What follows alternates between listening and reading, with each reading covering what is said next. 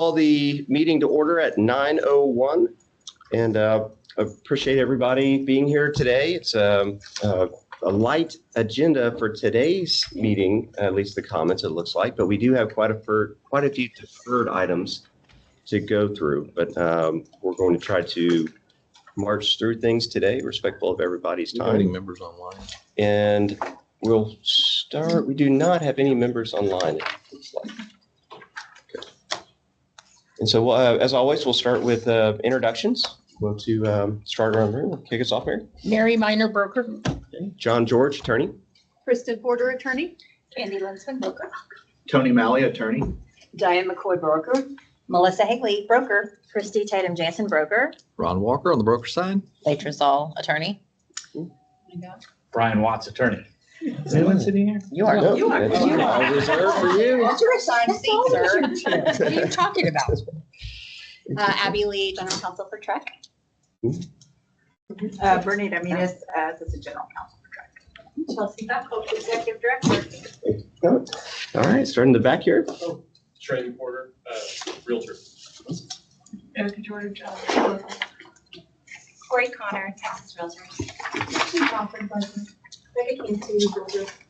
Candy Cook, broker associate. Go drop the list down. Okay, so we'll go to the agenda item number 3, public comment on non-agenda items. Does anybody have any public comment on non-agenda items? Okay, seeing none, we'll go to agenda item number 4. And we had the notice, this is for the report by the working groups. And so I think we had a couple working groups, some met, some did not. Let's start with the reinstatement and expiration working group. Any report there? I'll take the honors of saying we did not meet and discuss. Okay. That's a quick one there. I'll take on our notice and hyperlink one. We've done some research, but we did not meet to discuss. We do have some items that touch on our working group from today. We thought would be good to bring back to the group to have a discussion on that, then have a meeting after today on those issues. So we'll discuss what touches on the working group later on today. The style working group, anything from the style working group? Okay. And I think that was all the active ones that we had. So with no reports from the working groups, we'll move forward to discussion and possible action regarding deferred comments and recommendation from committee members concerning possible changes to contract forms. Going through our old materials, we did have quite a few deferred discussion items. And I made a list here. I think this is in pretty good order, but the first one was discussing adding walkthroughs as a designated purpose under paragraph 7A. And so if we pull up our 1-to-4 contract, and that's going to be on page, I don't think it's in our materials this time. No, it's not. Okay. So we just have to pull that up here. One of the concerns that was raised is the issue of ensuring the buyer has access to the property to do a final walkthrough at the end. And there's been conveyed to us lots of disputes in terms of sellers not providing access or at least arguing about it at the end. And the comments were they thought it would be helpful if we expressly added to paragraph 7A a specific term walkthrough. So there would be no argument that at a reasonable time the buyer could conduct a walkthrough. Now, it can go as far as, do we say when they can conduct it? Some of the comments we had come in, what specific timeframes and such. And I believe our discussion, even though we deferred it, was it looking at least adding it as a designated purpose, maybe not with a time frame. There's no more. No moss right now on the power, but we can trade off it if needed. Can you reach that wall over there?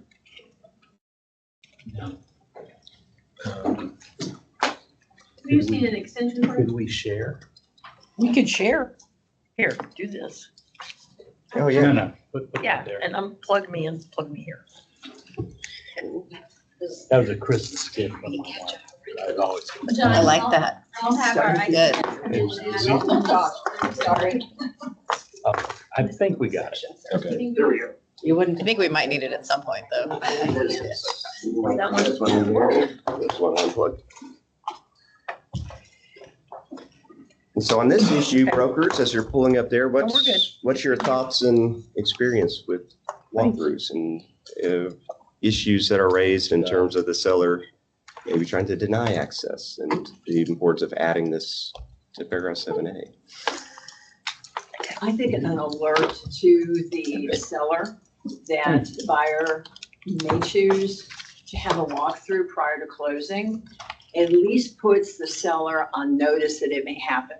I think the problem that we have seen is that the seller isn't aware that this is going to happen, and the buyer's agent makes an appointment for a walkthrough, and the seller freaks out because the house is not the way it looked as a model. When they saw it, the buyer saw it, they're afraid that the deal's gonna crater because the buyer's not gonna like the house. And because it's a surprise. I don't know that we could lock in a number of days before closing to do that walkthrough.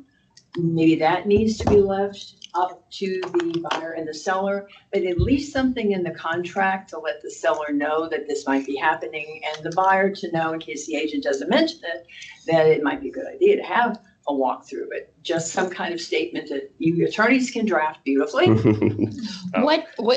Mike, this is my question. If we add that, what if we miss something? And then the next paragraph is now we got to add this? Well, that's why I think. Because no offense, attorneys, what I've heard is reasonable time is a different definition in their mind than in our mind. So I'm just wondering if we add walkthrough and then we miss something else, then we have to, next time we go back through and The one thing add something more. that we do have to that is it starts off with access to the property at reasonable times in period. And then it goes on to say buyer may have the property inspected and do these things. So reasonable times is already a broad term applying to everything in there. And so if we were to look at adding the walkthrough later on, I don't think it would change anything on what's a reasonable time. I think we can maybe segregate that, but that is I'm always fearful of that as well. What is our problem? And so what what language are we trying to address? So I think we first got to identify the problems that they just won't allow access. And so is it a shall in the contract? We're gonna have to write it, you shall allow access, but just leave the number of days Well, open? it says shall. It does say It shall. does It say says shall permit. The issue that was raised is a lot of sellers, or more than one comment, that sellers just aren't allowing walkthroughs at the end and saying you can't do it. And then buyers it's a match between the two on whether, well, you have to close, do you not have to close? And by adding just the word in there, basically you can conduct an inspection, you can do final walkthrough, will may help alleviate that, have something in the contract to point to. And it's extra words, but and that's why I raised it, Shall brothers. give access? Well, they're arguing over that. They argue that it's So- not reasonable timing in there at the end. It's the word reasonable. Yeah. It really is what it comes down to, is reasonable. If they're moving One of my out. clients I was working with was a lawyer, and they argued the word reasonable. Well, and I think it was in the context, I recall correctly, maybe the seller wasn't done moving out. Yeah. And the buyer's like, I want to get in there a day before, and the seller's not ready to have all their stuff out until day of closing and issues like that. And I think that first sentence is viewed more for dealing with inspections, inspectors, not a walkthrough of the buyer and the buyer's agent. It's a different appointment. And it's the surprise factor to the seller.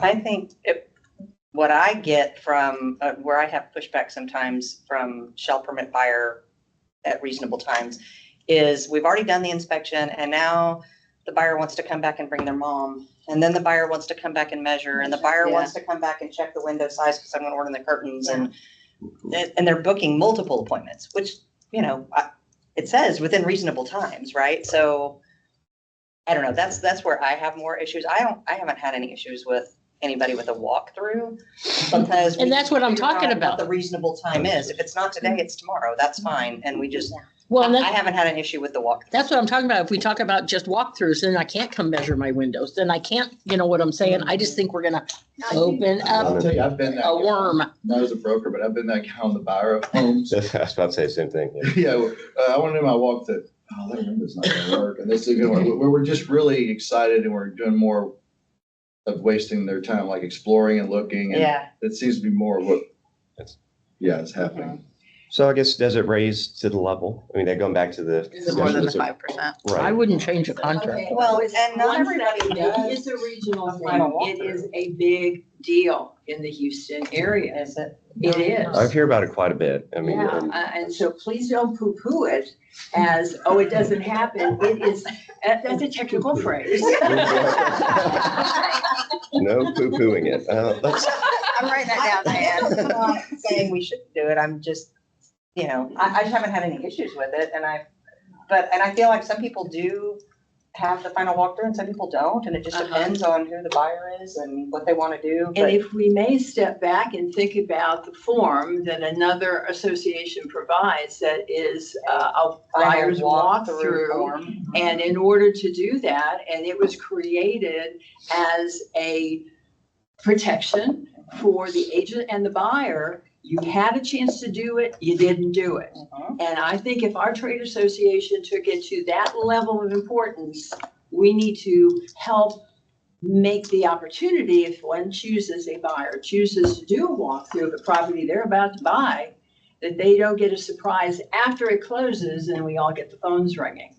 I think it's risk management, in my personal opinion. So if we were to add language, maybe it's at the end of the second sentence, buyer may have the property inspected by inspectors selected by the buyer and licensed by TREC or otherwise permitted by law to make inspections and to conduct a final walkthrough of the property before closing. What I recommend, if we're going to go down this route of changing it, is that you just start off with the first sentence and say you permit reasonable access following for all purposes, including but not limited to Yeah. inspections, walkthroughs, That's hydrostatic fabulous. testing. For all purposes, I don't like all scares me. purposes. For all purposes. Well, that's what I'm saying. I think you would wake up and. But then you have the abuse too. We'd like to come over at 4:00 so we can measure the dirt. This is Yeah, different. that's what I'm saying. Though, And that, that you know, measuring thing is totally different. Mhm. yeah. Well, and that happens usually earlier in the process. You're not Yes. just getting ready for closing and the whole deal's about to fall apart because they're. Normally I see you're allowed reasonable access, including but not limiting to all these things. And then you have some other things that you negotiate in there, like the hydrostatic testing, specific issues. Or you have, the identification clauses that kick in after that usually. I'm going to make an argument against it with our current language for a minute. Is the first sentence clearly permits access at reasonable times. Period. The second sentence is different because it's allowing a different party, a different person to come in to say, this inspector, this third party also can get in. So the first one's just generally to the buyer, which would include the buyer's walkthrough. Yeah. The second one is for third parties. And then we have a sentence about the expense or about the utilities staying on. So with that and this discussion, maybe we monitor and then see if it becomes an issue. It definitely is an issue in Houston. We get that a lot. And people fighting over in San Antonio too. I'll say something. I've seen it a lot in San Antonio. Well, you get into the whole situation where you might have multiple inspections and follow-up inspections. Yeah. Is everybody okay with monitoring? Absolutely. That's fine. Okay, let's go to the next one. What Amendment. goal? What's that? With what goal? Or maybe what timeline I think is what Yeah, you're looking I mean, for. because this has come up before Mhm. and we've had people ask us to bring it to the table. 2 years. And it's not that we're looking to make contract changes anytime soon, understandable, but let these things that we're talking about, that agents in the field are saying, can't y'all do something about this because it's a deal breaker sometimes, it could be at the end, to make sure that we do have a to-do list that isn't just discounted. I think on that, and Christy, go ahead. I think adding in language around either re-inspections or walkthrough also goes hand in hand with a lot of the discussion that I'm sure we'll have in a little while around having an inspection allowed before option has been paid. Because I think that's probably the bigger issue that a lot of people are experiencing and that we've experienced is people not paying option and having inspections done and then never paying the option fee. And then anyway, I think those both go hand in hand together a little bit with this paragraph. And I think Totally with, agree. and I like that, and deferring to watch and monitor, hand in hand with that is maybe an FAQ or something that can be put out by TREC as education in the meantime, to explain what reasonable time means, and it's not a definite term, but, and I guess that's assumed, anytime I think about, well, monitor, it's almost like that's an issue, let's figure out another way to explain. So maybe we can start our FAQ list of working on things like that. Okay. Would you like to see what another state does? On this issue? Yeah. Arizona has in their contract, they have a specific paragraph. Seller grants buyer and buyer's inspectors reasonable access to conduct walkthroughs of the premises for the purpose of satisfying buyer that any corrections or repairs agreed to by seller have been completed and the premises are in substantially the same condition as of the date of the contract acceptance. Ooh. And I'm going to say, because kind of going along with that, the other issue that we've been experiencing, and I know we know we're dealing with real property, is sellers leaving personal junk in the house Yeah. and not removing it. And there's a lot of stuff being written into contracts on agents now having to put in there all personal property to be removed off the premises because they may move it out of the house, but they leave it in the yard or they leave a trash pile. I think that also goes hand in hand with all of this as well. And sellers are saying, oh, I thought y'all might want my junk. which they 20-year-old think- couch. Exactly. And so that is an issue we're dealing with a lot and having I to agree. ensure, I agree with that. which is That's sad it. that we have to put in, move your personal property. We're only buying your stuff or anything non-realty, but it's happening. Oh, here's another sentence they have. If buyer does not conduct such walkthroughs, buyer releases seller and broker from liability for any defects that could have been discovered.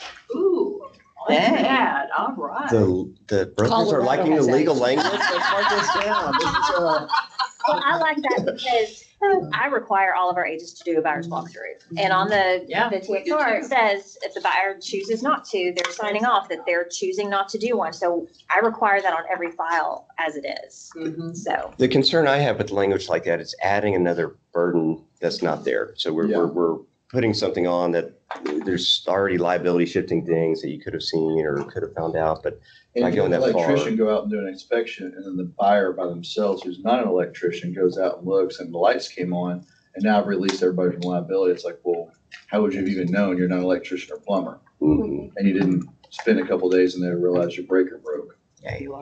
And here's what happens if it's not caught before closing, as a lawsuit afterward. You should have done, you could have done, you didn't do.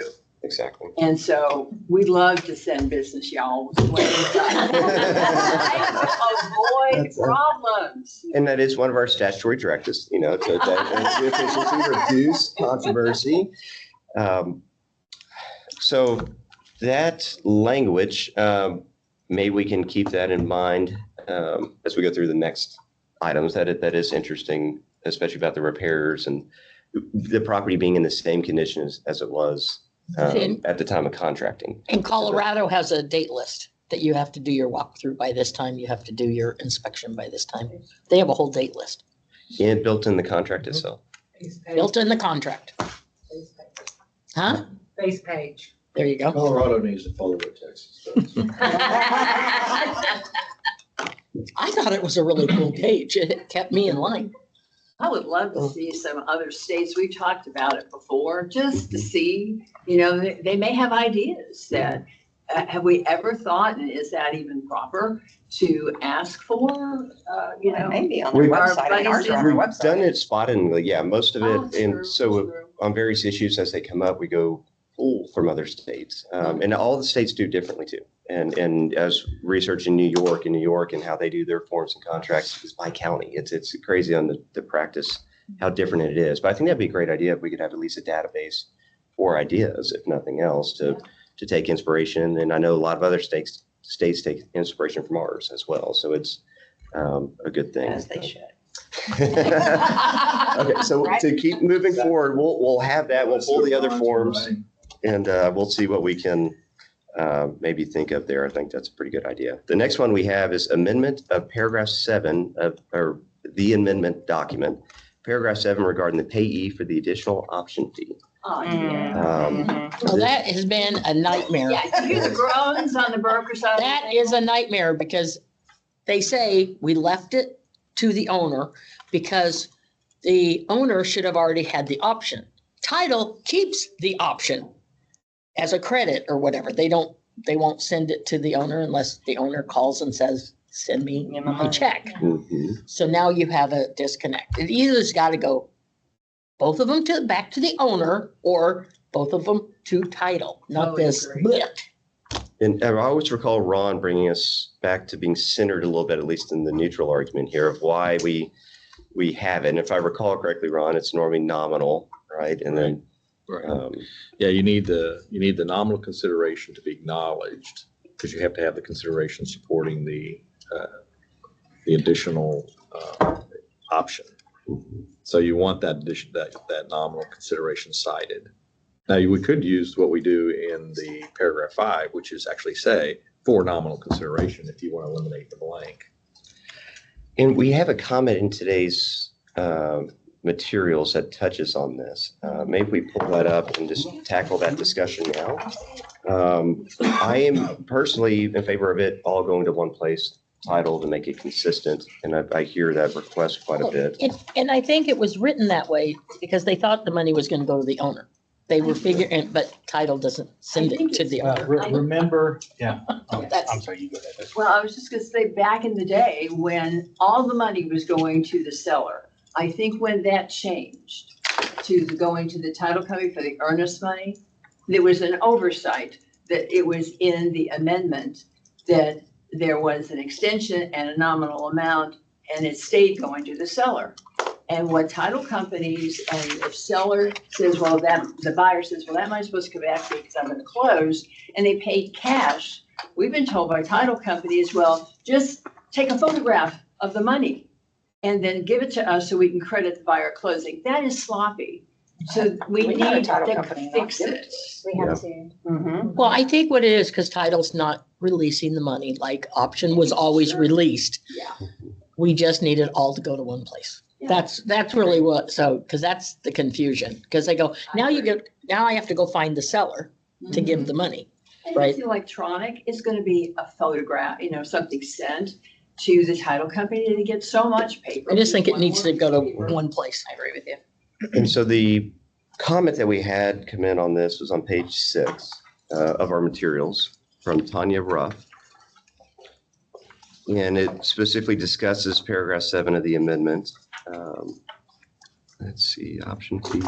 I like, and for everybody watching or listening to this later, when you send in a comment and a suggestion is really helpful. And that's exactly what Tanya Ruff did here. The one, They're asking for voluntary or money. Okay. right. And the issue that we have from a legal perspective, we have to consider is when you have an extension that is not supported by consideration, there's a risk that the court will find it not enforceable later. And so having the nominal consideration at least, I think, is something to avoid all doubt that we should include in there. And I'm not sure we should have an option for no fee at all. And then they can write in a small amount, or they can write in a tiny amount if they want, but I think we need to keep it that way. Even as a matter of psychology, no fee makes a seller upset. Like for nothing, they get like, you almost, Yeah, Mhm. for sure. Yep. Well, But I do think it'd be just simple enough to say has paid to title company Title. or paid in. I think that's the easiest way. Yeah. Change the amendment to everything goes to title. Yeah. okay, well, first off, remember the wording of this paragraph 7 comes from the Joppich case. It states that if you put in an agreement that a party has paid the option fee, then that is a conclusive presumption that that option fee has been paid such that it supports the option to extend for a short period of time. And the court decision really said that, first of all, it has to be a relatively short period of time, and it has to be not a whole lot of money. If you're getting into material amounts, then that Joppich case analysis does not necessarily follow. And the logic that the committee has had when we drafted this paragraph 7 is that most of these situations it's a nominal amount, $10 or whatever, for a very short period of time, a few days, to give the buyer additional time to complete their inspections. And in fact, there is an implied consideration that if you don't check box number 7 and give us 3 more days, we're terminating the contract. Okay? So the practicalities are that by having this paragraph 7 the way it is, you don't have the mad scramble at the end of the option period to get this done. And it works.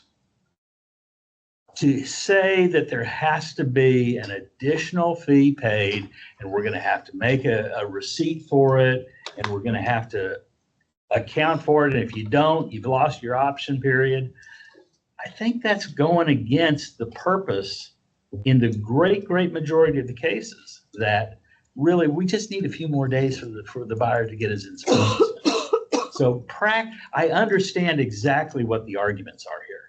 But practically speaking, I don't think that we need to touch paragraph 7 here. I think it works the way it is. I'm not sure what's going on. The brokers arguing for lawyer stuff arguing for broker stuff. I'm not sure I what's just going think it needs on. to be.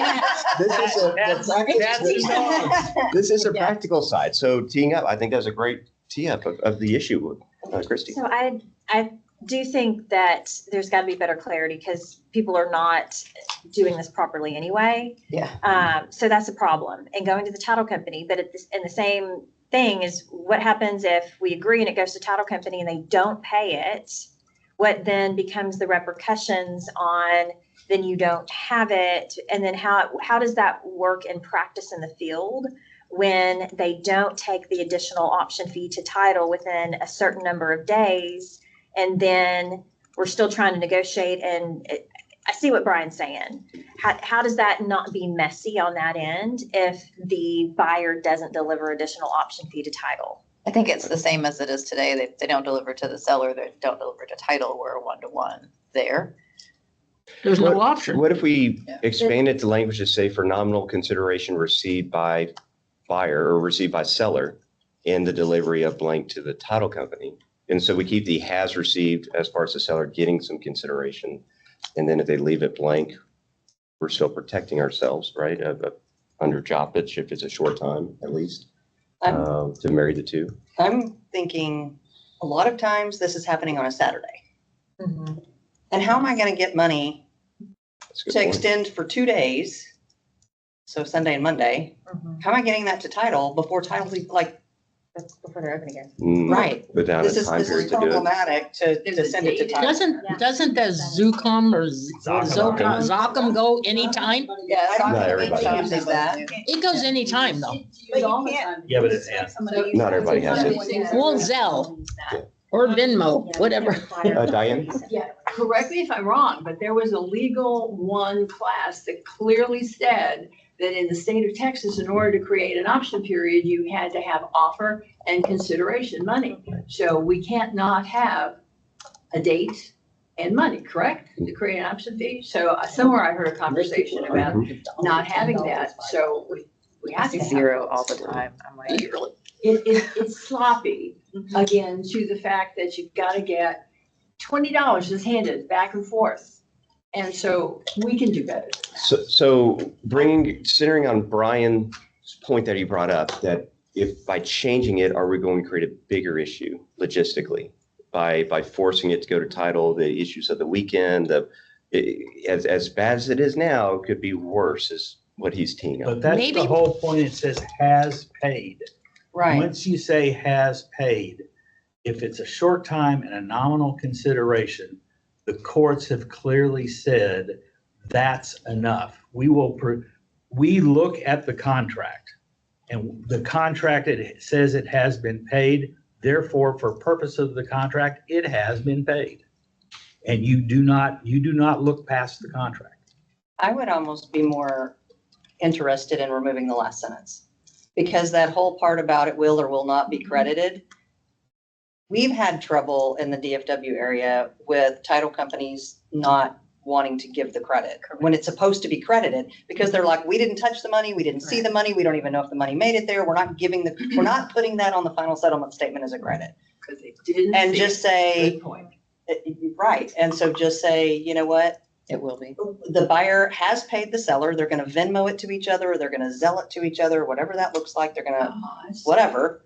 And then it's just not getting It's just not credited. getting credited. And just put that in there. It will This not is be not being credited because it's supposed to be $10 or $20. And we made that change to the contract already to remove the option whether it will or will not be credited. Right, And so I think that's a good idea. but leave them Well, I'm communicating between the two of them to deliver the funds has I'm hearing, delivered makes sense to me, because if it is Saturday and I'm only gonna give you one more day, I want my money before I give you that one more day anyway. So how do y'all coordinate, if everybody's supposed to go through the agents, how do you coordinate, communicate? Now turning it over to buyer to seller to talk directly, get each other's Venmo and not start talking amongst themselves? I haven't had any trouble with it because the agents are communicating and then we're like, here's the number you're gonna send that Venmo to. We done. They're You not like calling each that other. better than just sending it to the title company?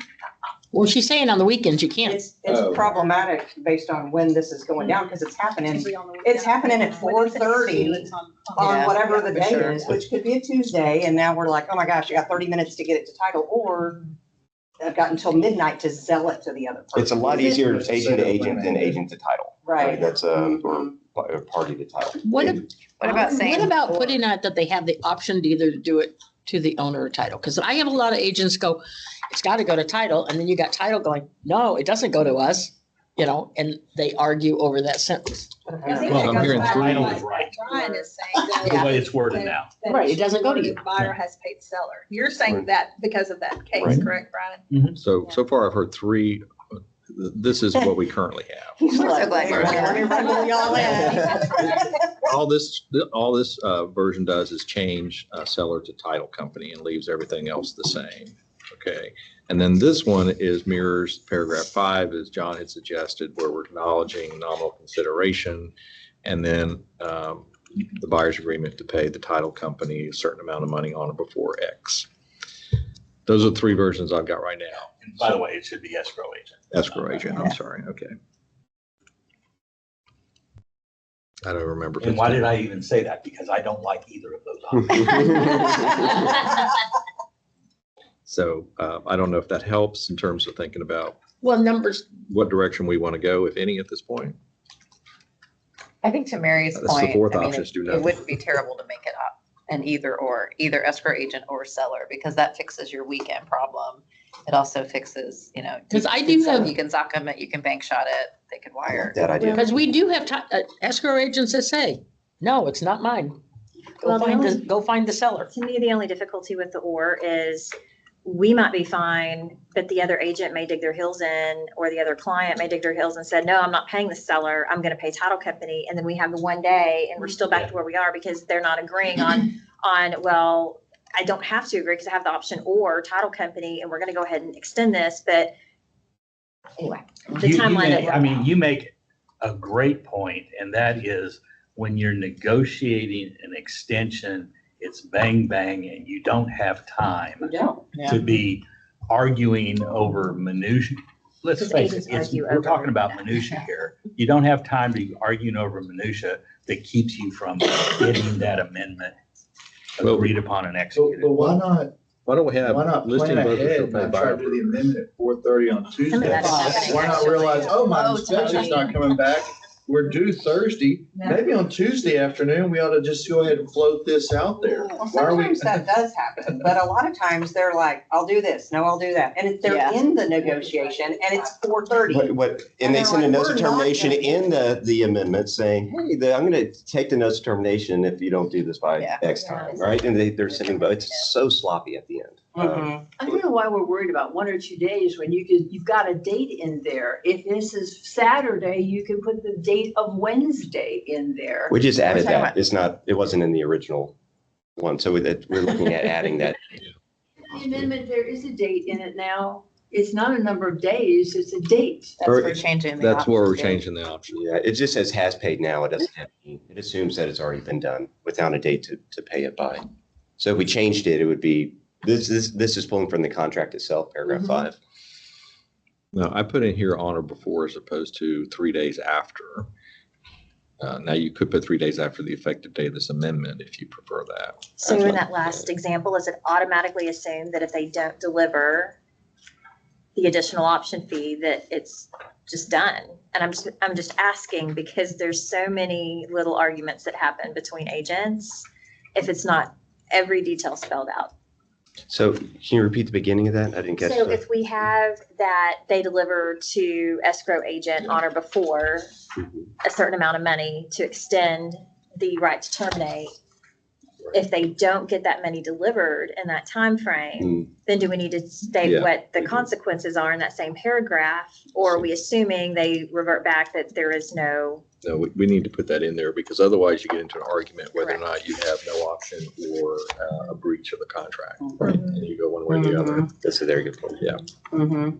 So we'll agree have with to that. add that. So on the last phrase or the last option, I'm giving the buyer 3 days to get the additional option fee in. Can he terminate the second day? Yeah, I think we're creating confusion where if y'all are in that ninth inning and we're doing this now, then delivery is today. We're already having the problem with the first option period. Yeah.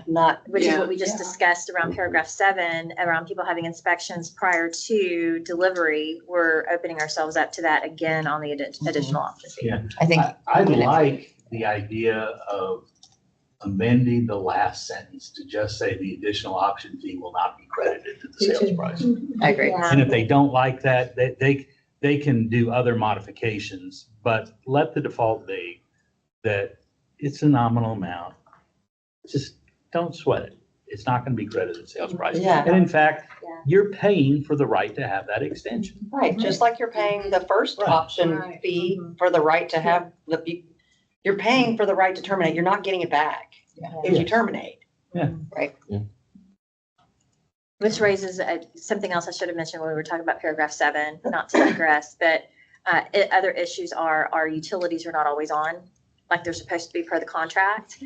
And so people are having to extend option periods for sellers to get it on, and they're upset because they shouldn't have to pay the additional option fee because the seller didn't perform. And there's no repercussion for the seller not following the contract on having utilities on, all utilities on like they're supposed to for the duration of the contract. And $1. that's where my default always goes to, they do have the right to terminate, right? So then they can terminate and move on. And if we go down the road of, there's so many options and how it's worded and issues that come up like that in the contract that it would balloon out. And so there's that, not the best of solutions, but at least they still have that right to terminate. They do have the right to terminate, and then they're upset because why did they pay money that the seller got to keep because the seller didn't perform, just in practice. Yeah. Cheap insurance at the.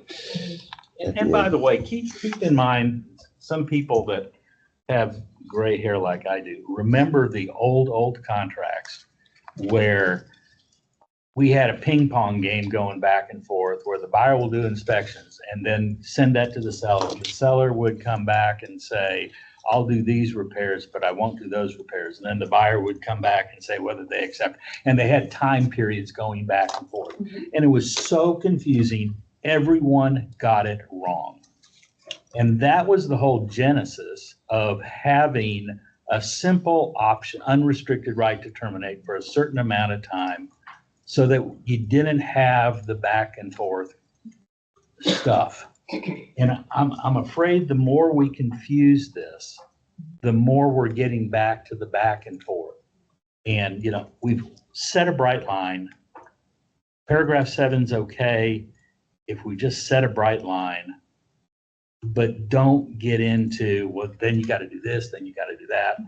That, especially when you're in the condensed time frame of an extension of the option period, I think is going to cause more problems than it solves. This is a solution in search of a problem, if you ask me. I also have one other That's a great way to. issue that's bugged me for years. It's this word right here, for an extension. Typically, we're not negotiating an extension. We're negotiating a new option period because we passed our extension most times. Every once in a while, we do get an extension because I've negotiated 6 days, but I need an extension of that. But a lot of times we're negotiating not an extension, but a new option. And so the court does look at this as an option. So I can see that it's an extension sometimes, but not always. So. I never thought of it that way. I don't either, because I don't we either. usually Yeah. do it Before. before the deadline. I think It's not a that's- new- It's during that unrestricted. What if we added the nominal consideration language at the beginning? Mhm. Keep the rest the same, except change extension to the option language, so it's like a new option. It doesn't matter if it overlaps the old one, it's Right. just a new option. And then have it will not be credited to closing, so we don't have the Question issue on there. that, if someone did that, say they had an option in the contract and they did not pay the option fee for the first option, this would allow them to then make a new option period if if both parties agree to it, and have an option period even if they didn't pay for the first one?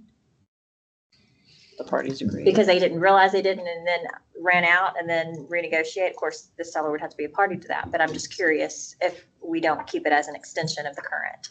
Because in practice, we're having this negotiated before the first one ever ends. Yeah. Mhm. Well, I mean, whether you call it an extension or an additional option fee, I think the word additional option is going to apply, because I think that's the way the court looks at it, is that your first option was negotiated, you bought a right, that exists, assuming you paid for it. Assuming they pay for it, Right. which they don't always do. It either exists or it doesn't exist. So now you look at this one, and this one exists or it doesn't exist. I think It's that's a her new question option. is, Yeah. The court can you have the second one exist if the first one never did? Yes, the I think court so. cases will look at this Oh. and say, this is not an extension, you were buying a new right, is what you're Yeah. buying. You're buying a new I option. think the brokers are all gonna tell you we want it to be an extension of the first one, because if Okay. they didn't pay for it, they don't get it. It gets Candy, too you had a complicated, comment? too much legalese. No, that we okay. can't run. I was thinking, I think we've lost them on the legal favoring now. Yeah. Well, I mean, just an example, I just had a mentee call me yesterday. The listing agent is allowing me to do 14 days to deliver my earnest and deliver my option because she's in France. That's good. Where do you put that? You call the broker. It's Call the attorney. No, yeah. but I mean, where do you put that? It's like, because she's in France. I'm like, okay, How does that help the client? that was So- past the option. With Sir- text. So let's circle back to the options here. Okay. Ron, you always have sage advice at the end, We taking don't what have to everybody's decide saying. today, obviously. Right. So, I mean, we can keep these options Options there. in the minutes and say, we're leaving this for now, but here's some considerations. I like that. What do you think about that? And then we can get comments to anybody who's watching it. Let's continue That's to good. ponder and think You know, about it. and your point's well taken. Maybe at some point, I don't know if we've ever done it.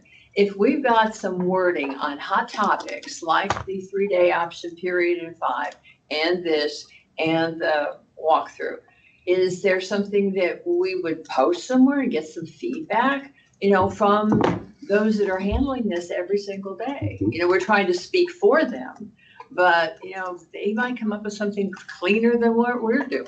That's really good for Facebook or, yeah, so we typically do little articles about each of the committee meetings, so we could certainly include How to this give language or how to provide feedback.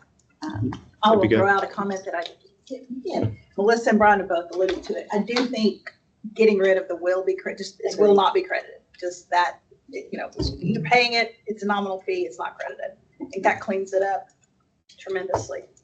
especially the issue with title with that credit at the end. Yeah. And not worry about the documentation and Well, that's the whole thing, because they don't get it.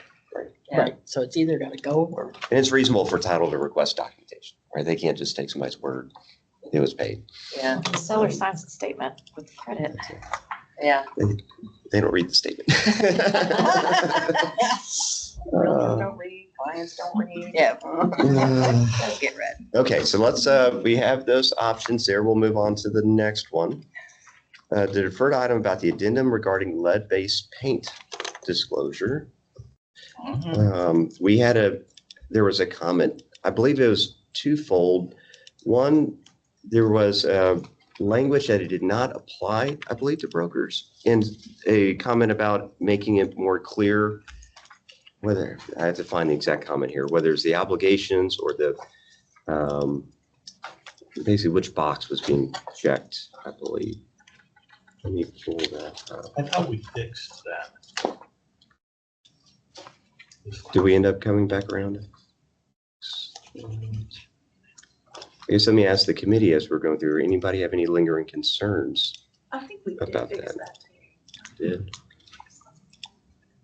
And what I did is I went through our minutes at the last meeting to come up with this list, and I didn't have anything in my notes from the meeting left over, but it was. Yeah, it was the only there. thing we changed the last time was we changed other broker to buyer's broker and listing broker to seller's broker.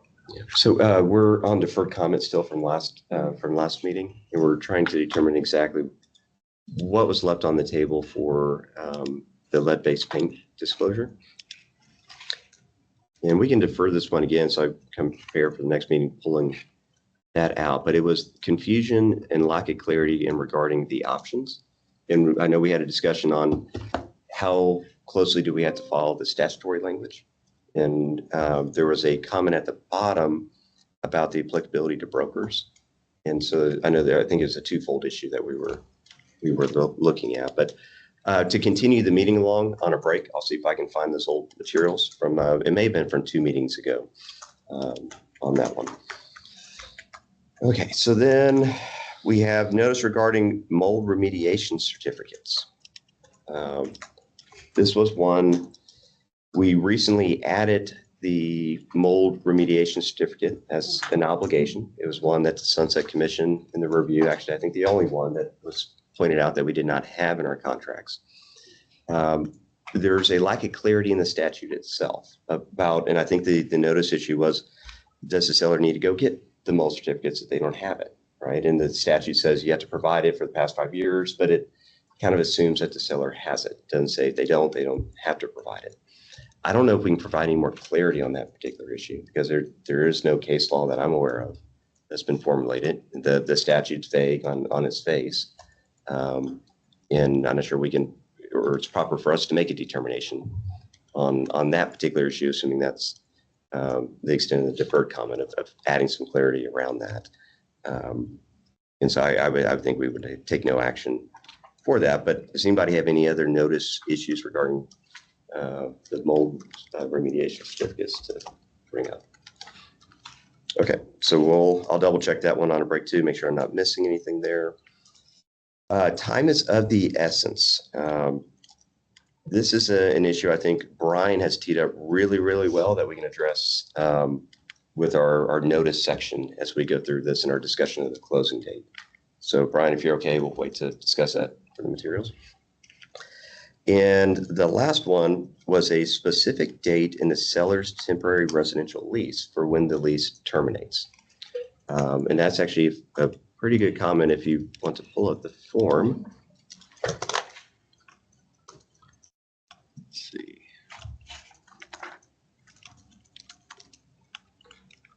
You said the seller's temporary residence? Correct. Oh, it's under, I'm in the wrong section.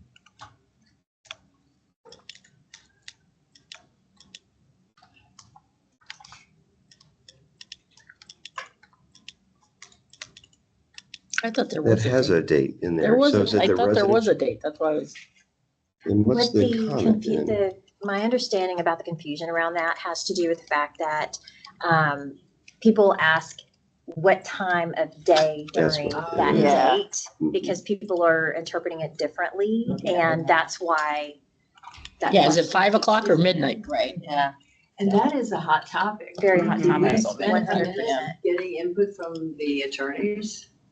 Because that is coming up often. So when it And terminates, people are just it's, writing in all kinds of, that's a very small blank and they're cramming a Yeah. lot of type, For clarity base in there. purposes, Mhm.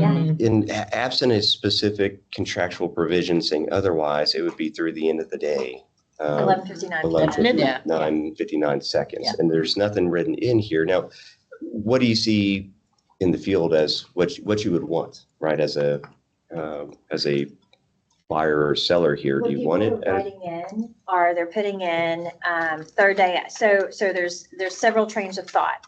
Instead of a specific date, they're putting third day after, meaning so that if the close date closing gets changes, moved, it yeah. automatically floats, because if the buyer changes the close date due to financing for any reason, and then they want to amend the seller's temp lease, the buyer's not agreeing to it, yet they want the seller to agree to their extension. And that puts pressure on the seller to have to agree, because they still want that closing to occur, but then the buyer's not being amenable around extending that. So that's why they're putting third day after or fifth day after, so that it floats regardless of a close date change. And then they're putting at 5 p.m. or at 8 p.m. So there's clarity around what time of day. And I do also, I've mentioned this before, and I know we've discussed closing and funding, and that the seller, the keys should still go to the buyer, but we're also having, if the money's not in the bank, we have people not releasing keys Yes.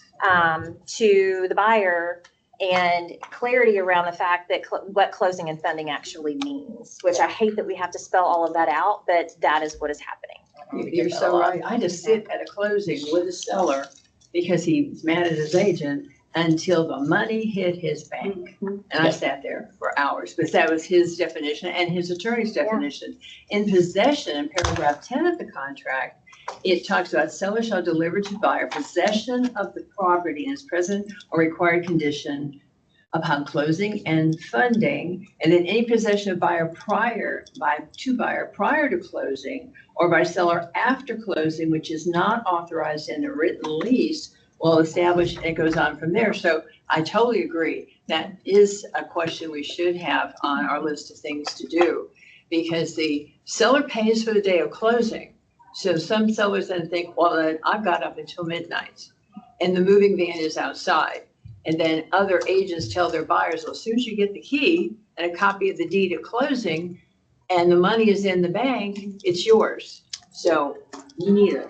And so we have two parallel discussions, just to make sure we're thinking about the same. We have the lease issue in both the floating date or specific date, time of day, then separately the closing and funding for possession, not tied to a lease, but in the contract itself, which is corollary, but different. Other thoughts on what the concerns? I think the default, at least from a legal perspective, is clear that it's through on the lease side, clear through the end of the day. When you put in a specific date and it's not written in, I have a hard time finding confusion with that. Now, if it's something that we think it's better to have a specific date to give that option or time to give a specific option to say 5 p.m. Will that invite more issues, right? Of having earlier in the day instead of things happen, right? And moving trucks delayed and I can't get out, or it's more moving than I thought. By putting a specific time in there, are we inviting more issues? In the rule of 459, be happy for Brian if it's not time of the essence. Because in 459, then they're like, well, really though, we did it 7 p.m. It may go back to an FAQ again. Yeah. If we can tell agents, hey, if it's Wednesday, expect that you are moving in Thursday because the seller is going to be there until 11:59. So if we can put that out there and eliminate that confusion, because, you know, I may think it's 5, Christy may think it's 8, Melissa might think it's midnight. And so if we had something saying legal terms, it is end of day, which is 11:59. I mean, yeah, because I've had that argument. I've had a buyer's agent come in and say, hey, we want to do the walkthrough and everything at 6 o'clock. I said, you can't. Why? Moving van's there. The house is getting clean. We're closing at 8:30 in the morning. I'll guarantee you can get in there at 12:01 tonight and walk through the property. And the only other timeline that we reference in the contract is option expiration. Everything else is. Exactly. Everything is Right. midnight except for that. Right. Exactly. And Education is fine, but who reads it? You know, we want it for backup and for education. It's the buyer and the seller who are having the problem about the moving van. So it can't just be in a FAQ. It's going to have to be clearer And say in 11:59. the contract if we can. And buyers and sellers over decades have worked it out. Mhm. It's those few times that it becomes a huge issue and then they start writing in details. And then one agent has an understanding of what it is from 50 years ago and another has one from And 5 they minutes start ago. practicing law. So we need to help with all that. So to tee up the other issue, sticking with the lease side about the floating date, to me, that's an issue that's, I say more of an issue, but it's, in our sellers looking at my other property that I'm getting into is going to be available on X date. And so that specific date means something, where if you put a floating date in there, in that situation, it may go, the contract's extended a week and they put a 2 days after originally in this document. If you put 2 weeks in, then you're getting an extra week you don't need. Versus other situations where you truly need 2 weeks after closing to get all, the heirlooms out and all these things to pack up. And so I can see both circumstances being reasonable in different ways. So maybe is it an option that we add, that you can do it so many days after closing or do it by a specific date to accommodate both of those, I think, fairly common situations why people would need a lease back. Is there enough money to worry about there, though, to have that? It's more of an access issue, right? To me, it's when does a buyer want to be in? And with a floating date, if they're saying, I'm fine to let you get into your other house, that's going to happen on, August 1st. But I don't want to agree to a floating one, because if anything gets extended, all of a sudden that date's not August 1st, it's the end of August or whatever it might be. Well, if you have the option, then you still can do either one right now. Because you just fill in the blank the way you want. Yeah, I think that's. It's not a the problem. date Yeah. It's not a date line. That's what they're doing. So I think. Oh, this is so short, yeah. Making it up. Well, What we is can that? make the line longer if that's really all it is. Yeah. Mhm. And then An have easy people fix for just that. continue to write in Yeah. at 5 PM on the third day or at Whatever works. Right. 8 PM on July the 3rd Yep. or, Yeah, there's nothing wrong with it. No, Just give more space. well, and I think you were saying, sometimes it gets extended, but sometimes they're leaving earlier and you didn't need the extra week.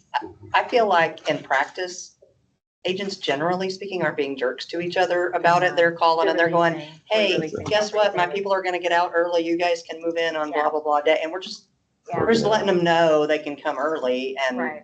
nobody's changing any paperwork. The buyer's just moving in after the seller's moved out. 'Cause we're Yeah, it's communicating. basically just releasing the property early. Mhm. And you guys don't have problems with sellers saying, well, I'm not paying all the way through because we're. No, they You gotta pay that. Yeah. They pay the They don't full want credits back. deposit and in Mhm. term, and they realize, because it's already, I believe the language is there, correct me if I'm wrong, it already says there's no. Yeah, and Yeah. tenant Not will getting not be it back. entitled to a refund of rental if the Yeah. lease terminates early due to tenant's default or voluntary surrender. Correct, and Yeah, we voluntary. make sure sellers are aware of that. They get it. Yeah. Yeah.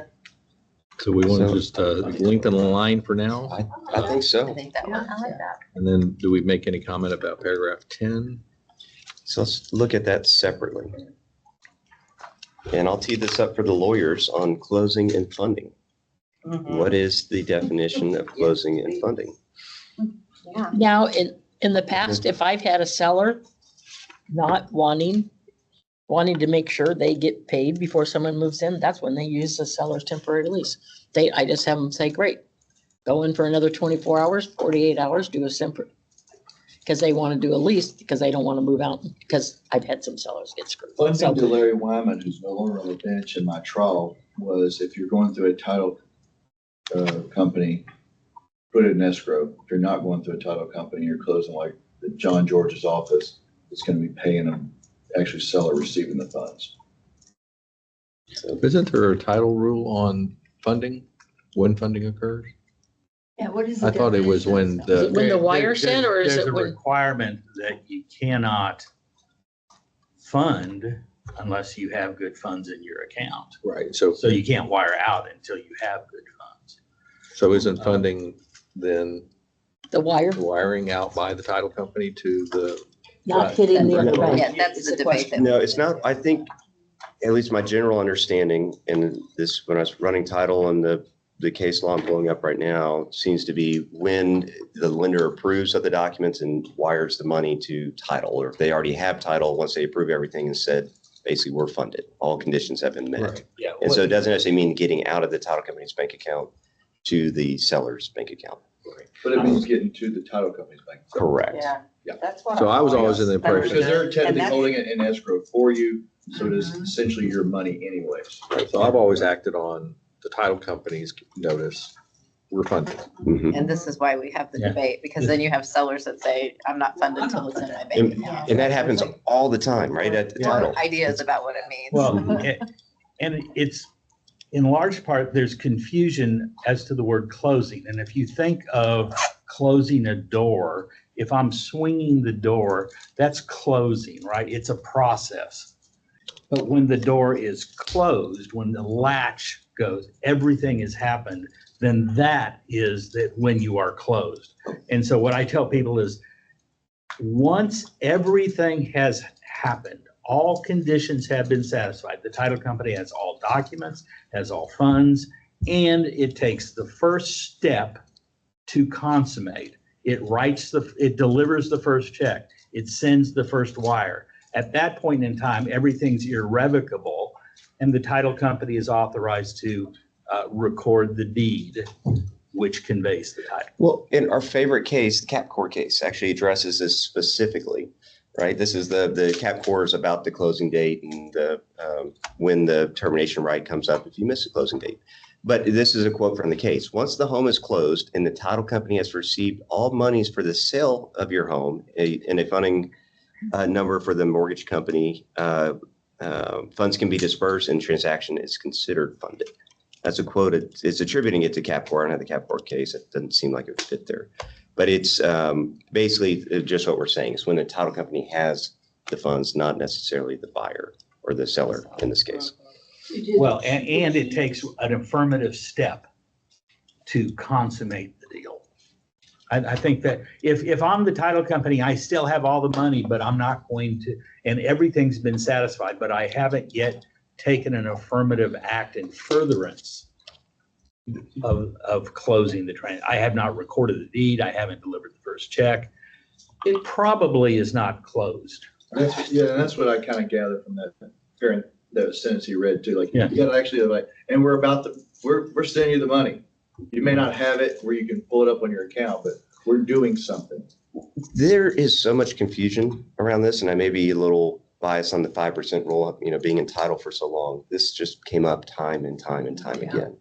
And there's no reason we can't further define what funding is. Right? We don't have to rely upon case law. We can actually look at that. And I think that would help everybody. Utah clarifies that closing day is this day, funding is within 3 days. We need to be able to I mean, they- show, Basically clarify it in the contract. yes, so that we can point out to the parties to the contract exactly what that means in terms they can understand, that we can refer back to. So then when the argument comes up, well, I'm not releasing keys until the money is in my account. And yes, most closings occur Thursday, Friday. And then if it's late afternoon, the wire's not going to hit till Monday, and we have massively upset buyers. And you should. What? Yeah, but you sure don't. If you're the seller, you sure like, I don't want to give keys over. I'm not getting the money. How do I trust John George's title company? That's the problem. I tell you.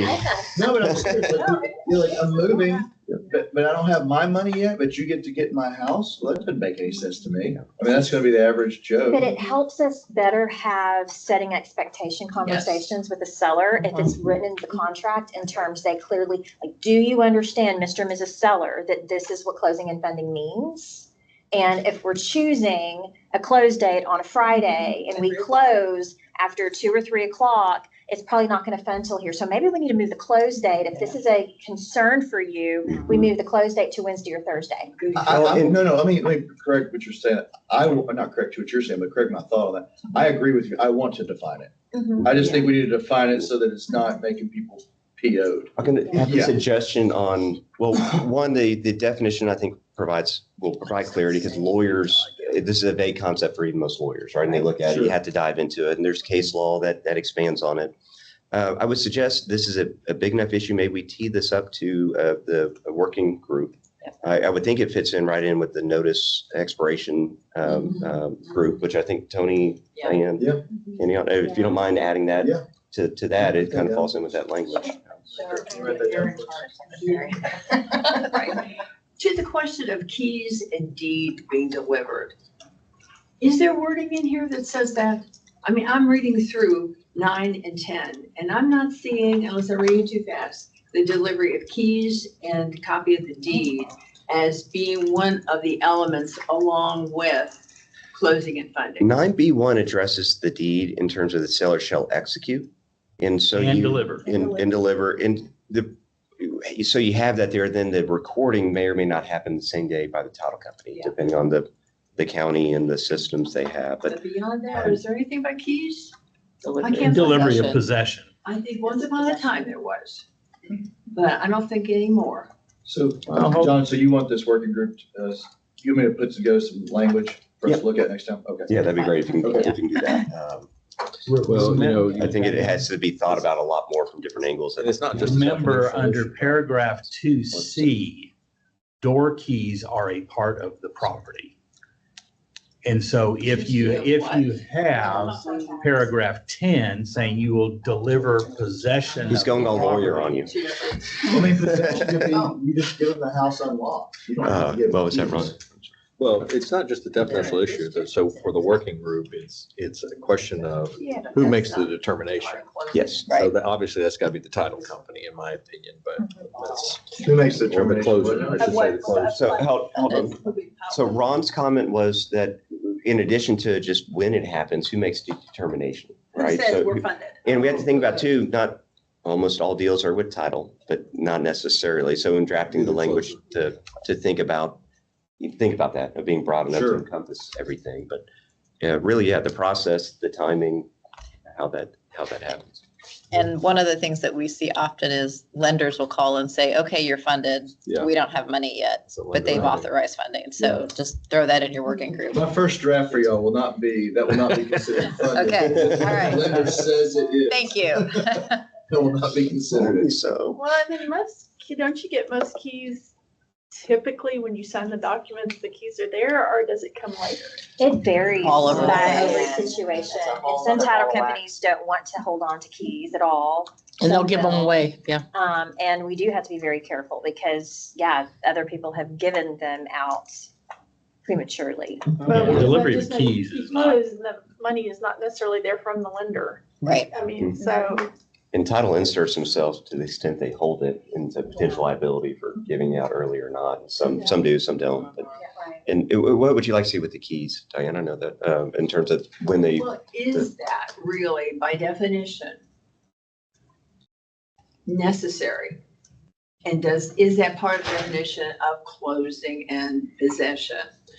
I think the possession is subsumed from a legal perspective. If you have to, when you go into possession and access, it's having keys as part of it, right? To get into the property. I think it'd be hard pressed for court to say you can hold back keys, right? Because that's, you hold back access, but it's not specific, and I'm not aware of any case law that says X, right? I'm not sure that issue ever makes it that far. But if it's in considering the drafts, if it's something that's a few words that can be added, not necessarily keys, but access, whether it's codes or something else. Access that, because what if there aren't keys on the house? It's. In possession, kind of access is subsumed in possession from a legal side, but it's, Possession, who has the right to stay there? right. Who has the right to bring a Chapter 24 case? Right, who can bring a chapter 24 case, basically, Right. for eviction? So I think the question is going to be for access. I know I've heard stories, at least I should say, where the buyer has prematurely changed the locks, rekeyed right before closing has occurred, or there's a delay in closing and the locks are changed already. So I think things like that happen, so I don't think you can rely on the keys as guaranteeing possession. That's true. Yeah, well. Yeah. The definition will not be tied to keys. Yeah. We had one many years ago where the builder who bought the old lady's house sent the bulldozer and bulldozed her house before it closed. Well, we were definitely close. Really? That's good. Yeah. Oh, crazy. Okay. I like the huevos on that guy. Yeah, no doubt. Oh, he has them. So I think that's all I guess any more on that. We'll come back and discuss it more fully after the working groups meet. But And is section 3, 5, and the option money not being paid, that's going to come later on in the agenda? So the option fee, that's part of we put those options up there. Are you talking about like what we worked on? The, More the one about issue- inspections being allowed Yes. Oh, around the. no, let's go ahead and tackle that. It's a good time to tackle that. Now, I'm not sure if there's another comment in our materials on that, but we can go ahead and tackle it either. way. Yeah, because I think that's something all of us really want to have discussed, and Christy mentioned it very clearly, that it is a practical problem because of the way it is worded, that a buyer is misusing those 3 days. Sometimes they'll put the option money up so that they've got the automatic right to terminate. They're real clever. And they'll do the inspection, say, oh, that's worse than I want. I don't want this house for $100. I got my look free, my free look. And then they'll schedule it with that intent in mind, sometimes without even paying the option money or the earnest money. So there's nothing there.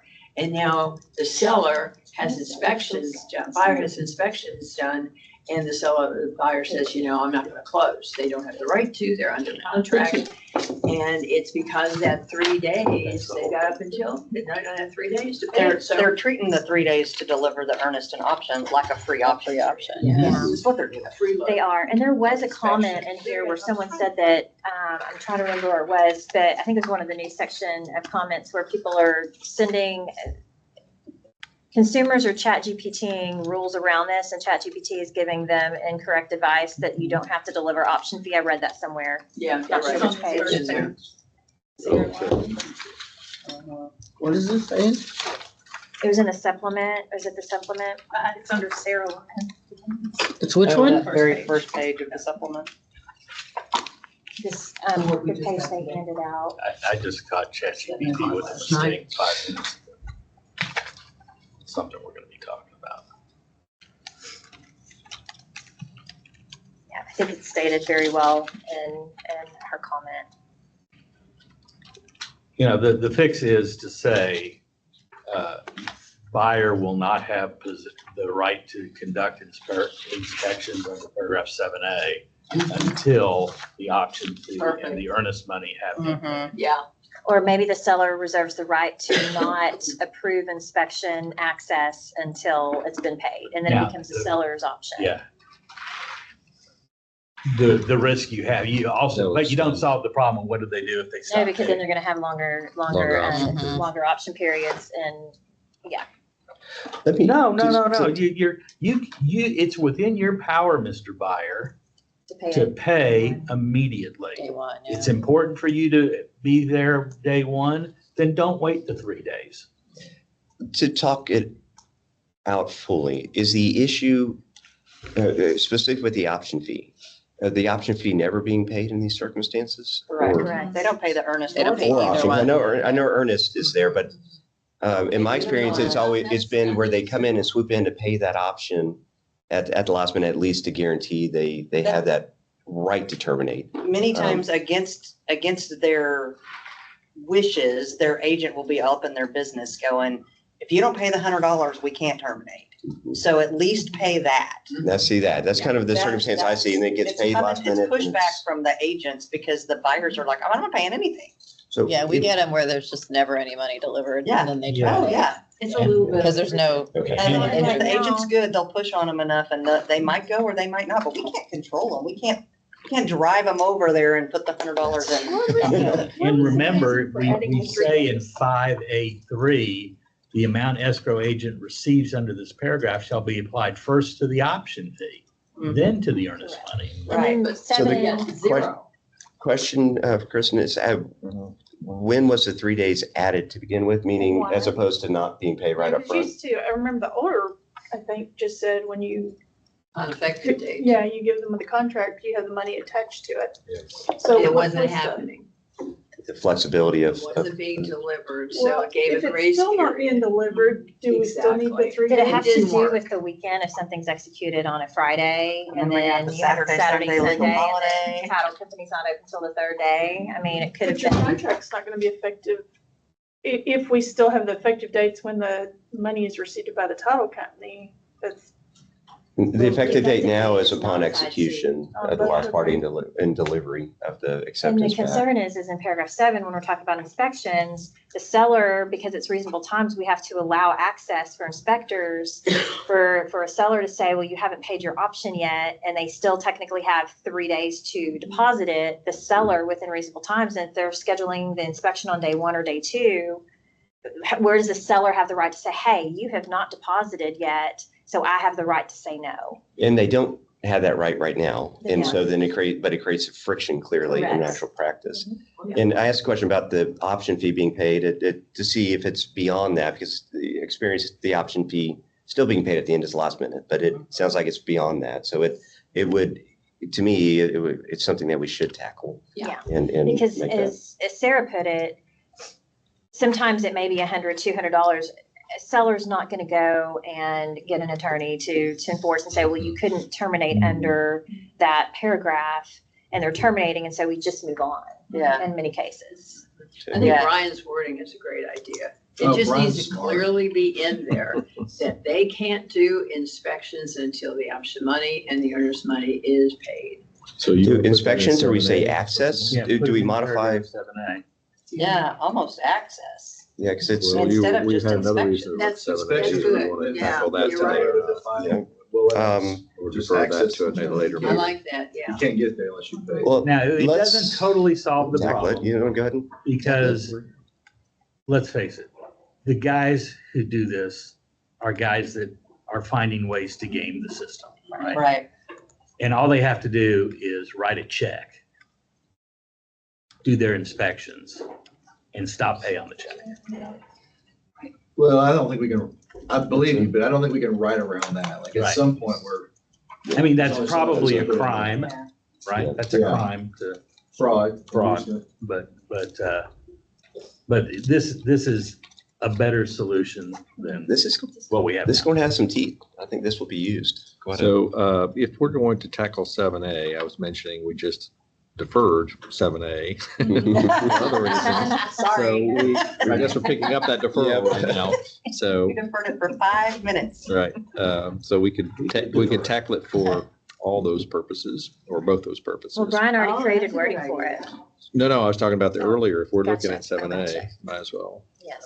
So we can, Brian, you were suggesting in here, seller shall permit buyer and buyer's agents access to the property. Or do you want to just throw something on the end here and then figure out where we need to move it around?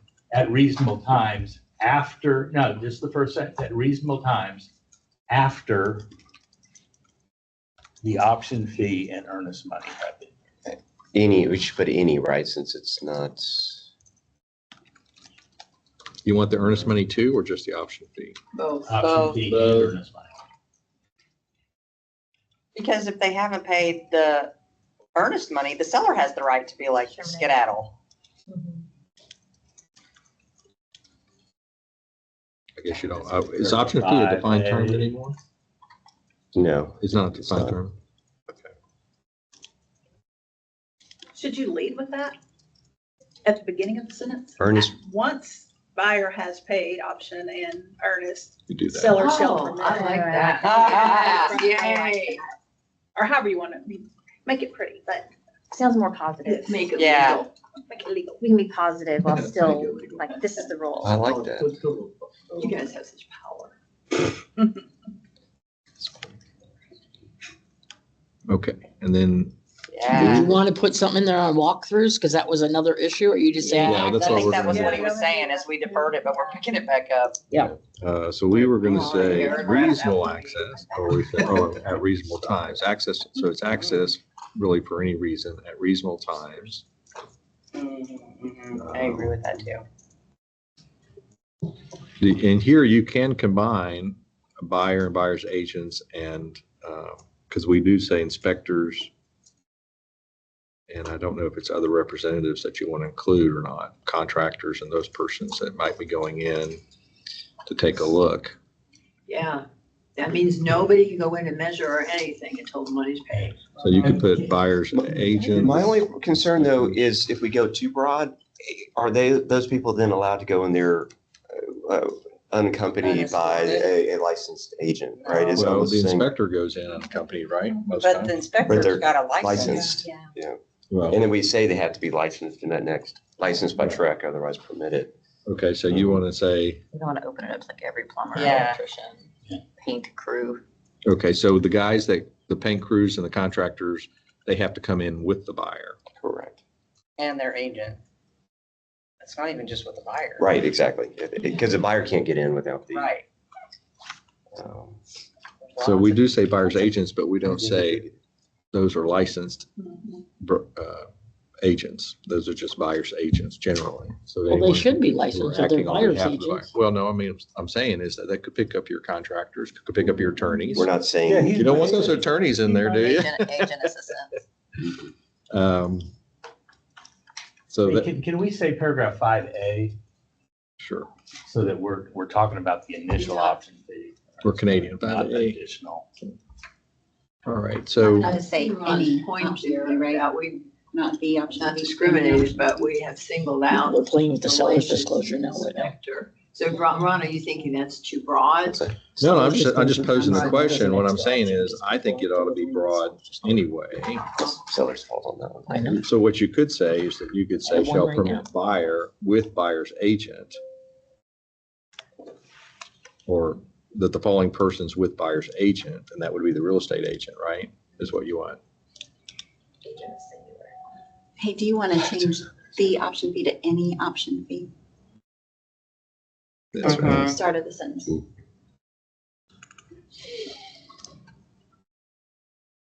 And for the listening public, we do that because the contract does not require earnest money. And earnest money is not required to make it an effective contract. Now, so what you can do is you can put buyer and buyers, agents, inspectors, contractors, or you could put in contractors accompanied by buyer's agent.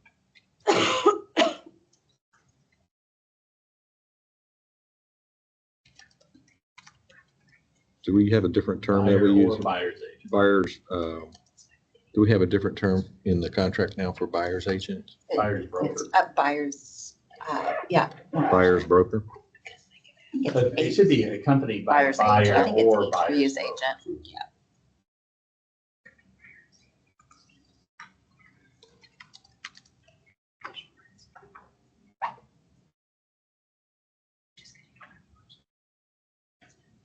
You're correct on that. Does that, Correct on that. Buyer's agent. Yeah, in lowercase. does that give you a pause, brokers having as express provision that the buyer, by buyer or buyer's agent, like the buyer can go in there by themselves without? I think the- we have a comment from our public that is very valid, that you don't have to have an option period in order to have inspections done on a property.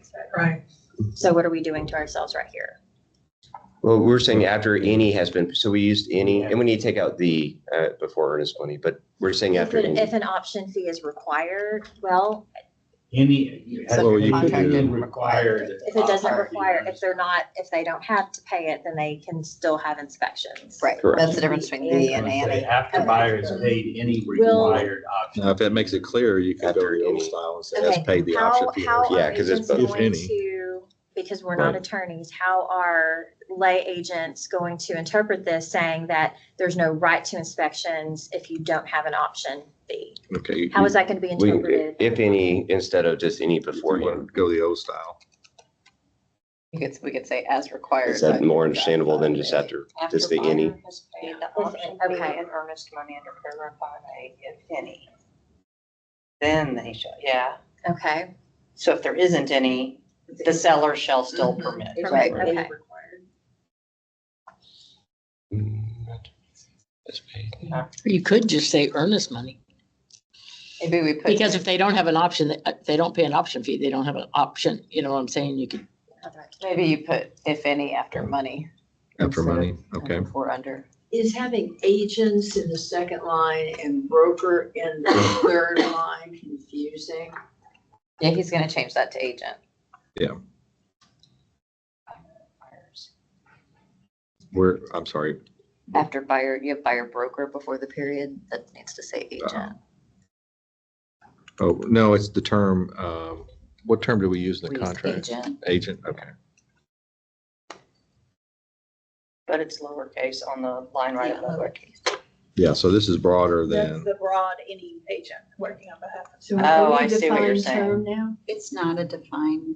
it's not a defined term either, right? Mm-mm. Neither one. That's a We kid. do So they define have to defined be- term.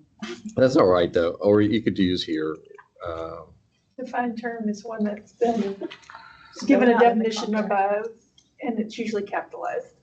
Okay. So changing a bonus rate and option fee raised lots of questions, like, why isn't that important anymore? Changes would actually happen again since we just did It'd be a a year. Okay. At least. Okay. And these are emergency items. You go back up to. I was wondering about that. So you could just Say a year, 18 months, right? y'all good with that? And disperse. I think so. So that doesn't, that could not be interpreted that any inspector has to also be has to be accompanied by buyer or buyer's agent, because licensed inspectors are not accompanied always by the buyer's agent Yeah, or the that's, buyer. that's true. That's a good point. Because Nor are the appraisers. Yeah, true statement. well, you know, we Not got the licensed by lenders, track. do we have the lenders reps going out there to take a look? No, Because that's not the buyer's appraiser, right? no, it's a third party appraiser. Or That it's the the lender's lender's, hired. it's the lender's appraiser, right? Chosen, oh, well, they're randomized now. So, and the title company sends guys out occasionally, although that's rare. Now you're opening a Periodic. lot of things here. Yeah, we. Let's just one a day, actually. I used it once. He was a pretty good guy. Why do we need to add anything other than buyers and buyer's agents? I mean, has that ever been an issue that somebody hasn't been allowed? I mean, I'm not sure why we Do we have want skip to this? expand that part of it. I think if you add too much, you'll just open it up too bad. We're solving the issue on the first part by saying after you pay it, that's when you have to permit access. But I'm not sure there ever was an issue that an appraiser couldn't go out there or a really a contractor. Have anybody say you can't bring your contractor out there before? Or? No. No. I've not been allowed. As an Yeah, appraisal or appraiser? Appraiser, sometimes if they're concerned, they'll say, I don't want you to go without me, because they want to meet. They want to meet you and be like, here's all the Let beautiful me things. tell you Look all at the money." wonderful things. Yeah. I like the wording the way it is now, in buyer's agent, because Joe Blow goes out to the property and says, hey, the buyer wanted me to, do some looking and measuring. And then he damages the property. You're only allowed to go out there if you're representing the buyer, such that the buyer is responsible for what you do or don't do. Well, we have a I lot agree. of like educational things and like truck disciplinary whatevers that are like, I can't just be like, hey, here's the keys, or here, give my phone to the Uber driver who's gonna go unlock the door, right? Like, the agent's gotta go unlock the door and be there and stay with the HVAC guy.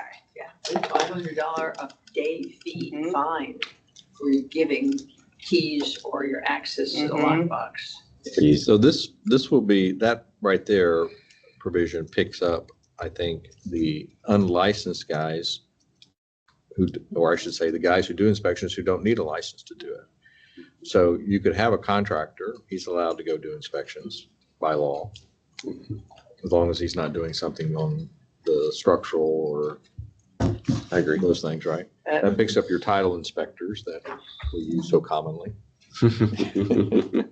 Okay, what does it say? Once in a blue Let me moon. read it. Right, I have used them.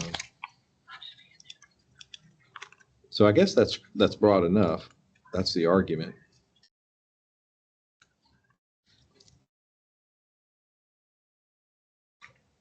Licensed by Trek. Or Trek doesn't otherwise, license plumbers. or otherwise Or permitted otherwise by law. permitted by law. That's, yeah, they're covered. And there. then Ron, were we still gonna try to put the walkthrough wording in there? Yeah, yeah. Buyer will not conduct any final walkthrough. Okay. All right, so what do you want to say about walkthrough now? The seller has to I allow it. emailed you that Arizona. I took a screenshot and emailed it too if you want that. Okay. Can we go back to the first sentence? I'm still uncomfortable that it seems to me, to the way it's written, that there has to be an option fee or earnest money paid before seller has to provide it. So this. You don't like the if any? Yeah, I That's don't not like- enough? What if we said after buyer has paid any required option fee and earnest money? Under paragraph 5. I like the I word mean, I'm okay required. with that. Sounds Yeah. more serious.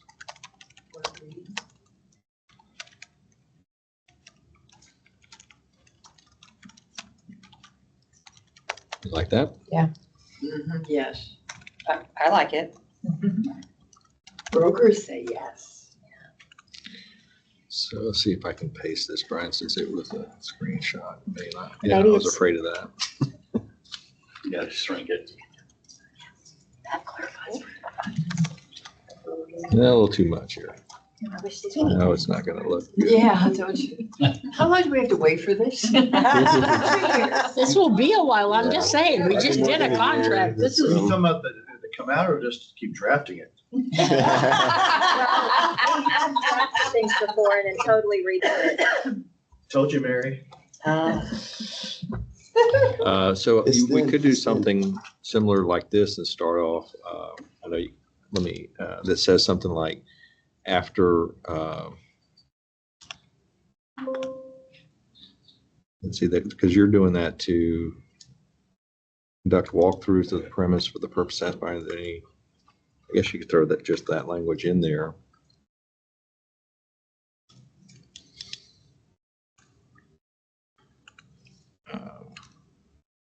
Let me see if I can get this somehow or another.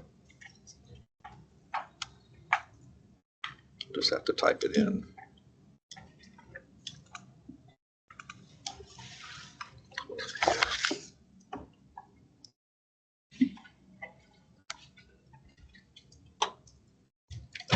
I can't type.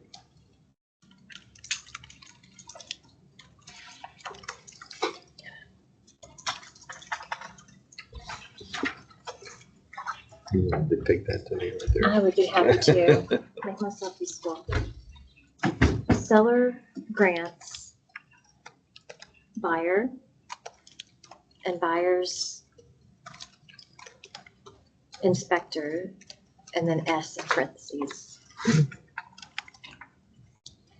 Reasonable access to conduct walkthrough, and then S with parentheses, of the premises.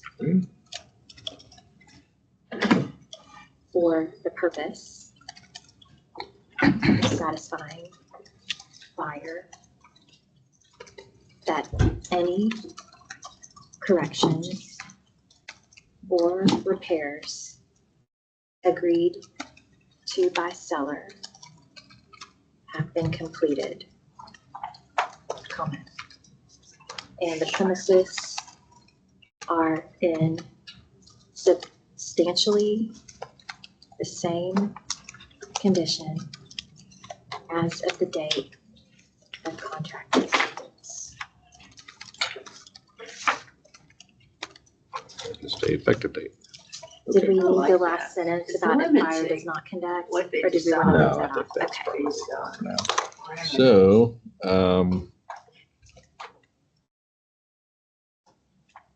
I don't know if we need there, we can just say, Agents. do you want agents or do you want inspectors there, reasonable access to conduct? I think agents would be, to keep it broad. And then the question is, do you want to define the purpose? Some language that I was putting in the Google machine here gave me some, of all the options, I liked actually the purpose for, and this would be a tagline almost at the beginning, access to property at reasonable times for inspections, measurements, estimates, appraisals, final walkthroughs, and to verify seller's compliance with this contract. Something along those lines that has a, B in the end should be as of the effective date. I can email that tagline to you. Okay. So is effective date capitalized anymore? Yes. Yes. So Go ahead and say that. I was I just emailed it to you. It'll be Okay. easier to pick up the email. And the property is.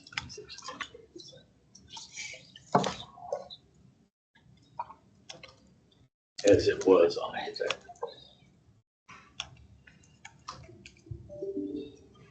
okay. Let's see.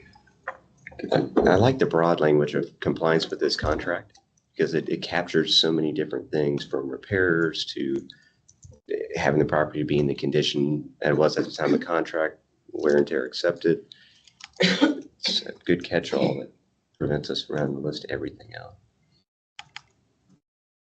So you had here. What do you mean? Okay, well, he's right up here.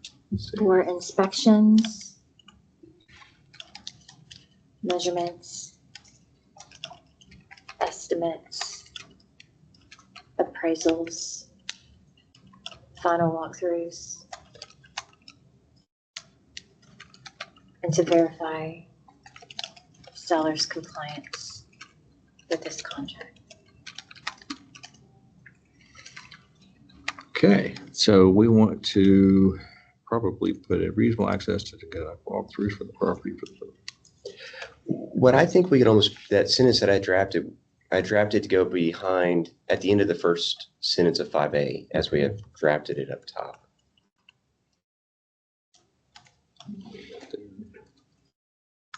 Right at the reasonable times, yeah.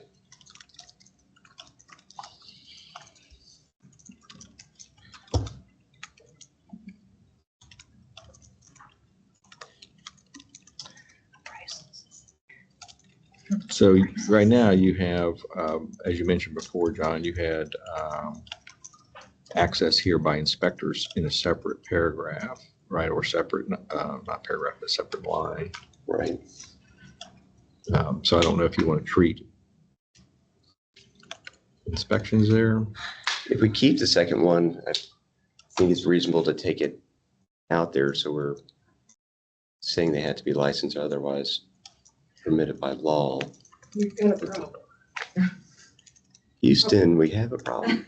Houston, we have a problem. We are doing, we're having people doing walkthroughs through houses that are not licensed for appraisers. They're ones doing the on-site inspection. They're not required to be licensed. You can let them in. Yeah, because they're permitted by law to do it. They're not licensed. They're showing a They're data property. collectors is what they're called. CPCs.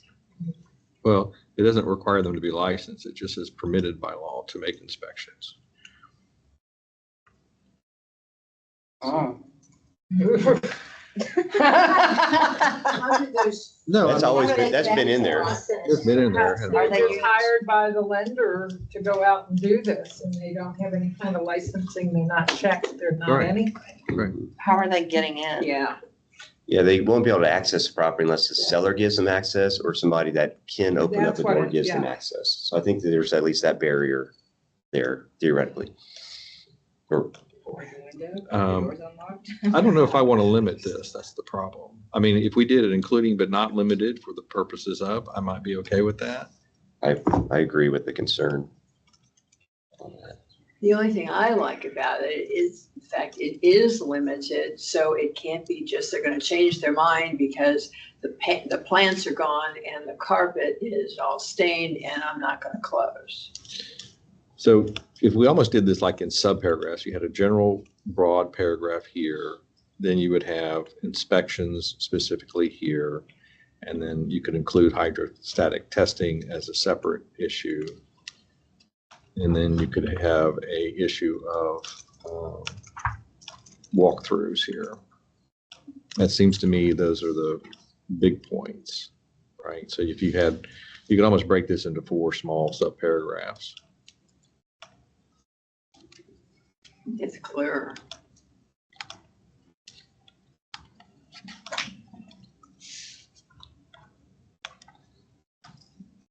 Are we getting into working group territory again?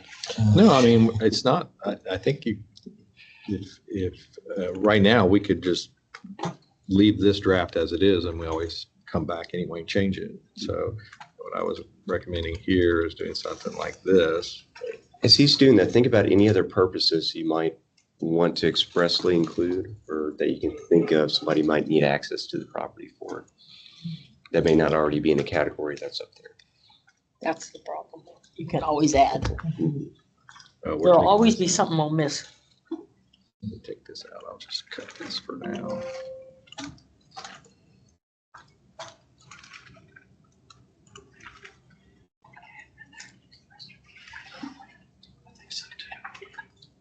I hear it's break time. Well, let's, as, you want to work on this during? Yeah, it's not gonna take long. I'm just bringing up. We'll take a break as soon as this starts.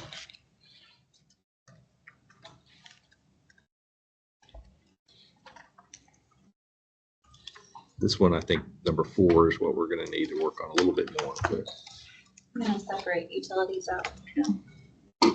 After the hydrostatic test. Or while he's working on that, maybe we can, oh, I see what you're saying. we can go ahead and That's- take a break here. We'll come back in, let's say, 10 minutes. It's at 10 till. So we'll take a break, get back at 10:50. So we're back on the record. After a short break here, we're working on the language for paragraph 7A. And Ron was kind enough during the break to continue working on proposed language, which he has on the screen now. And I will say that Brian is not back quite yet. He had to take a quick call. So some of this language he had proposed, but if you can go and read what Ron has drafted here. Make it easy for you here to read this.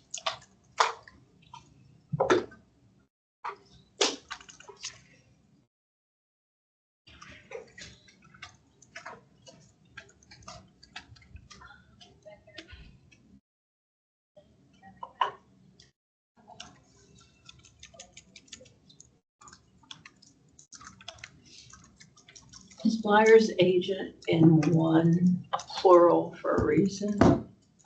It's intended to be broader to encompass any agent, not necessarily just the real estate agent. Buyer's agent. On 5, at the very end, you changed was to is, Yeah, as it Because- is on effective date. on the effective date. Yeah, because we're negotiating this today. Okay. So I thought that was, I guess you could use No, was, that yeah. makes sense. On number 5, you say walkthroughs. I think the walkthrough prior to closing, I'm not sure. Yeah, that's I enough was to- thinking that 5 seems weird that it doesn't indicate that it's at the end. A reasonable time, walkthroughs a reasonable time before closing or something to have a Prior to closing. Well, yeah, Or is because it- when am I gonna do a walkthrough to make sure it's substantially the same condition? On the 3rd day of being under Yeah. contract, on the 13th day of being under Every other contract? day. And irritating. Just checking, just checking. Yeah, I'm just checking to make sure it's still in substantially the same condition. Coming back Yeah. next week, see you Or then. better. Right, yeah. So you Show wanted up to on Fridays say- or Monday mornings. Of the property, a reasonable time before, so after property, add in a reasonable time before closing. I'm just throwing out reasonable with like I'm not sure we want a definite date. So we don't need reasonable Or access. could it just say, conduct a walkthrough prior to closing? Did you want to use a final walkthrough? Prior is your whole contract phase, though, you know. Yeah. You're worried that's about the true. repeaters. That's true. I don't like that phrase or to determine if it's insubstantial. That seems to me to be creating. Well, what if no repairs are, And what about in compliance with this contract, just as a general Or to overall? determine the condition of the property. Yeah, whatever. okay, I see what you're saying. That's a good idea. I think you were starting to put the word final in front of walkthrough, and I think that might imply that it's gonna be foreclosing. Well, but what about a walkthrough to measure for curtains? But that's not what this is supposed to be about. This is, did you eyeball the property physically? See the property. Are your sellers gonna have any problems with the first one being as broad as it is? Because it doesn't limit the access at all. No, it doesn't. I would have an issue with it, Number 1, yeah. and that's how it is right now though, right? Yeah. That's- So that's already the, But it doesn't, I don't know, it just seems, since we numbered it, it sticks out more. Mm. So maybe Hey, Ron, What are you that saying, phrase, that or to determine- after doesn't work, but maybe not until? No, it's that they have access at any reasonable time that they want to come in. So maybe to answer your question, if we didn't have one as one, that access inspection and utilities has that sentence after the colon, and then it's the two through 5 becomes 1 through 4, which further defines what the access is for. Yeah, Yeah. I would like that better as a seller. Yeah, that's a good idea. So you're just saying that these are the only reasons why you want access? To allow access, is what you're saying? I think they're more of an impression thing than a change in substance of moving the language around to where the first one's not the all encompassing, you have access for everything. Well, I think But tying number to the- 4 should be first. First off, seller, you got some stuff you gotta do. Well, Because the we buyer can't be doing any of this other stuff if you don't have the utilities on anyway. But remember, the reason, if one becomes the introductory paragraph, that's different because we want the option money and the earnest money paid before any of the following happens. Are you gonna run into a seller that's like, well, I'm not turning it on until that's been paid? No, It's I not a feel like quick number fix. 4. Well, in the contract, except banks, they're supposed to have it on. That's right it's there. right here. It's in- This is where it is. But it also says it in the listing. Oh, in the listing agreement. I see what you're saying. But what Only if you're you using the did- It does say it in the listing that they're required to keep it on. in the What if you TXR brought version. this up here and put this as a second sentence in one, and then added a sentence that said, buyer may access the property for purposes including but not limited to the Listen, following. unless I'm an REO. And then, yeah, and then do the rest. So if we. did Banks don't have to follow any of us.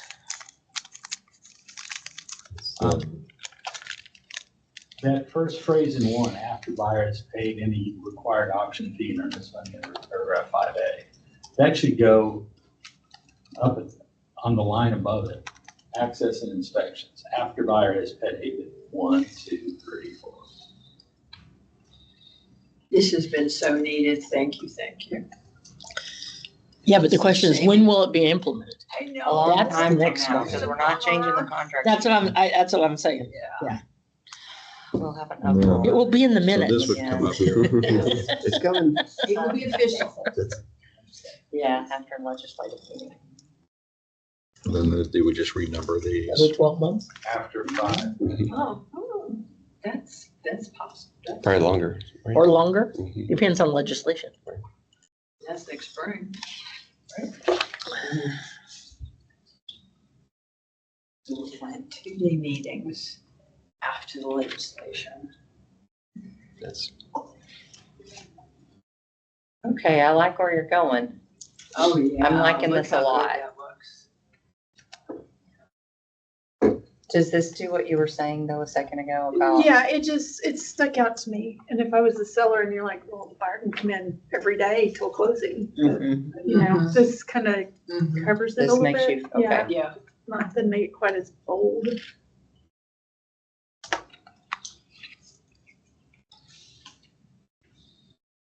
2 seems weird that it's buyer and buyer's agent may access the property for the following purposes, including but not limited to the following. Any hydrostatic testing must be separately authorized. It just doesn't flow. Okay. Yeah, maybe it Go to needs that to be one. after, Yeah, it after seems. what is 3 now. Mhm. We could do just say here. Can we combine it with 1 at the end of 1?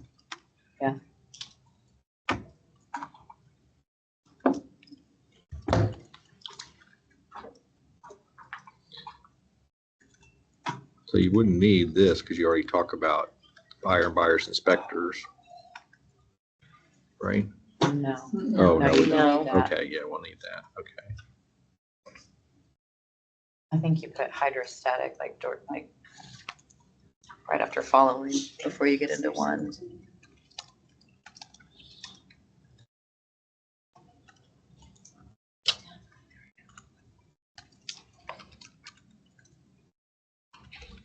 Yeah, like Only that. if. Mhm, mhm. Okay.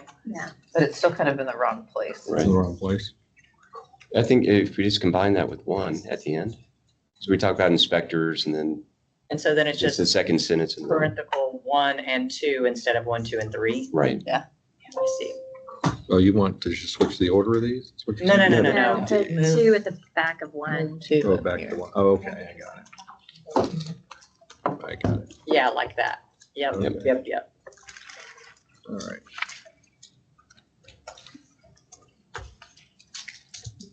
Okay. And then you can get into your measurements if you want. If you had those here, And your window hangings, yeah. Yeah. I think that's, Contractor with the paint probably colors. need to look at that being put in here now, right?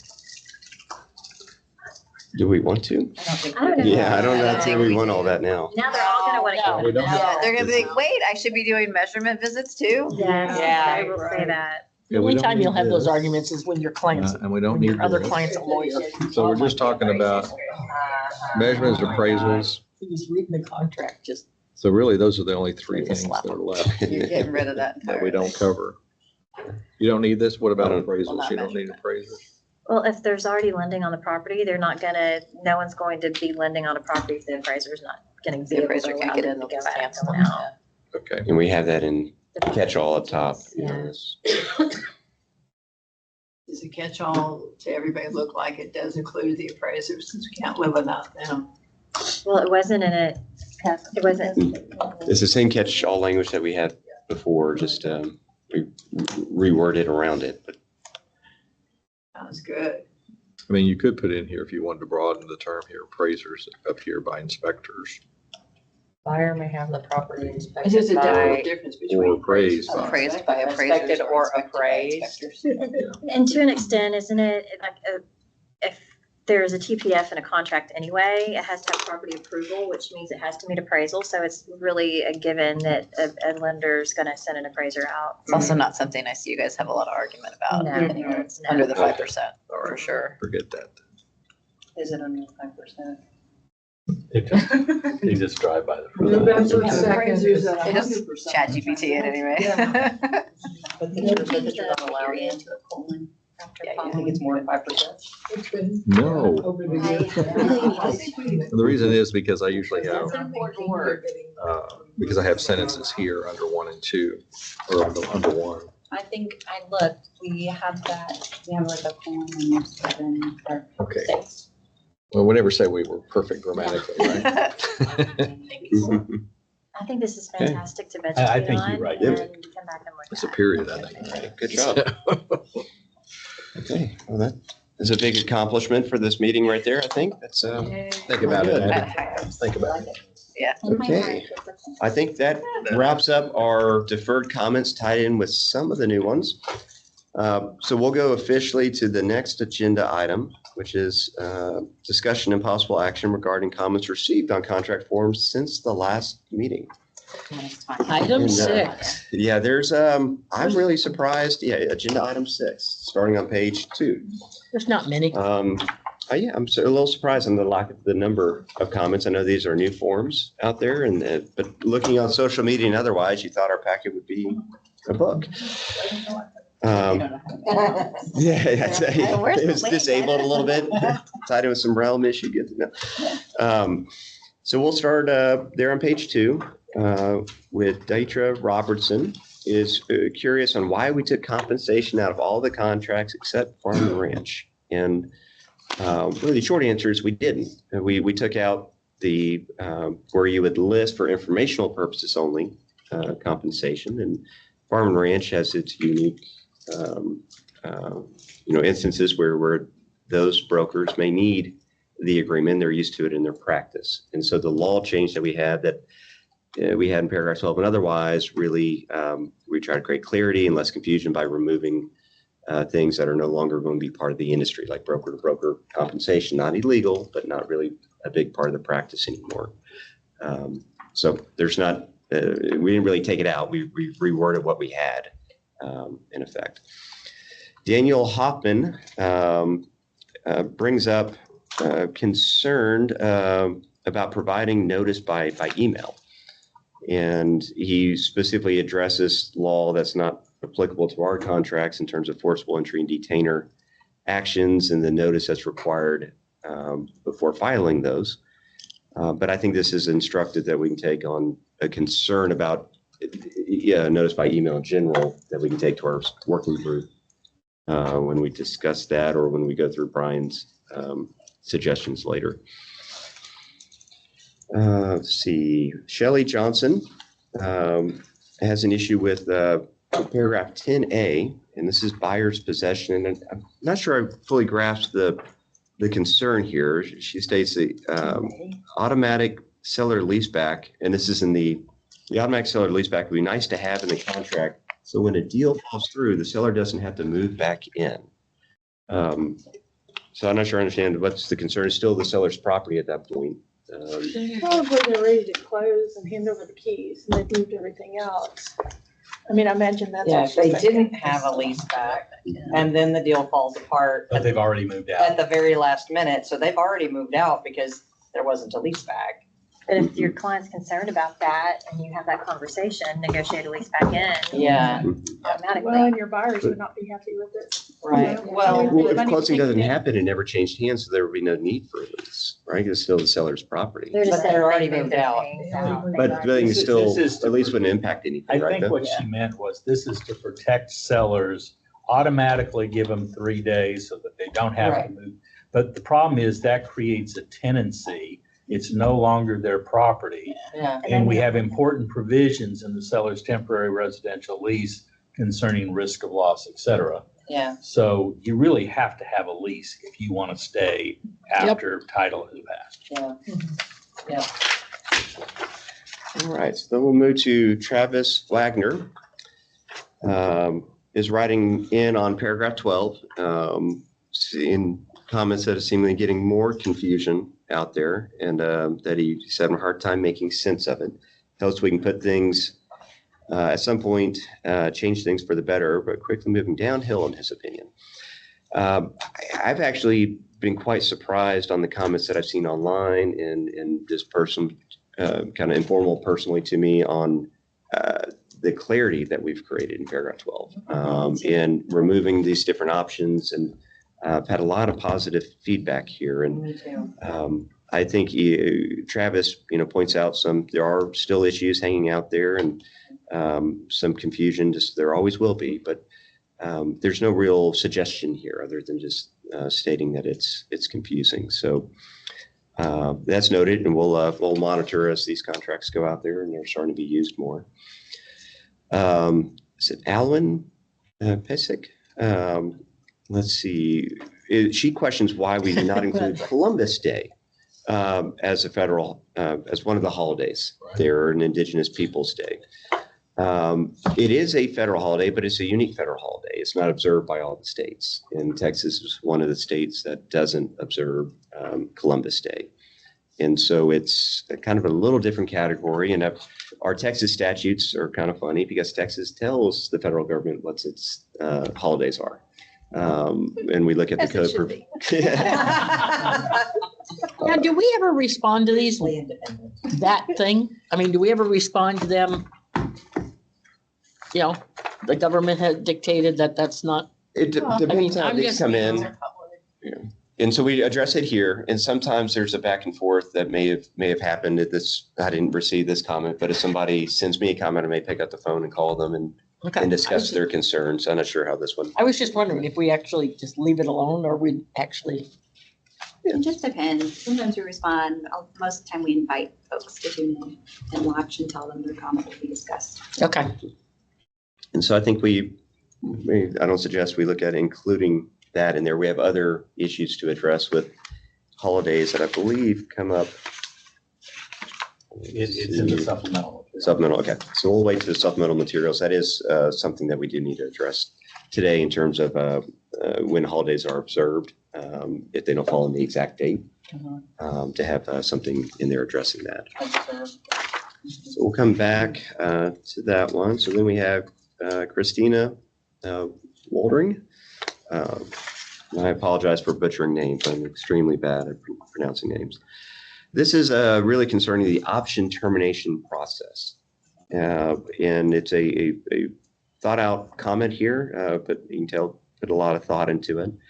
And there's frustration just in general with option terminations and releases of earnest money And really this practical side of residential real estate of you have legal rights, you can go force it in court, but it costs time, costs money. It doesn't happen right away. And it's a lot of times practically no remedy at all because of how we are dealing with things on a fast-paced basis and the money that's at issue. And so she's looking at here, commenting on the handling and procedural timeframes associated with the earnest money release. I think some of the requests may be looking past our paragraph 18C procedure that we had to make a demand for the earnest money, either side or the title company, and starts this back and forth where the other side can object, and if they don't object, the title company may release the earnest money. So we had that procedure already built in.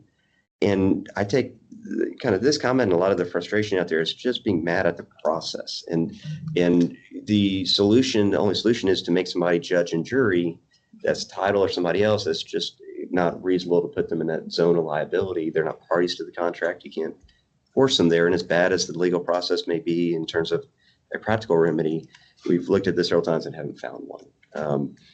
But it is a concern. It happens a lot. I would say the main beef that people have is if a title company requires a release of earnest money and it's really clear that the buyer terminated it during the option period.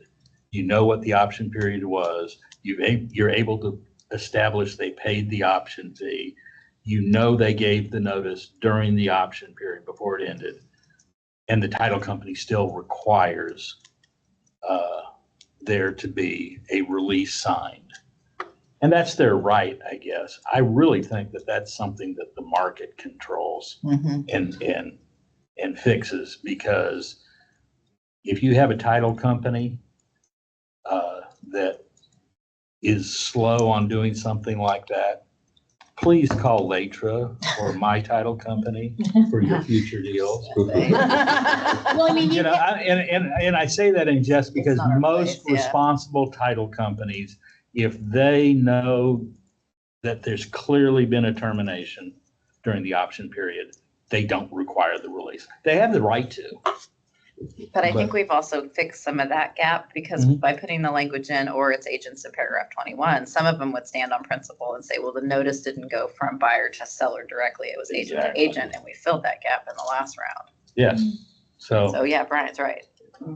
And looking at this issue, it's a little separate from the comment. I looked at paragraph 18D of damages, right? So we have this extra hammer out there that any party who wrongfully fails or refuses to sign a release acceptable to escrow agent within 7 days of receipt of the request will be liable to the other party for damages, the earnest money, reasonable attorney fees, and all cost of suit, right? So we have this additional hammer they're risking by failing to sign. But I thought out, even though you're not parties to the contract, but it covers you all. Well, and this is where a concern comes up with title. And I've thought about this in terms of the release that is available through Texas Realtors Association is a very broad release of everybody in the transaction. I don't sign it.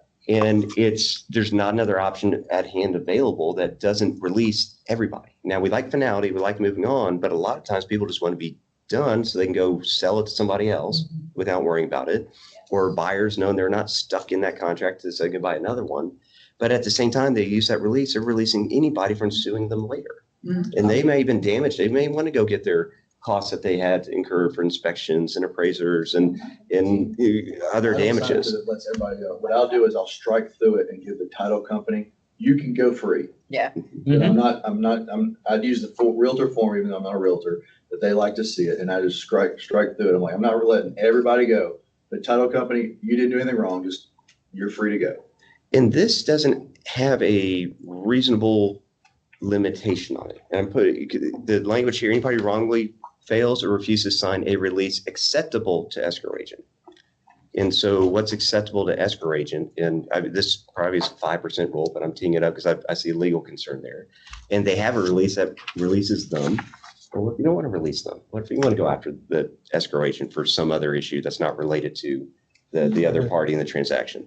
What if you want to go after the other party and the escrow agent's requiring one that releases everybody in the transaction itself? And so it seems to give a lot of power in a way to the escrow agent, at least an argument that they can require this form It that is gives them broader. ultimate power, like, because it's not acceptable to me unless I want it the way Brian wrote it. And I don't mean that teasing Brian, just, if it's not the way he wrote it, then I don't want it. And I think that's way too much. And so my thought there is, I think I'd like the process of they are the ones to able to require it, but a reasonableness requirement, and adding that word is something that I would think would be helpful in some cases if it became an issue. It may be 5%, but I was having some qualification. I see it come up a lot. Now, I don't do like as many transactions as many of these brokers here, but I see it in my law practice, and I see, I get a lot of real estate agents calling me about that. Hey, we're at this closing, we got this situation, my people don't want it. So it's pretty frequent. And I'm just in the Beaumont peripheral Houston market, and I get quite a bit of calls about, do we have to sign this? Because I'm worried about this. I don't know. So, Diane? Were you suggesting maybe there be a release of earnest money contract that Trek promulgates to go along with the contract? No, that wasn't in my head. Title companies, when we have a buyer or seller who won't sign off on the Texas Realtors form, the title company usually provide one, and the buyer and the seller, and I've never really seen it to know what the wording is, releases the buyer and the seller, and they get their earnest money back or whatever the circumstances is. Without the other parties, and just keep it Does not- between buyer and seller.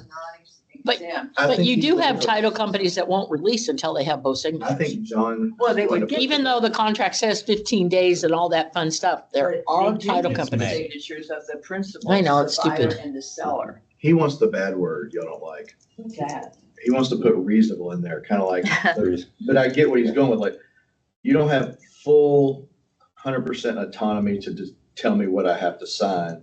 But if I were to kick back and say, look, I will release you from anything related to the option money alone, then then it kind of comes back on title company, like, look, the buyer tried to give you a full release of anything related to this, and you were arbitrarily withheld it.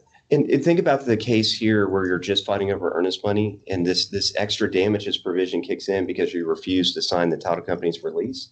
These cases go up into hundreds of thousands of dollars in attorney's fees over a $15,000 case. The last jury trial, two-week jury trial, was a $15,000 issue that blew up to $200,000 in fees on each side in a 2-week jury trial.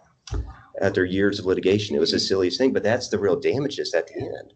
And so having this, and again, I haven't fought over that provision to have it become an issue. Just I was looking at it in the context of this comment of adding that one word reasonable or a release.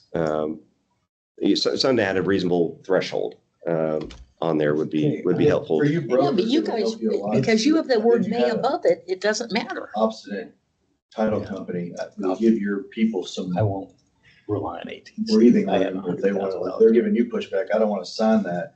If the title company didn't have the ultimate God But what I'm power. saying, I agree with that. even though it says damages, the word may How above about it, this? you're not gonna release it. Can I give you one thought here? Look also in paragraph 18B. It gives the title company the right to require a written release of liability of the escrow agent from all parties before releasing any earnest money. We have that built in 18B. What if we reference that in 18D? Any party who wrongfully fails or refuses to sign a release as provided in paragraph 18B. Well, 18B is still kind of whatever you want. It Yeah, I mean, is a release Well, I mean, of liability of the escrow agent from all parties before releasing any earnest. but what's interesting about this whole contract is it's got the sellers, it's got the brokers, and none of the parties are getting a full release. None of you brokers are getting a full release. But somebody lobbied pretty good for the title company in the past to get them a full release. This You was agents are there still before I accountable. joined. Let the record reflect. Well, I mean, if we're separating termination into option and then everything else, couldn't we put similar language to what's at the end of 18C there as specific to the option? So if title receives option termination only, that's her issue, is every title company makes up their own rules about what terminating under the options. And believe me, title companies do not like holding money. Absolutely not. And I think from that side of it, my view is a little different on that one, because if I'm holding on to the earnest money and or you're demanding me releasing it, but I'm going to come sue you, and it's a go fight over it, right? At that point, where the other one is a dispute between the parties. As I take 18D, and if it's just a dispute between the parties, I don't want title being able to say you have to release everybody under the sun to do that. I do release yourselves, and then I can require my own release under 18B, but it has to be reasonable, not just everybody in the transaction. I think this would be, as we're looking at things, an excellent time to have title look at paragraph 18, because, and I understand the history, because it was explained a couple of years back of why the word may is in here. And it creates the situation where some agents look at the word may and say, oh yeah, they can release the earnest money too without a release signed. And if that isn't the case, then, and rarely, but we have seen title companies make the decision that they're going to release it. And I would think a title company would be then putting themselves at risk for making a legal decision that involves the buyer and seller. So maybe we just need to look at that with consideration of how should it be released. TREC doesn't have a release of earnest money form, should they? Along with the termination of contract. What do the non-realtor members use?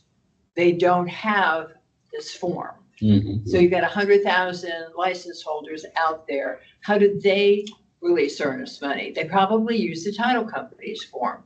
I like the idea personally of a release just between buyer and seller. Limited, I think that fits within our scope. You know, we don't do agreements that are buyer reps and listing agreements, because that's business dealings between clients and the brokers. But we do buyer and seller documents, and that would fall right within it, a very limited scope that.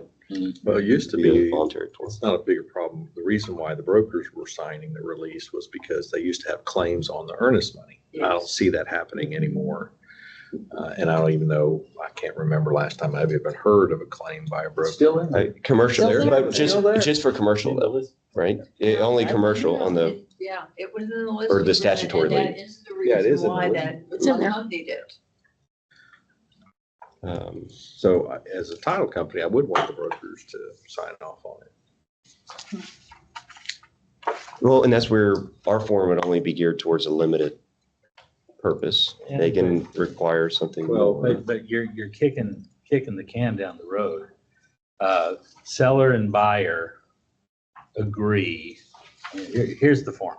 Seller and buyer agree the contract is terminated. The earnest money is payable to buyer seller. Check the box. Somebody is going to say, but I'm not going to agree that I don't have a remedy still. So are you going to put something in that form that says, but the parties reserve any and all rights that they may have against the other party? Oh, I don't want to do that. Yeah. You know, I think that, I mean, it's a great idea, but you're going to have a whole bunch of check the box options in order to have a workable form. The release of earnest money form the Texas Realtor has is clean. The deal's done. Nobody has liability. There is no contract. Pay the earnest money to buyer or seller, period. Is the And it's issue a that- situation though of releasing, that exact release is the issue. And people sign unknowingly, it's not being explained to them, then all of a sudden they gave up all their rights. And I've had that in lawsuit and lawsuit. Texas Realtors. Right. So everybody's not a member of Texas Realtors, but yeah, no one wants to give up everything. I mean, like I'm probably gonna get stones on this, but I've many times when I've had difficulty with the title companies, just advise my clients or personally in the 50 transactions I've done, then hang on to the earnest money. I'm not releasing everybody involved. You keep it, don't care. Right. We'll litigate through it because that higher power that you can demand it either way. And then most people don't know anything other than the realtor form. It's like, look, title company, I'll let you go free, but I'm not letting this whole world go free. You can also, And then the if you call your word out, you realtor can runs the compel an risk of interpleader. relisting. What's So that? you can compel an interpleader. Yeah. So Is her issue though more than 5%? I mean, do you guys have problems with more than 5% of title companies not releasing? and this process not working out. Okay, I think that's really. Well, let's They continue don't all to have the same consider language. this one, because I'm I'm feeling SJ's words right now, right? This is one where she was real big. I don't want anybody being released, Well, right? we did I'm forcing Yeah. them to that. And now we want finality at the same time, but We did try Yeah, to. the idea here is to get the money Yeah. freed, and the title company wants their no consideration free pass, and I get that, and I'm okay with it. I just like, I know it's such a dangerous word, but I kind of like your word of reasonable of, we can't just say you have to sign whatever the heck we want, and then otherwise, that might temper it a little bit. There was an attempt. Does the To title draft company a have release the of obligation under the Contract Act? And SJ was here and torpedoed it, of course, but. No, because We're they're not not a party party. to the contract. Right. So why do they get a provision that gives them a free pass and a contract, but they're not a party to the contract? It provides. Lobbyist. all right. So, and I'll look at mine. I still like I was looking at the additional damages thrown on top of everything else in 18B of adding reasonable, not necessarily monkeying with the release language up above, but just having that ultimate qualification on the power. And if So I may make one last comment, 18C, although it is stilted, it says may, it is a valuable tool that is often used by title companies, because in most cases, when a buyer has defaulted, they just go quiet. They don't respond to anything, right? And 18C is the mechanism by which, once that buyer has gone silent, great, I haven't heard from them. Or they go the complete One opposite, last entertaining reading. comment in that regard too, from the broker's side.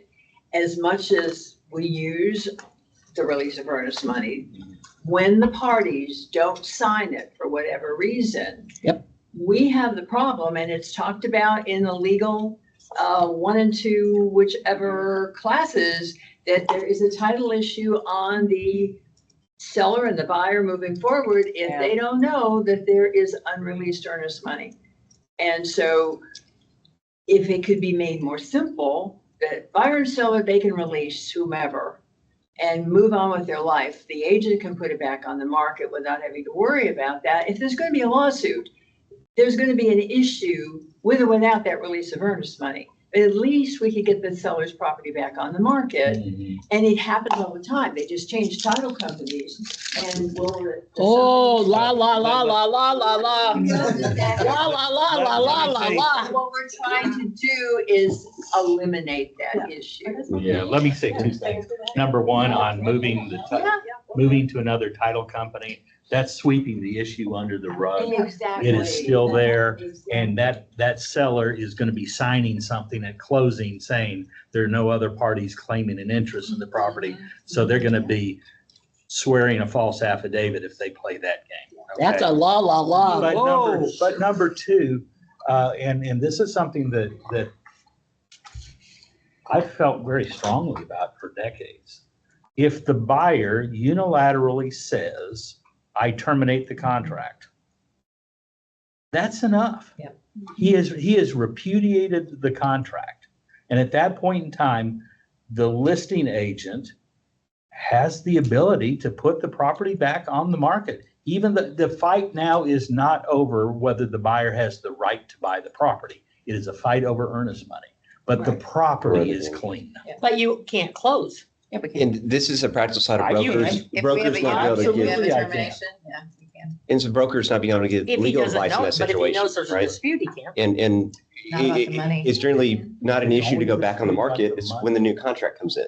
Can you then execute that new contract or not? And then are you gonna be under both? And that whole thing with brokers can't have that conversation, right? They have to point them to counsel. Afraid that they can't insure the title because there's this contractual right of a buyer number one. Next. Okay. We'll go on to Scott Culbertson's comment on page 5. This is regarding our changes to paragraph 22.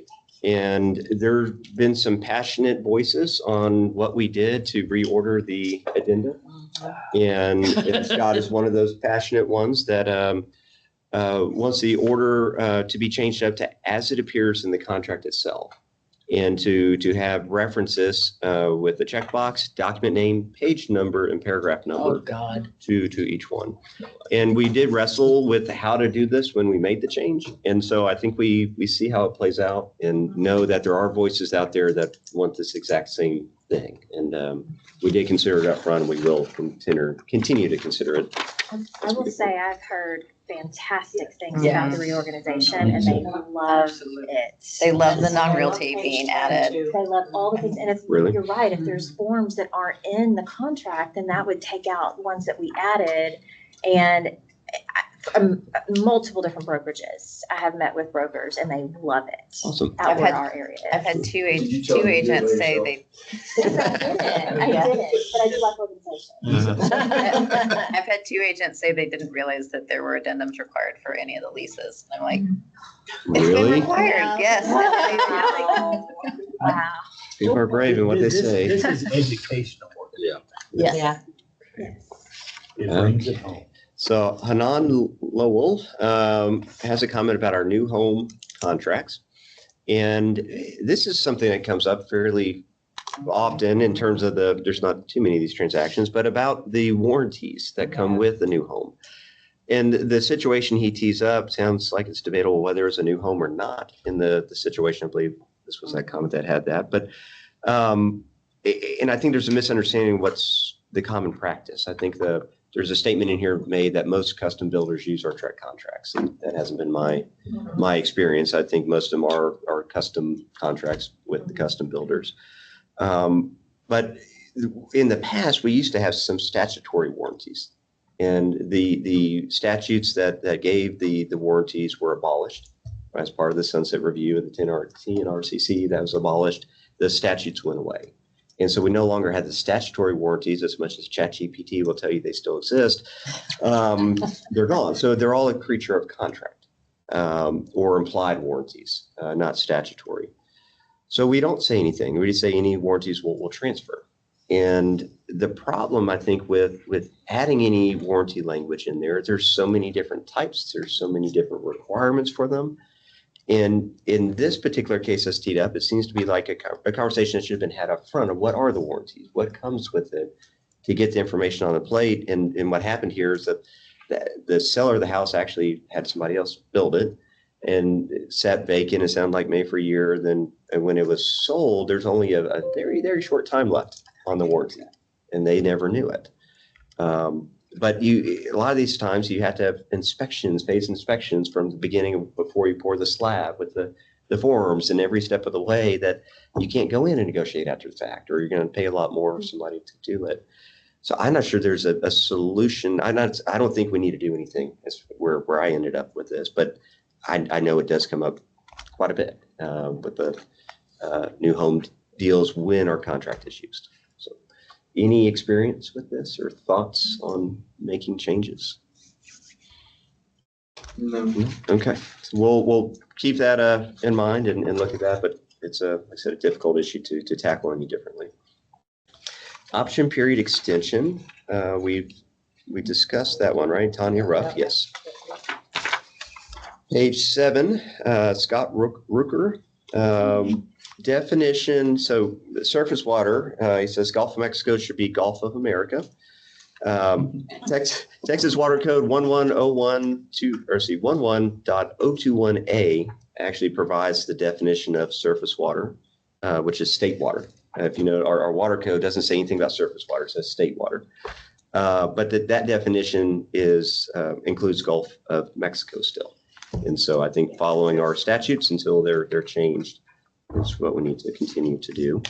By the way, a word of warning to everybody about ChatGPT. I ran this through ChatGPT this morning, and it told me about all the laws that uniformly changed Gulf of Mexico to Gulf of America.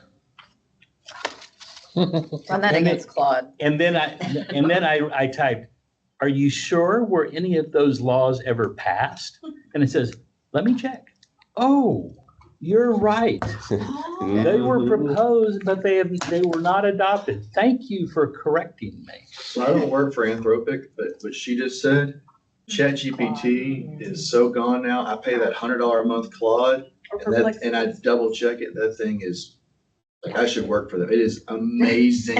Really? It is I don't work for change your them, but- life. It is I'm not suggesting this. I know all you love your DocuSign and zip form and all that, but you can take the Trek form, any of them, or any of your Texas Realtor forms, throw in a Claude co-work, which is minimum is $50 a month, and then just dictate, hit the button. Seller's name is Jones, George, buyer's Tony Malley. They're doing 30 acres. It's gonna be this, 4 days option, 5-day this, generate, boom. 3 seconds later, it's done. In a PDF, in PDF, done. Not 12 pages. No, it's Like regular. flawless. Right? No, Right, good. Flawless, your pro tip of the day. Always check, as we teach in the legal update and broker responsibility classes, who's responsible for a mistake? The broker and agent. Yeah. So all these tools that are out there to make it simple, we preach, always check, always The check. beauty of co-work is it only works with what you give it. So if you give it these documents and then you're just like, I want that, it just kicks the document right back out, completely fill it. I turned in an 18,000 row Excel spreadsheet. I said, I need the columns to look more like this. It moved last name, first name, boom, like 4 seconds. So on my Tashishini expedition list, the horror story, it made our menu for our 14-day deal. And then it said, make the shopping list, and the shopping list wasn't checked. And we got to put in, right, we were gonna be out, no contact for 2 weeks, and about half the food was there. So it wasn't checked. I'm not sure which one he used. I was not in charge of the food for that trip. So we ended up eating good still, but it was a lot of oatmeal and rice at the end of the day. So always check. All agents have to take Legal 2. Chapter 2 is all about AI, and it says, do not use on contracts.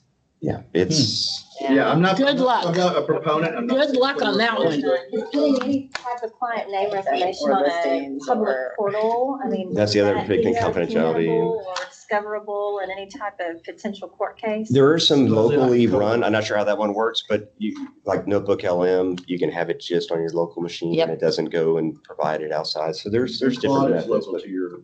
desktop, and if you do co-work, it's locked in. Please don't. Yeah, take your money. So next one, So it's still the Gulf of Mexico. Really, still Gulf of Mexico. Okay.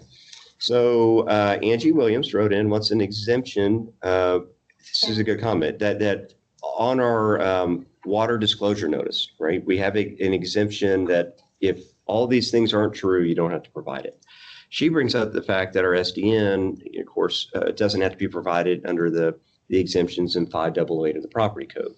And requests that we add another exemption for the water notice that matches what we already have an exemption for the other actual required disclosures. Now, stepping back, our new water disclosure is not a creature of statute. It's not Texas law.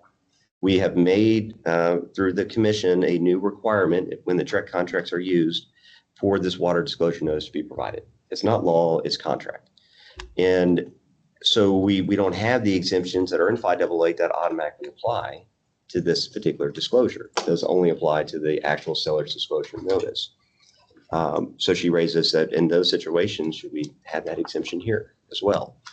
What are those exemptions? It's when you're acting as a fiduciary on behalf of an estate, or if you draw a blank on the property is only so much. We wouldn't want that exemption in there. Foreclosed. construction. Foreclosed. Yeah. So there's all these ones that are built in. I would think in most of those, you're gonna have an attorney advising you, and you can write a waiving or just strike through that paragraph, right?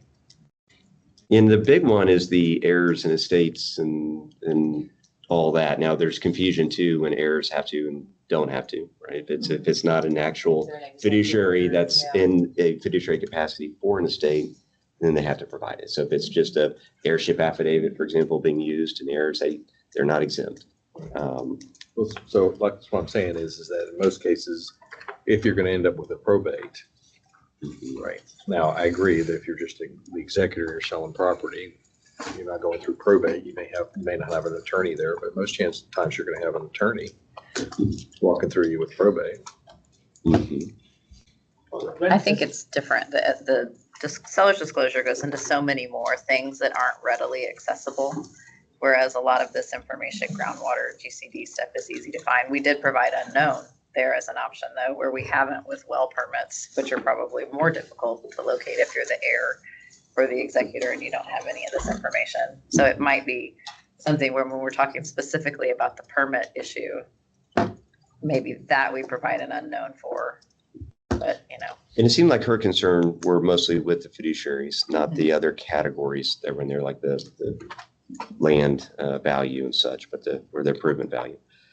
So with that, I think you're right, though, with the needing that disclosure, just marking unknown still, or having the attorney there should be involved. And if it's an error in the situation where it's an heirship affidavit, they have to provide it anyways. It doesn't fall within that exemption. So this brings up an interesting thought.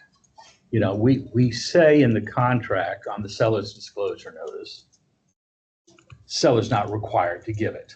And that's because the statute says you must give the notice except in these situations. And that's why we do that.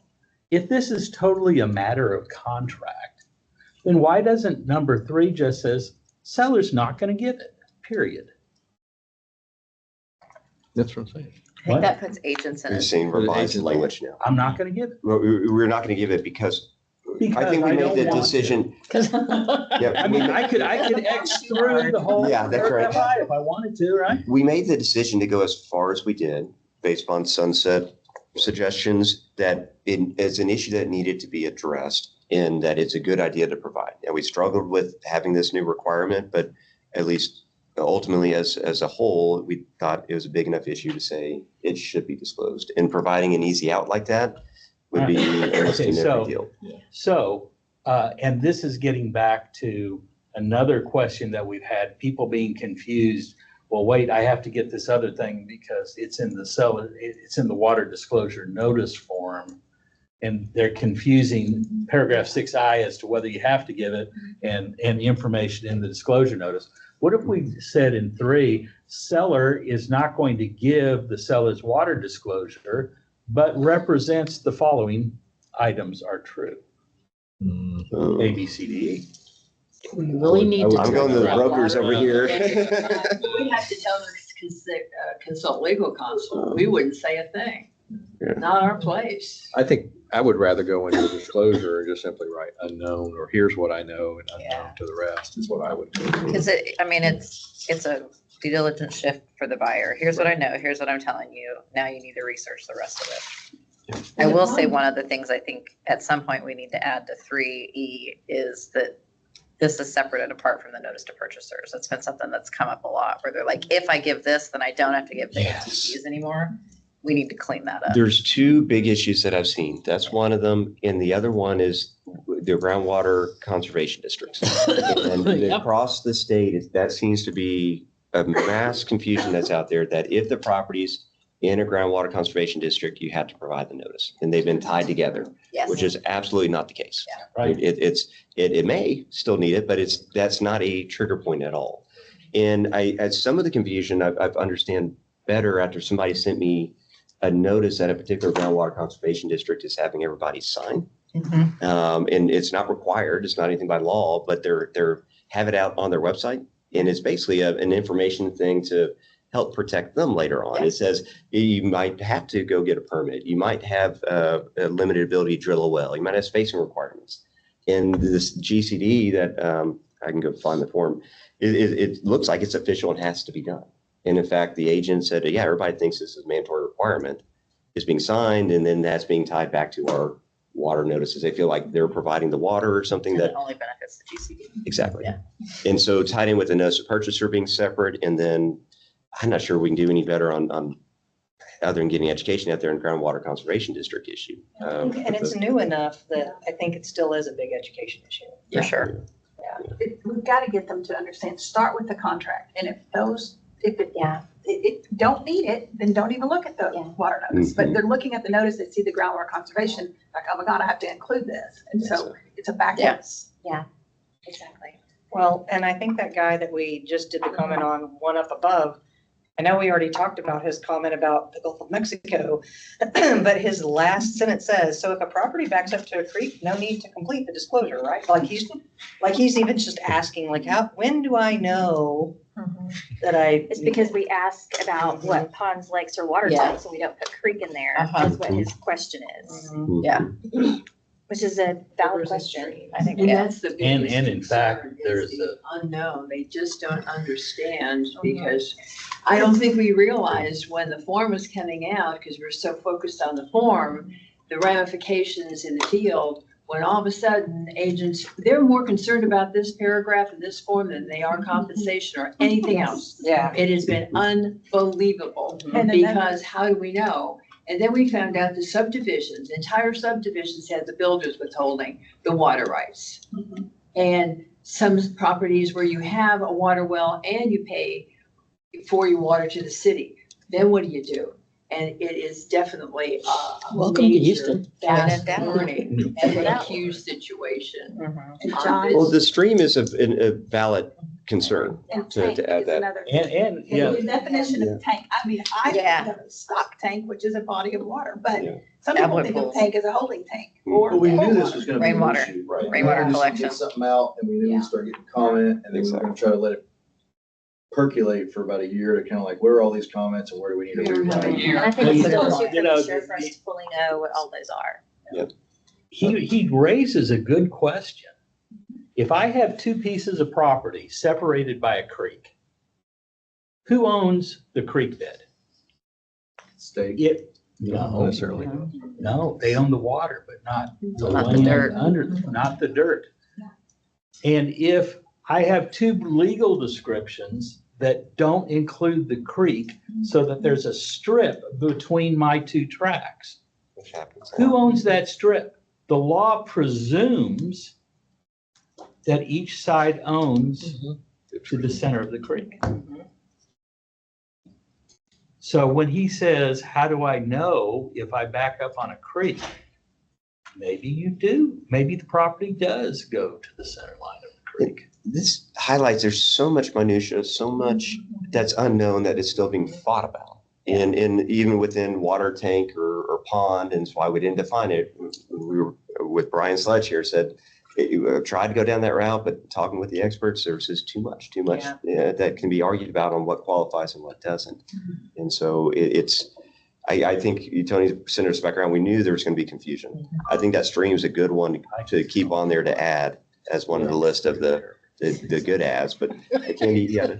I've been teaching contracts constantly, and the tank issue comes up every time. Yeah. Are you talking about, and then we talk about catchment systems, storage tanks. And, you guys, maybe everybody's a Texan here. I'm from Pennsylvania. It's a pond. It's not a tank. And when we get into this, that's good. So maybe we keep a Rainwater running list of collection's these gonna things because we're not changing it right away, right? So we Right. know stream, we know tank. Or can you give an FAQ on it? Exactly. Yeah. FAQ on it, Education and then I department, can yeah. turn around and point them there and just. And I talked to a bunch of people in Dripping Springs, and they wanted to know why we didn't have rainwater capture That's come up a as a ton for water us, source. yeah. Diffuse surface water. That's They- but it's that I'm trying to remember the conversation on that because we that's owned by the landowner, right? If it's a diffuse surface water that they capture. And I'm not sure why we don't I have to go back Put to it on your something. FAQs. So how do, on the FAQ needs to subject, include the notice to because they're so purchaser. crucial, how do we know the timing of articles going out from Trek? Because I know Texas Realtors is going through a variety of it, which has been helpful, but, we need to have it coming out from Trek too on this, water disclosure and the issues. How is that handled? I think it's getting working with them on the bringing from what we have like on our committee that we'd like to see, I think, and then it's working. And I think it's probably Sarah Pizarro. She's running the kind of the social media side. So if we provide some guidance, and then it's almost like a working group that would work on these things to create them to help get them in a position that then will be reviewed by the whole team, by Abby and probably want to get with Vanessa or the Wheeler and education. Kind of once we get an idea, then it kind of just needs to be somebody push it forward a little bit with everything that goes on in between. And hopefully the redos of the the broker responsibility and legal 1 and 2s. I mean, there was a whole chapter on water a couple of times ago. I pulled it out and I thought, that seemed like more than we needed to know, but now we need to know. Yep. TCEQ, there was all about that. Now I never even knew there was a TAGC or a GD, but they're out there, but the agents aren't aware. And are we providing the right information and guidance? And we do have the current legal update has the whole chapter on groundwater. And so that's being perfect timing for this to come out, to have that running. So as more and more agents are having to take that, at least get some footing on there, and pretty good ones. So I'm curious on the questions that the seller has to answer yes to. I don't recall off the top of my head the exact wording, but one of it is it receives water only from one of the following. And something that I see a lot of conversation around is, what does receive actually mean? Does it mean there's a water meter right on the property, or there's water lines to the property, so it receives it from this one, you just got to install the water meter? And so land people are looking at, well, it receives it from this, but now the that, ability to. yes. Yes. And exactly how are we defining receives? And I think that is going to need clarification, or people are going to say, well, it can receive it from this person. It technically can, but there are some water sources that, while you might be able to purchase a water meter now, you may not be able to purchase a water meter if their system becomes tapped in the future. And I think we need to clarify that potentially, or at least listen to see how people are interpreting that receives. that's a good one. You have a standby fee for a mud.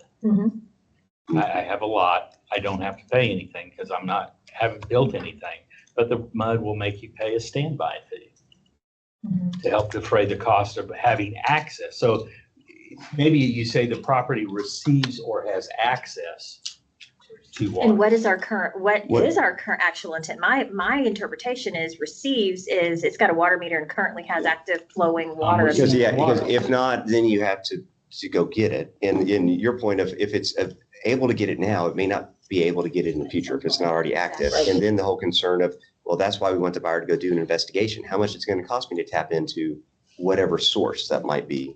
And that can change over time. If we're talking about an FAQ, do we clarify that on an FAQ and see if that takes care of the questioning around what receives actually means? Because that's our intent. The problem from a legal perspective is even though we have an intent here, it's what the court will decide later what receives means. And so if we put out an FAQ, we have to really look into the legal side more of how would it potentially be considered by court or interpreted by a court there. I think that was the intention, at least in my view, what the intention was. But now, as we see these things come in, it's can we clarify it to avoid that? It's on the broker side, we want to avoid the court. Yes, we do. Well, and I think that they're not all clear that they need to fill in that blank. Because the contracts I've been receiving there's just not filled in. Yeah. So then the other party's going back and saying, hey, this is where I'm getting it from the city of blah, blah, blah. So any other issues that we hear about? This is probably the biggest discussion I've heard out there. The Well, do you think NTP and the WCIDs are still needed in our FAQ. The only other ones that I've had, we have Richland Chambers Lake, not far from where we are, and properties that's privately owned by Tarrant County, but properties abut to it. So it's not, I've been telling people it's not on the property. The property goes up to the end of the shoreline, but there's still questions around it. That's why I say that there's just a lot of commentary, because they want to be sure that they're providing it when they're supposed to be. And there's a lot of cases where it's just raising questions. And I always jokingly say this, it used to be the appraisal addendum, that the worst addendum we ever drafted, except for those that we didn't.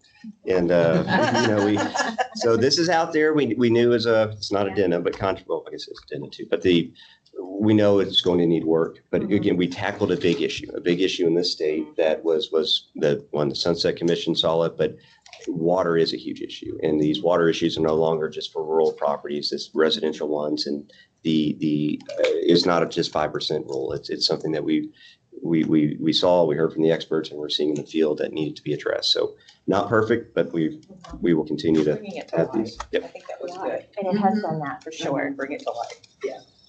And I don't want, I got a laugh out of me saying, why don't we just X out number 3? But this says seller's not required to deliver the disclosure because all of the following are true. And really, aren't we meaning seller's not delivering it, but does represent that all of the following are true? The fact that all those things are true have nothing to do with whether the seller's required to give it or not, because there's no statutory requirement whatsoever for giving any water disclosure notice. I think, I recall Bart Stockton had sent in comments on how to rephrase it that ends up at the same result, but does it in a logical way. And that was, at the end, would have delayed getting it out there. But he has some language we can go back to as we reconsider the whole thing. The fact that this was something that is not statutorily required, if people are confused about it, and frankly, a seller could throw up their hands and say to their agent, can we just strike paragraph 6I?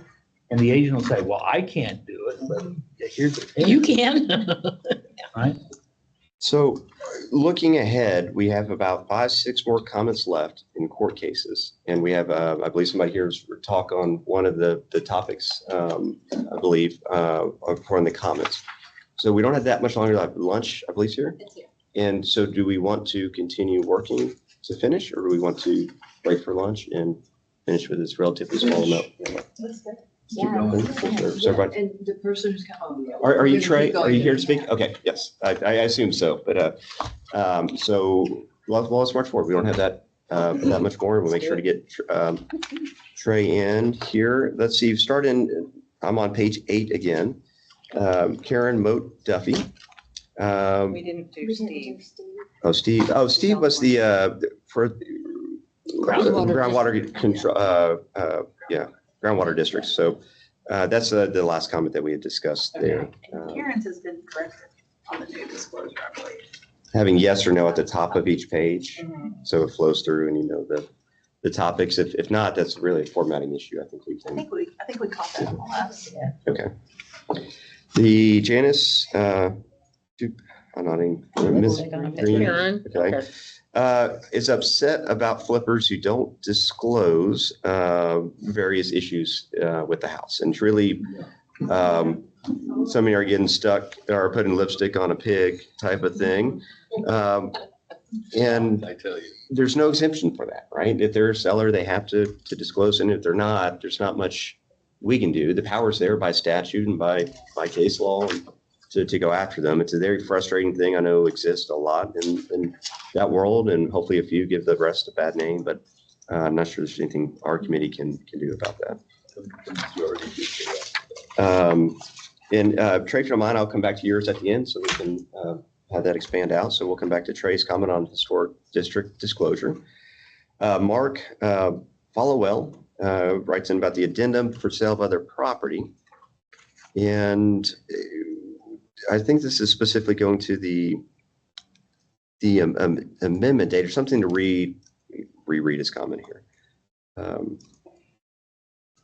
Extended, the property got extended. Basically, when the other property got extended, they extended this contract by way of amendment, but nothing was done to change the addendum for sale of other property. Well, they're two separate contracts. And he's saying that if you revise the one contract, then you might want to go back to the buyer on the other contract That's not how The date? I'm reading it, that if you amend the close date in the contract and you don't change the date in the addendum for sale of other property, then you could literally have the contract expire on you. Yes. Sounds like an agent who doesn't know what they're doing and needs to pay more attention to their dates and amend it correctly. Period. I agree. Okay, I have nothing to add to that. You go, girl. You pretty much nailed that. Next,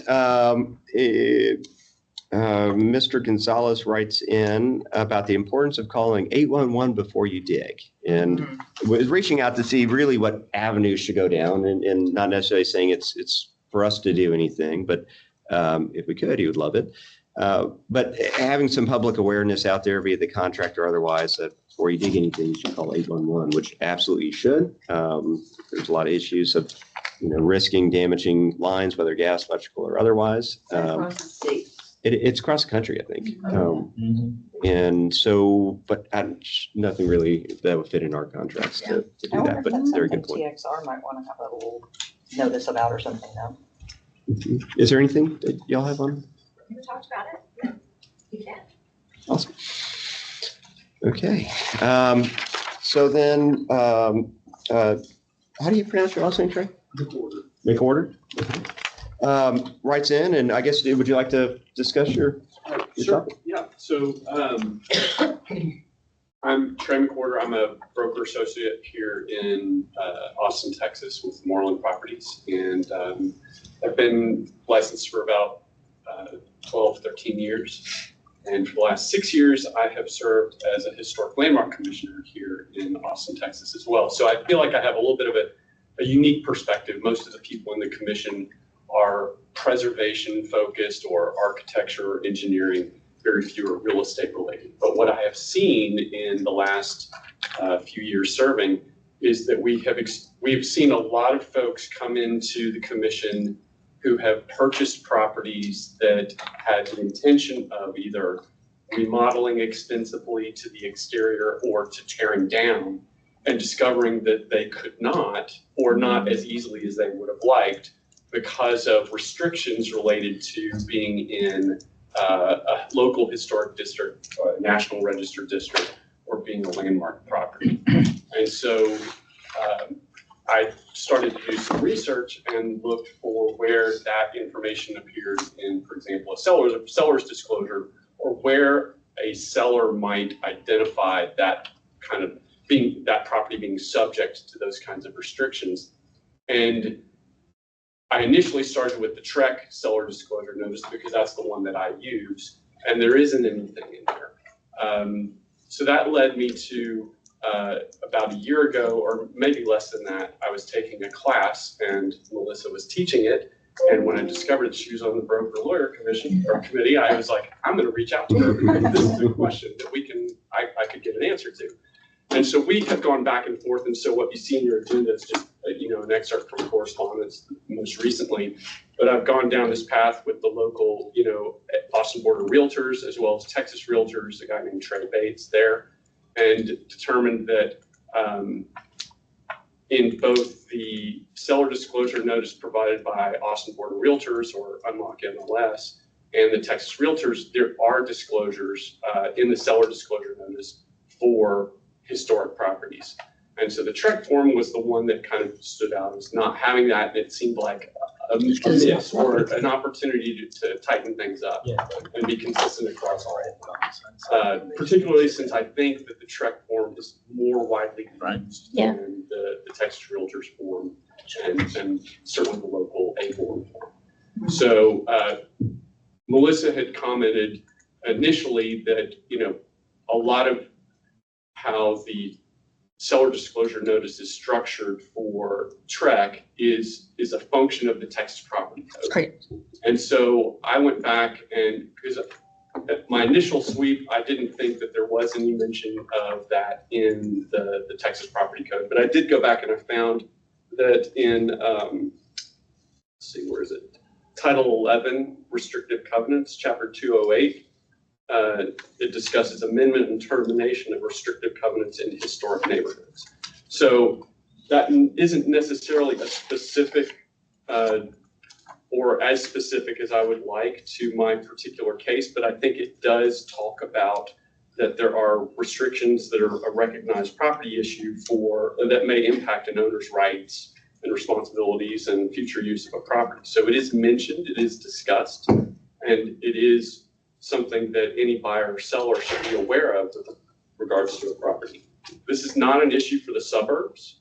This is really an issue for central cities. So whether that's Houston, Dallas, Fort Worth, certainly in Austin, we have a number of national and local historic districts. I can speak to Austin specifically, that comprise thousands of homes.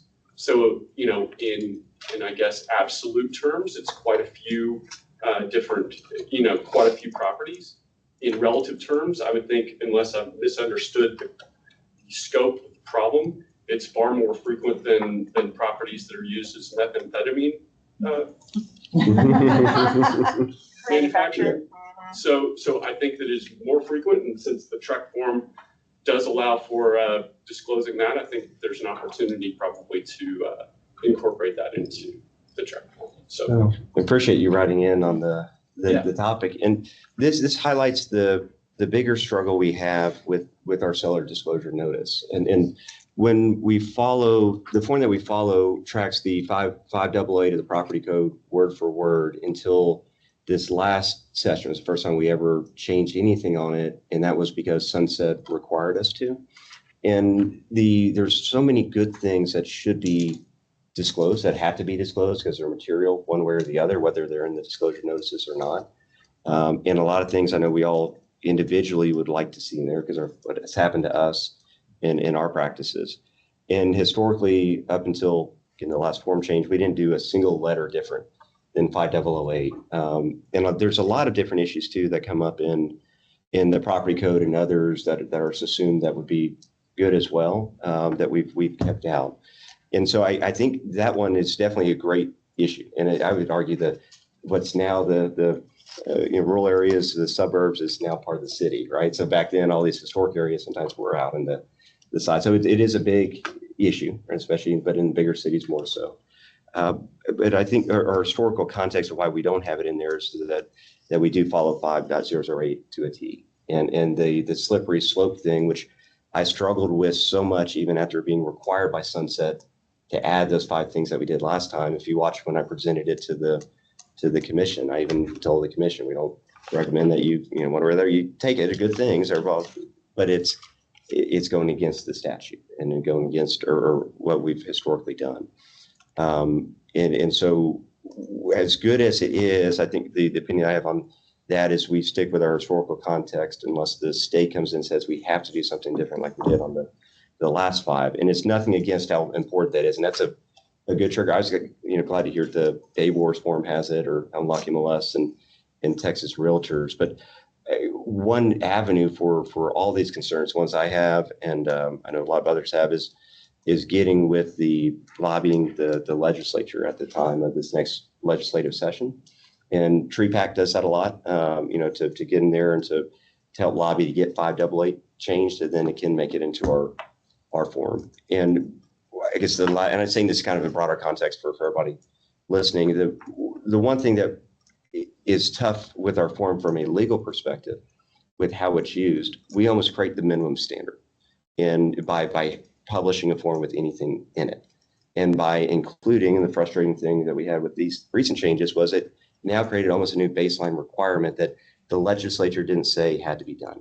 And so it's almost through administrative action that the commission now is making law that has to be followed by everybody. And so that the slippery slope of doing that and getting to all these other ones almost creates a new minimum standard that this legislature hasn't yet said.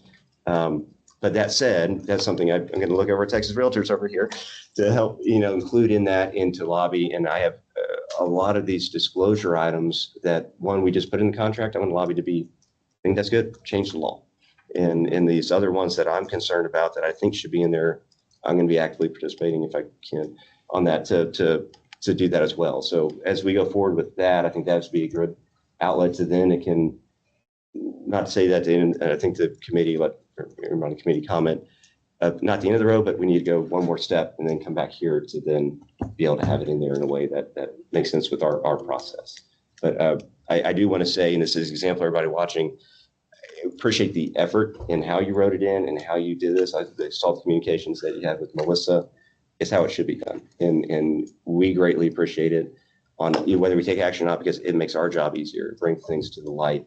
That is an example of not just writing in, I hate something or I didn't change something. It's I've done the research. Here's when you provided the code provision and all that, that's extremely, extremely helpful. And so I want to say thank you for doing that, because it makes our job a lot easier. But yeah. But no, and you took time and effort to be here. I mean, not just online, to be here. So I use it as an example of what we appreciate and like and wish there was more of. Because if everybody listen, this is an issue we really don't change on, but if you want changes in contract, it's easy to do. You can see, you can come attend a meeting, you write comments, and we go through every one. It's not static, and you have power as the public or license holders to make changes. And this is how changes get made. So thank you for that. Any further comment on the historic districts? So, and we'll continue discussion with you after the meeting too, or as we go for the legislative session for sure. Okay, we have a few court cases as our last, I think it's our last agenda item, right? We got a Supplemental. They're right here. Are we gonna? I got one here. Anybody need one? Oh, hold on. I thought we were gonna go through this and then have lunch. Oh, no, we're gonna march. Everybody's Are you ready hungry? to- everybody's ready to be done. Yes. Arthur's. Are you okay, Brian? Is that? You want to get lunch? You want to eat while we do it? Fine. Oh, God. All right. Brian, we could eat while we do You could it. do a working lunch. We You knew could do a Let's working do lunch. that. Everybody, we snack while we finish up as we go. Just take 5 minutes to grab it and come back. Perfect. All right, we'll take a 5-minute break, grab lunch, and finish out while we eat. We're back on the record at 12:21. We're going to continue marching forward with the supplemental items and then circle back to one. I forgot to ask for additional comments from committee members. And so we have one from Diane McCoy on the HOA addendum. We're looking at Karen Middlebrook's comment here. Please note promulgated forms have several mistakes in them, one being the Gulf of America, referred to as Gulf of Mexico. And so we've discussed that comment in general. Sarah Lyons, bring attention to counter in practice, offer suggestion. Let's see. We discussed We discussed this one? Yeah. Okay. Thank you. So we'll go to Chase Vasbinder. Add a limited check on agricultural facilities equipment such as cattle pens without roof and animal shelters. This is an additional like checkbox he's asking I think for. in the farm and ranch, can you pull it out? But I think that's, I think that there's a checkbox of things in the farm and ranch that deal with these items. There's a few differences in our farm and ranch contract and our other ones. One of which is there's these items that are used with farm and ranching operations that are listed as checkboxes that will convey that are important because they're personal property in nature. And if we didn't have the checkbox or didn't have them listed, there might be confusion or they might ultimately not convey with the property. I think that's what he's talking about. And so he has here, like to include animal working pens without a roof and small animal shelters, shade structures. This is on page 1 of these supplements. Wouldn't you just write those? Yeah, he could write those. Yeah. in. Write those in, or farm and ranch guys, is that big enough to? I think so too. The working things could be considered could be movable. So I think they can put them under. Let's see, I know. Okay. I think it's about the ones. Yeah, I don't think that's- What did he mean by his very last sentence? We didn't mean just his last sentence. Last sentence, if an old abandoned house is present on the property without mine or the realtor's knowledge, it's out of sight or hidden in the brush, how would that be handled? That's a good question. I ran into that 3 times yesterday. Well, if it's a house, is it is it it'd be a structure on the property, so it'd be if it's built on, if it was a mobile home, that would be a separate issue, maybe personal property, but if it's affixed to the land, it would convey. I'm not sure exactly what he means by this question, and is he meaning a seller's disclosure? Yeah. If it's more than one dwelling unit. Like I was on 600 Gotcha. acres yesterday, and there was like a 1,200 square foot house that had been grown over, and had been probably a decade. It's really I mean, I would bulldoze it, but it's really a seller's disclosure necessary. It's a residence, it had power to it.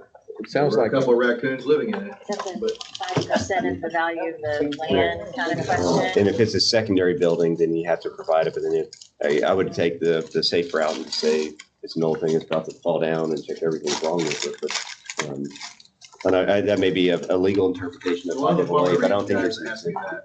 You know, like, do I have to do a disclosure on these old houses, these old farmhouses that are 50 years old that no one's been in? I'm like, technically, yeah. There's nothing that says you don't. We always take the position you did.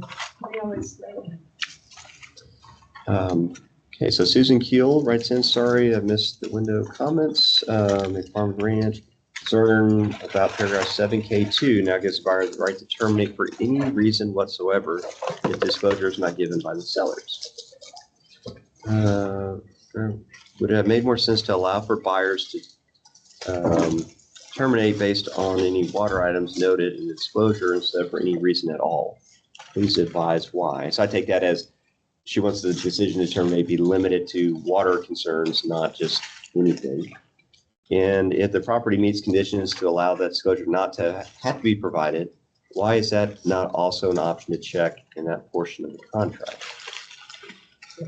It is that one. It is the second one. The one that's for any reason. It's how do you say why it's for just water issues? Maybe you can easily say it's for water issues when I think it's one of 3 wells, not 2. Right. and so that's I'm sure there's anything we can do to address that in light of the nature of it. There'll be other remedies you could pursue, but not necessarily black and white one for that. Any other comments on that? I know this apply. Sean writes in saying it's possible to get following to add to third-party financing addendum for our next version. Real estate certification. Yeah, this is the certification you guys sign at Yeah. closing That's usually, not gonna right? stop lenders. On just certain loan types though, so it doesn't apply to everyone. So they're asked to sign this at closing depending on the lending or. They're gonna send it anyway. Yeah, us having it in the contract's not gonna They're still change gonna send it. lenders. Yeah. They're gonna send their own, yeah. Because they want their up form. Because it may have been amended. See, Brian Watts, you finish us out here? Okay. Who's that person? Okay, this was not me. My friend Lauren Stingery, who is president of a local title company in Dallas, and a really good lawyer, smart guy. He said 2 things. He said, one, why aren't we identifying the holidays rather than quoting sites of the government code? I think he's right, but I already lost that battle. But he makes another point of, well, but sometimes you have a legal holiday that falls on a Saturday or a Sunday, and for federal law purposes, they just go to the closest weekday. This year, for example, 4th of July was Saturday. We all celebrated on July 3rd. Title companies were closed, banks were closed. Should we have a provision? And the language I got was from the Office of Personnel Management's website. When they listed holidays, they say, but if a legal holiday falls on a Saturday, then the preceding Friday will be treated as a legal holiday. If the legal holiday falls on a Sunday, the following Monday will be treated as a legal holiday. That made sense to me. Yeah, but is that binding on the banks or anyone else? No, but for purposes of our contract, we can No, put that. but I'm talking about in terms of what we were concerned of was the closure of the banks. What if they decide to celebrate on the opposite end of it? So what do you do in that case? There you go. So this is binding on the banks, is what you're saying? I think that is just the general rule. This is the Office of Personnel Management.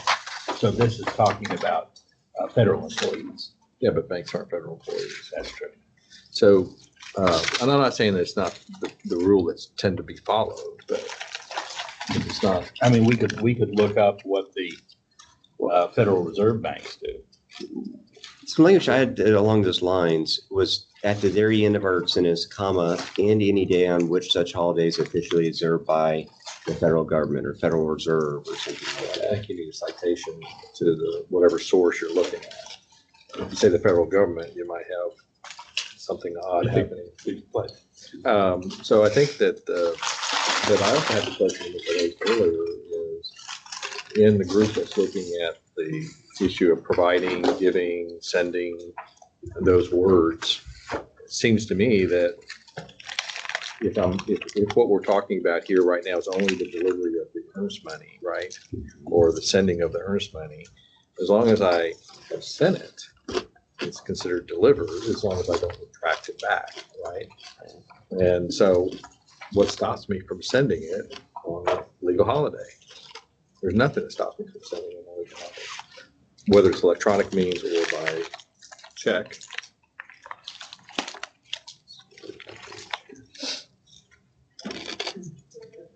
Delivered. Right, so That's that- where you say you take the check down to the title company when they're closed, take a picture that you're putting it through the. So Mail if we go slot. to our notice provisions, they're considered delivered when sent, right? If I'm not, I have to pull that up and take a look. So that's why I was asking the question of our working force, a task force, is that this could be resolved by changing of a word. I'm not sure the notice section gets us there without, like that limited thing. And delivered. They're sent by overnight now, so they're effective then. Anyway, so I was always under the impression that if I sent something and didn't retract it, that was sent on, then it was delivered on the day that it was sent, unless the contract provides otherwise. And I think, I would argue contract provides otherwise for the earnest and option fee, because even our receipt says received by, or received on, and it being the delivered language, I'm not sure that paragraph 21 changes it enough to make. Well, it says just must send it. deliver. So if I deliver, but the title company doesn't acknowledge receipt until the following day, that's not my problem. I would argue you haven't delivered it though until it's. Well, I've delivered earnest money at 7:00 at night. Right, but then it's actually received by them, right, on their No, side. they just receive it the next day. Now, they might, I had to go back and say if they're backdated. It's going to be in their system as being. Should have been. From a practical question, I love y'all's lawyer talk back and forth, but in real practice, what we see with that is title companies not saying, well, we didn't receive it on our end, you initiated it on your end, we didn't receive it till today, and then they're sending the receipt in, and then we go back and forth on when was option actually delivered within the timeline or not delivered within timeline. And from a practical standpoint, we need to get a little bit easier on all of that, because we're not going to be able to have this back and forth when we're trying to determine do they have it terminated. I think Ron's right. We can kick this to the working group that's doing, because they'd be part of making all that language consistent across. Right. So I think anyway, I think this is mixed up. I'm not necessarily opposed to the solution you propose of deferring one more day, but I'm not really sure it's a problem either. What brokers, what do you want to see here? Away from the legal language, which we're going to, in the working group, come back with, this delivered, sent, received, all this stuff to try to make it consistent. What in actual practice would you like to see? In terms of receipt, having it actually be received, just sending it a certain way? I think it's a delivery. I think if you send it, if someone's sending it Sunday night, right?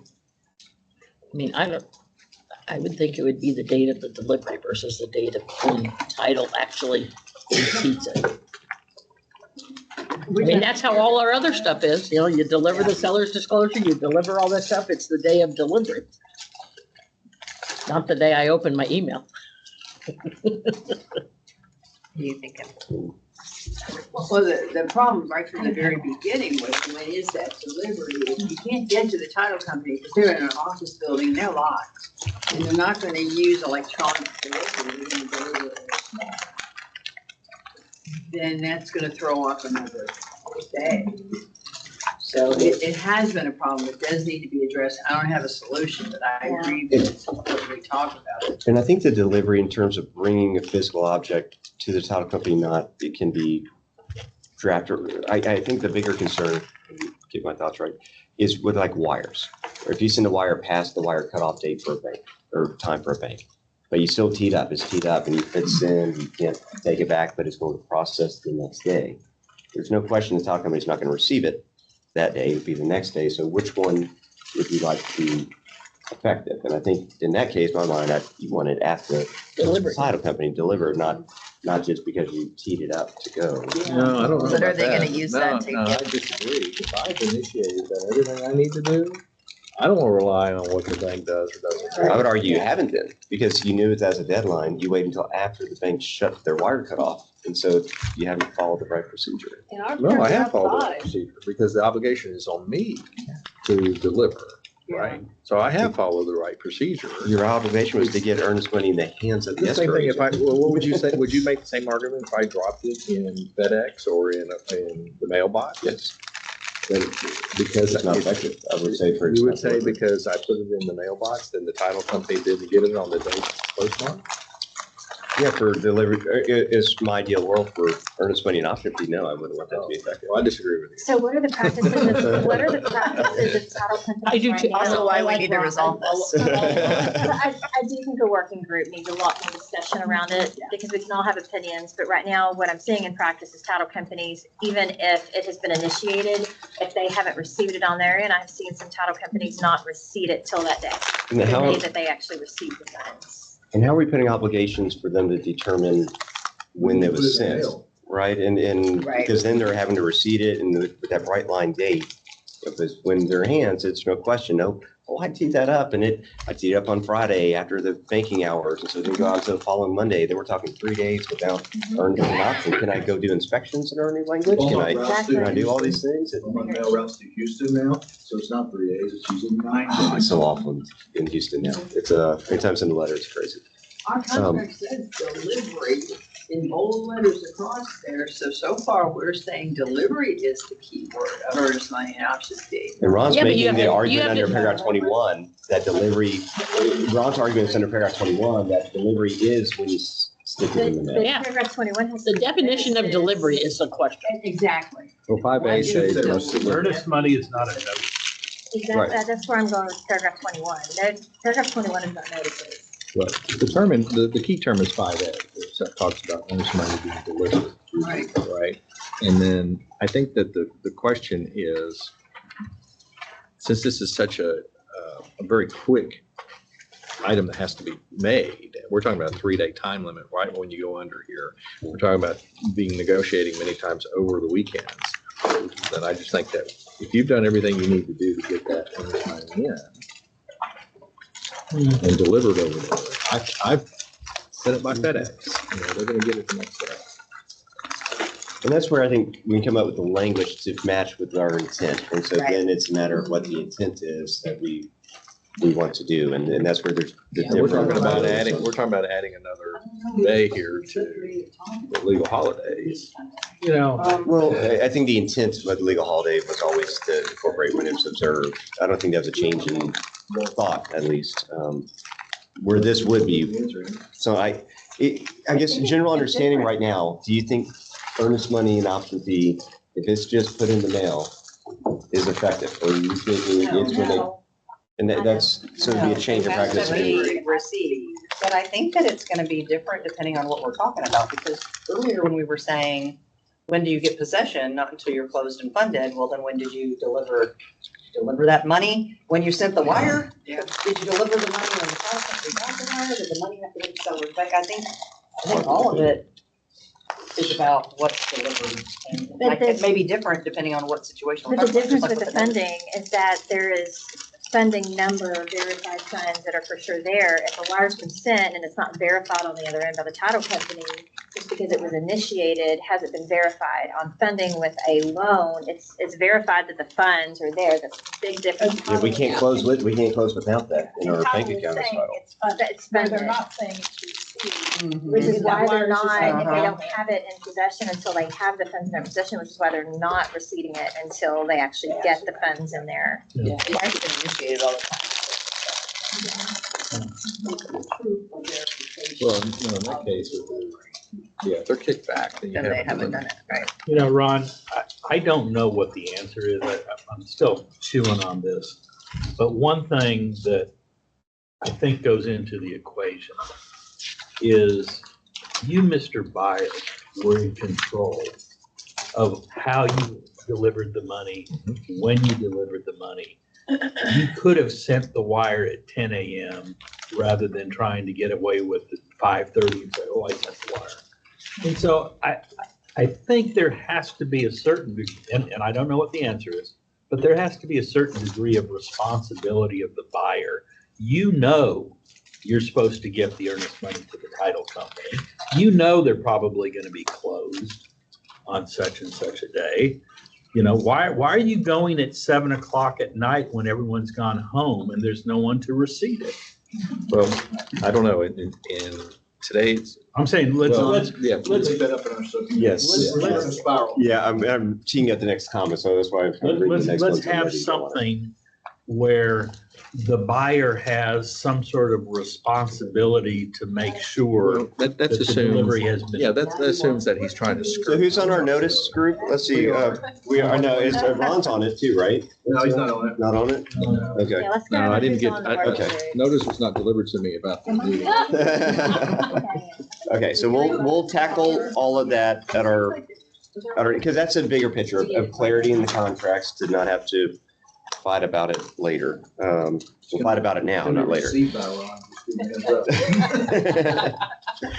Okay, so I think the next comment we have is from Amanda Thomas. She wrote in a thought-out comment and did a lot of what we really like to see in terms of citing different provisions, and something that I think there's a lot of confusion right now with the mud notice, as we commonly say, the notice to purchaser, especially with all this other groundwater rights stuff out there. And the position I think that Amanda's asking us to consider starts with what was always my big concern on what is the definition, what qualifies as a district under Chapter 49.452, I'm citing that right, of the water code, because it is super confusing.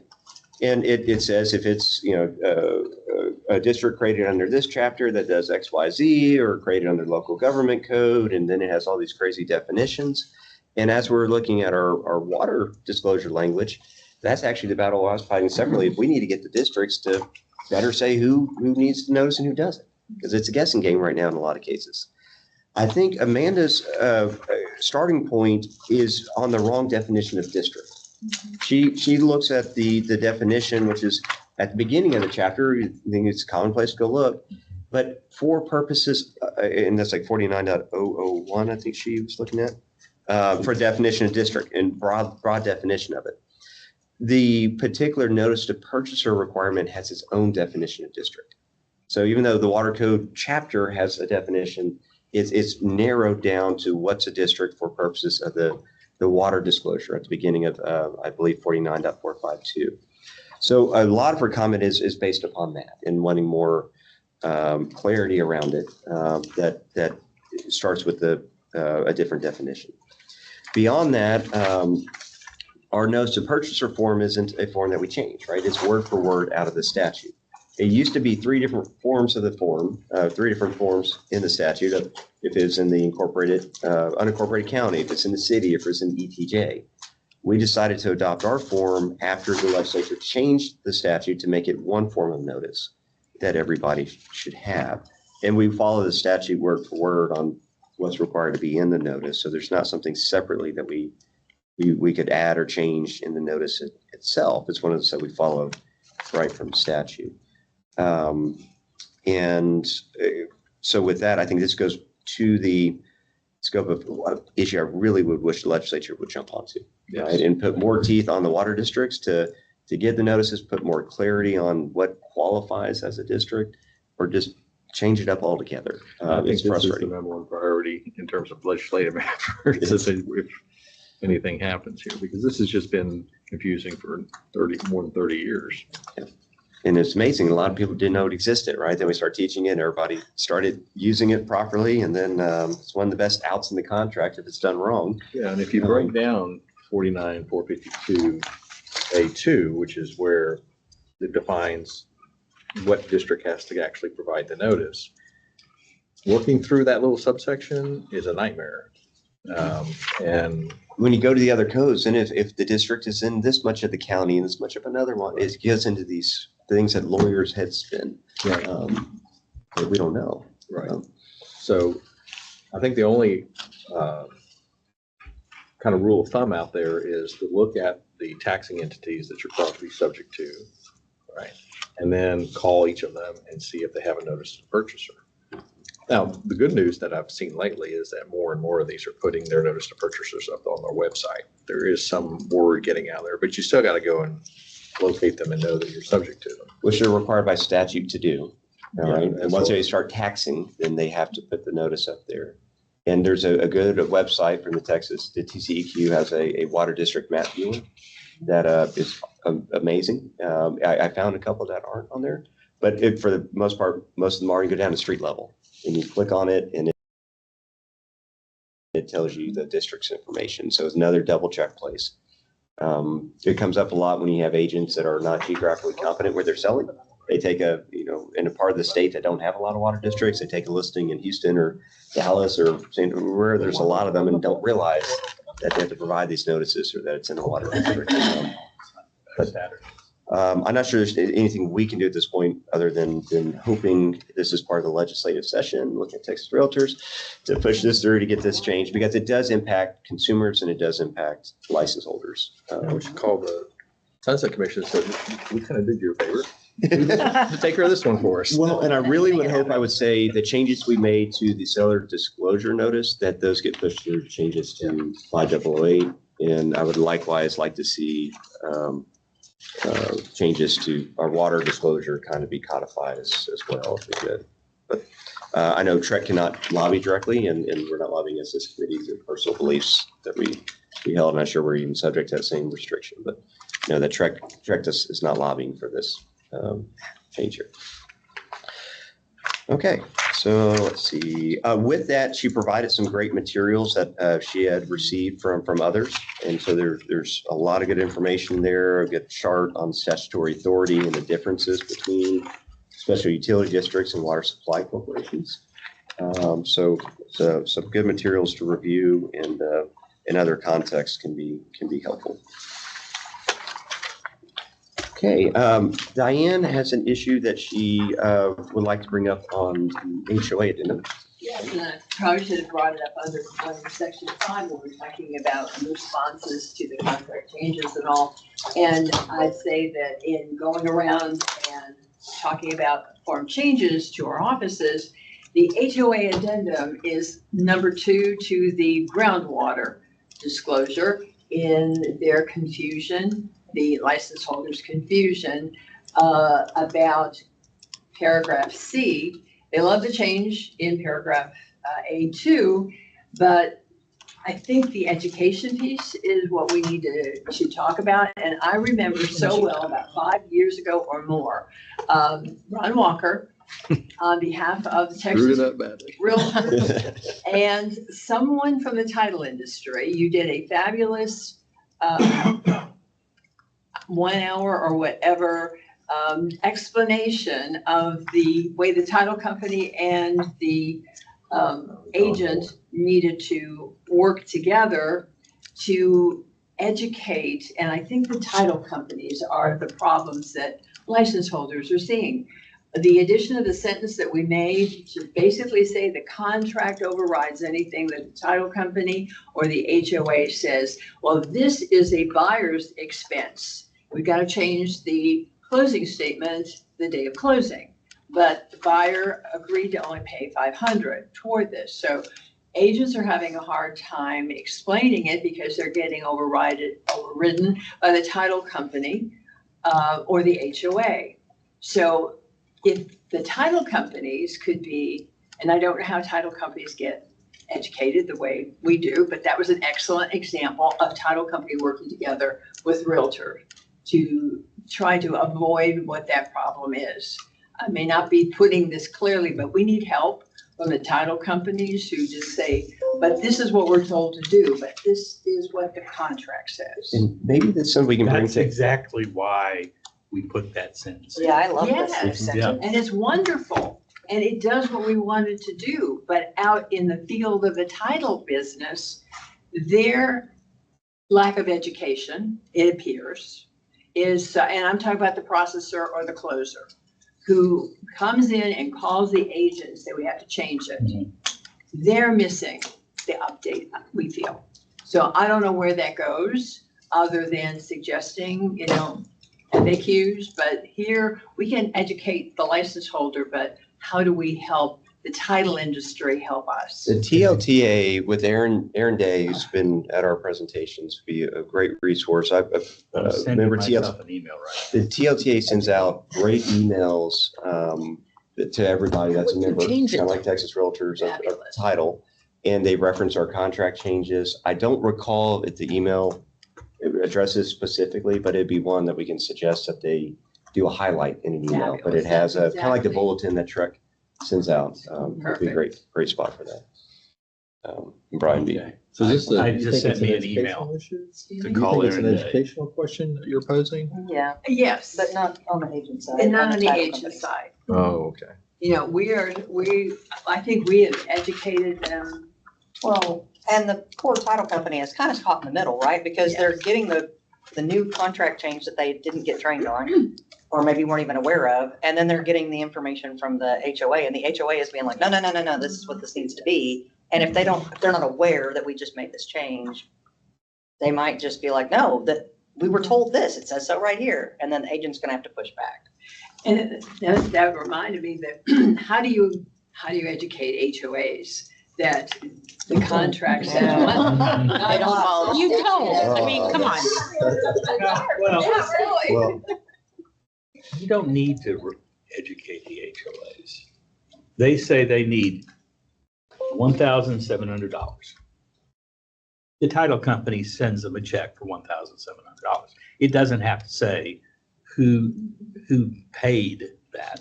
They're not entitled to the settlement statement. That's true, that's a Right. good point.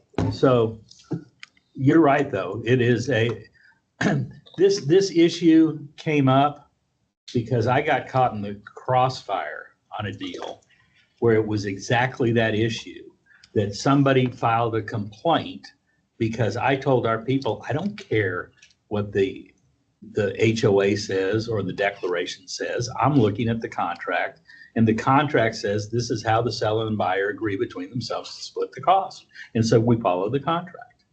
And we got a complaint from an agent who worked in that neighborhood, and he said, well, title company across the street does it the opposite way. And, and I say, I have a hard enough time doing my job. I'm not going to do their job for them. I said last week, they're doing it wrong. They're doing it wrong. But you're absolutely correct that is an issue that people see it differently. And this clause that we put in was to clarify that the seller and the buyer get to agree between themselves how they're allocating costs. We know the costs are there. Seller and buyer are agreeing this is how we're going to allocate it. Yeah. It makes total sense, but. So keep writing that email. Yeah. Okay. Thank you. We'll go to the court cases next. We have, I believe, 4 cases here. And Ron, let me know if these, if you want to go into any more detail. I kind of have a very high level. However you want to do of it. each one. Trying to keep them straight sometimes it's hard. It is. And the first one I have is on page, looks like agenda item 7, page 11. This was a a case that involved some alleged failures to disclose some items, and it was like a bulkhead that was leaning over a pool and a retaining wall. And the buyer was an agent, a broker. That was, the court repeatedly said, was very experienced. And this buyer broker said, hey, you didn't disclose these things to me. And so I'm suing you for all number of causes of action, from fraud to typical failure to disclose, breach of contract, all the above. And one of the big focuses of the case was the enforceability of the as-is clause. There was no question that some of these items weren't listed on the seller's disclosure notice. But during the transaction, it's pointed out that the buyer had knowledge or had the means to get the knowledge.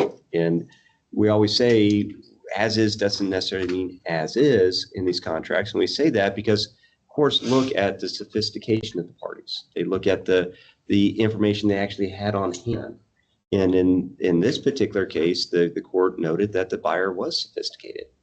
And when courts find that, as opposed to somebody that's never done a real estate deal, doesn't understand it, courts find they're sophisticated, they're more likely to enforce the as-is clause.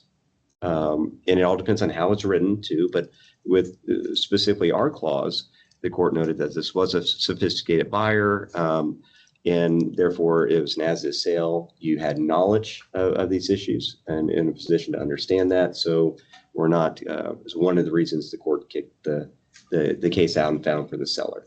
That the seller, they didn't put in seller's disclosure notice, the buyer lost the right to sue because the as-is clause effectively trumped it. There also was a discussion about damages, about whether if the damage is temporary, then the damage is the cost to repair. Where if it's too much to repair, disproportionate, then it may be diminution of value. But typically, if it's temporary, it's the cost of repair. But if it's permanent, then diminution of value is a proper measure of damages. And there's a lot of other issues in the case that came up, but those were the ones that I took away as the highlights. Yeah, and this was a directed verdict case, meaning that the judge didn't allow it to go to the jury. He just decided it straight out. So the facts, as far as they were presented, so that may be how they were presented by his attorneys as well. But as soon as he found out that there was a problem with the bulkhead, then it seems to me that it shifted to him to investigate that, because he was a sophisticated person, a sophisticated buyer. And then the court didn't have any sympathy for the fact that he says, well, he didn't disclose this, he didn't tell me this, and he didn't tell me that. Things that he alleged were relevant to the bulkhead. So you and I would normally say disclose everything that you can possibly disclose and not hold back any information. But in a sophisticated buyer situation, they pushed it all on him to say that he had the duty to actually investigate. And he actually did look at it a little bit. He just relied a little too much on, what the seller was telling him. So it's unique because it normally doesn't come down on this side. Yeah. And especially on the directed verdict level. Yeah. That's important, because the court essentially saying, we don't have to go to a jury. We don't have to have somebody decide facts. Based upon the record in front of me right now, I can make the decision there. Or I guess direct verdicts at the end of presenting some of the case, but basically you can't come back and say anything more. You said enough, we don't have to go any further. It's basically like a summary judgment after a presentation. So I just threw out all reliance, altogether. Which kind of makes sense if you look at it, is if somebody didn't disclose something, but you find out about it and you're knowledgeable enough to comprehend, then why should you then be able to go through with the transaction and come back later and sue? You had rights. You could have sued then. You could have brought it up and done many different ways. So, but another highlights of why lawyers say it depends a lot, because this one normally falls on the other side of finding for the buyer, at least in allowing it to go all the way through the trial, not a directed verdict. You didn't have local counsel. It was Beaumont.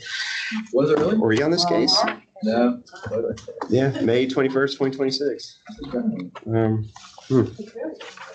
Yeah, not the right one, at least. Agenda items, let's see, page 26, I think is the next one I have. This is Donnan versus Estes case. This involved a right of first refusal. And I thought this was a very fascinating case. what happened here is I'm going to simplify it, but basically somebody was given a right of first refusal, which means before you can sell the property seller, you have to give me the right to purchase it. And normally you get a contract in that you make subject to the right of first refusal that gets over to the person that's holding it, and they get to make decision by it on the same terms or not, just roughly speaking. Well, that didn't happen here, right? So what happened here is somebody gave a ROFR, they went out and sold it to somebody else, and that person held the right of first refusal. The ROFR said, hey, you sold the property. I'm coming after you for damages. And what the court held at the end was, well, no, when you got notice that they had sold the property, that was notice for you to exercise your ROFR. And because you had only 30 days to exercise it, you didn't do that, therefore you couldn't sue for it. It's insane. And not only that, they said it orally that, hey, we want to buy the property. The buyers, the person who held the ROFR's attorney said, we want to buy it. But the ROFR required that to be in writing. So here it is, the seller that breached the agreement they made to give the person the right to make an offer on it, to buy it, by selling it. And then they can, by notice of sale, just happen to get to the buyer or the ROFR person. That triggered the thing for them to go exercise it. What are they exercising? Property's already been sold, so it had to get it back. It's a wild case and fascinating on that. But the the seller's attorney sent over everything that was needed for them to respond to the ROFR as soon as they started having discussions. So he got the settlement statement, he got the information that he needed, and he never sent over in writing a statement that says, here's your contract, we're going to be closing on this, and didn't say they were ready, willing, and able to do it. I just see this almost like a specific performance kind of function that you've got to do it to enforce it. Exactly. If you want to enforce your ROFR, you have to take every step that's stated in the document itself. And kind of like when you're closing, if you don't want to be held in breach yourself, you have to be ready, willing, and able to close, and stay that way through the process. There's case law out there that says if you're ready, willing, and able to closing, but throughout the pendency of the case, you went and bought another house and you could no longer afford that one, you're not ready, willing, and able to close, so you lose your right to enforce specific performance. It's that's a read that just makes you scratch your head a little bit. I think, at least for me. I don't like ROFR. For malpractice. Page 31. This is alleged breach for failing to renew. Which one was it? This was a allegation on negotiations that they meant the tenants, the landlord's rep made misreps. This was another fascinating case. The fact is a grocery store that there was not a guarantee that a lease would be renewed. There's no option to renew the lease. And the existing grocery stores are having negotiations with the landlord. And the landlord was like, yeah, I'm paraphrasing stuff, but yeah, we can probably reach a deal. Meanwhile, the landlord had already signed an agreement with the grocery store's competitor to come into the space, but it was subject to an NDA. But before that lease went into effect, the current grocery store found out about it, somehow got a copy of the lease, even though subject to an NDA. But the court ultimately held that it wasn't a misrepresentation, it wasn't lien bond, there wasn't a right for the existing grocery store to extend the lease, but there wasn't enough representations made to lock the landlord in with the existing tenant. But I love these. Well, I love Justice Blacklock's comments in the concurrence here. This is a Supreme Court case, so. But essentially, he says something like, no reasonable business owner told by a commercial landlord that the property he wants is available for lease would bet his future business on actually obtaining that lease, even if there was risk of loss of business. So he essentially just said they talked about having red flags out there, that there were enough red flags for you out there that you couldn't rely on this being a misrepresentation. And to simply just continue negotiating, even though the landlord couldn't fulfill, they were going to be bad faith negotiations. He was just leading them on. And there's a good meme to come out of it. The amount of times they use red flags in here. There's some meme somewhere to be developed. But no, it's basically you can't stick your head in sand on that and just have blind trust. So the next one we have is on page 39, last one. It also involved a right of first refusal, but in a commercial lease. And the takeaway from this case is, let's say the lease ends. When you get to the end of the lease term, And if the tenant's still in there, they roll over to be a holdover tenant, right? And normally it's month to month or whatever the lease terms state. And the question was, this lease had a right of first refusal to purchase the commercial space. But the right of first refusal wasn't exercised or intended to be exercised until they became a holdover tenant. The term of the lease had already expired. They were in the holdover period of just a month-to-month tenancy. And the court, this is third district here in Austin, held that it still can be exercised during the holdover period if the lease is silent on the issue. You can write into the lease that you lose your right upon termination of the original term. But if it's silent, the tenant, they still consider that an active lease, even though you're holdover, you can exercise the ROFR. I think I actually agree with that result. Pretty short and succinct case. Counties, maybe you. Well, I'm just wondering if that's, because we put in ours, if you're default under the lease, you can't exercise it. But not default. That's what I'm just sitting here thinking. I'm having to reword. That's a good one. So I think that's all of our case law. Let me make a comment about rights of first refusal and options and extensions and all that. For any agents or brokers out there listening, this is a complicated subject and they should not be getting involved in drafting rights of first refusal, options, things like that. That is a lawyer. That is a situation where good lawyers screw it up. So be sure that you don't come anywhere close to drafting. I've seen some very, very awful rights of first refusal. And I don't know what they mean. And so avoid it at all costs if you're asked to draft something or to review something that somebody else proposes. And that comes up a lot in the condo context too, with yes, in our condo contract and back and forth. So yes, it's so varied and treacherous. Okay, our next discussion and possible action regarding future agenda items and meeting dates. We will have, whether beginning next week, I'm going to circulate dates for the working groups that I'm a part of, so we can get those scheduled. We have a lot to go over in those. Any particular items you would like added to future meetings? Our next meeting's on October 9th. Anything to be added? Okay. So with that, do we need to look at the next date after October 9th now, or do we know when that might? We don't have it yet. That would be in January. And since it's a session year, it'll be like a January and then like a June, July. So we can, or we can wait till the October meeting. Are there new members coming in this year or not? Okay, no, I lose track. I guess with the holidays, we can probably wait till the October meeting. Okay. All right. Well, there's not the minutes from the July 10th meeting, so we're going to go through the. Sure, we can put those up. Let me get this kind of cleared up for you. Oh, the minutes are much shorter this time. I was shocked when I opened up the materials and saw those some 10, 11 pages. Yeah. Although we just finished everything and there wasn't, Are we going to have any more issue discussions that today? Yeah. Are we done with the discussion? Do you want to go over some of our working group tee-up questions? Okay. Yes. Well, you pulling up the minutes. Let's go up. Brian did a lot of work between meetings and coming up with things to help guide our working group on some of the notice issues. And I'll let Brian tee those. You would like to tee those up? Or you'd like me to tee those up? Okay. And I drafted some language, but I'm not going to share it with anybody. I really,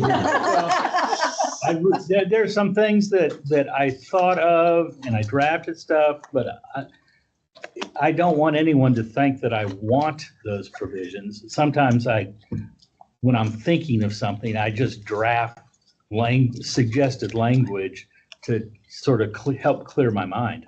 But with respect to notices, and I think we really need to get the sense of the broker lawyer committee before we launch off drafting something specifically. But let me throw a few things out at you. Issue number one.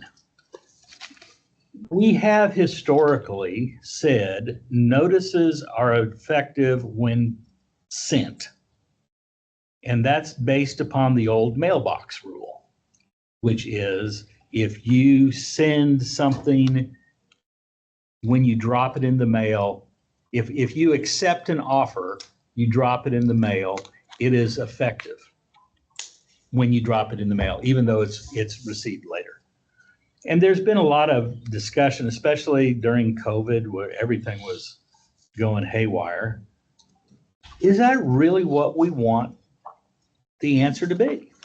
Is that old mailbox rule obsolete? And in the days that you are able to communicate instantaneously through electronic transmission, should we change it around and say notices are effective when actually received? So that's the first issue. And these are, we're going to tee up as kind of quick thoughts to think about in practice. And there's some of these things to think about. For this one, my sense was I'm on the fence on it, but I fear not having a catch-all at the end of the day to do it out there. And I look at it almost like at 5%, how many notices are being sent right now, by mail?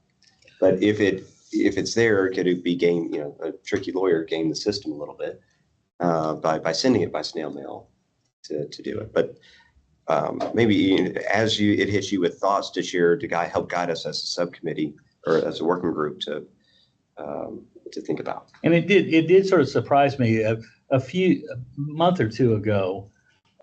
There's a public listserv for real estate lawyers called DIRT, and somebody posted an article, a paper somebody wrote for American College of Real Estate Lawyers, which is a very prestigious group, getting into that very question.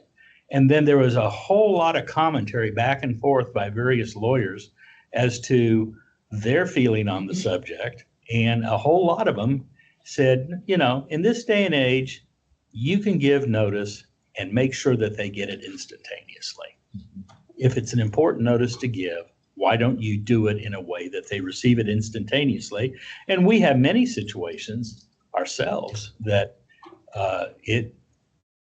it's important that the notice gets delivered instantaneously, right? Because we have some relatively short time periods. So that's issue number one. Next, in our new contract, we say that electronic transmission is delivery. That would include email, but it would also include text messages.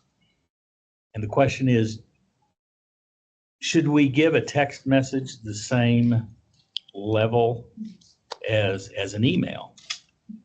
And I think, John, you said that there are many people that have depositories for saving their text messages. Yeah, so one of the issues there is, record keeping. One, brokers are in transactions. Substantive communications must be kept.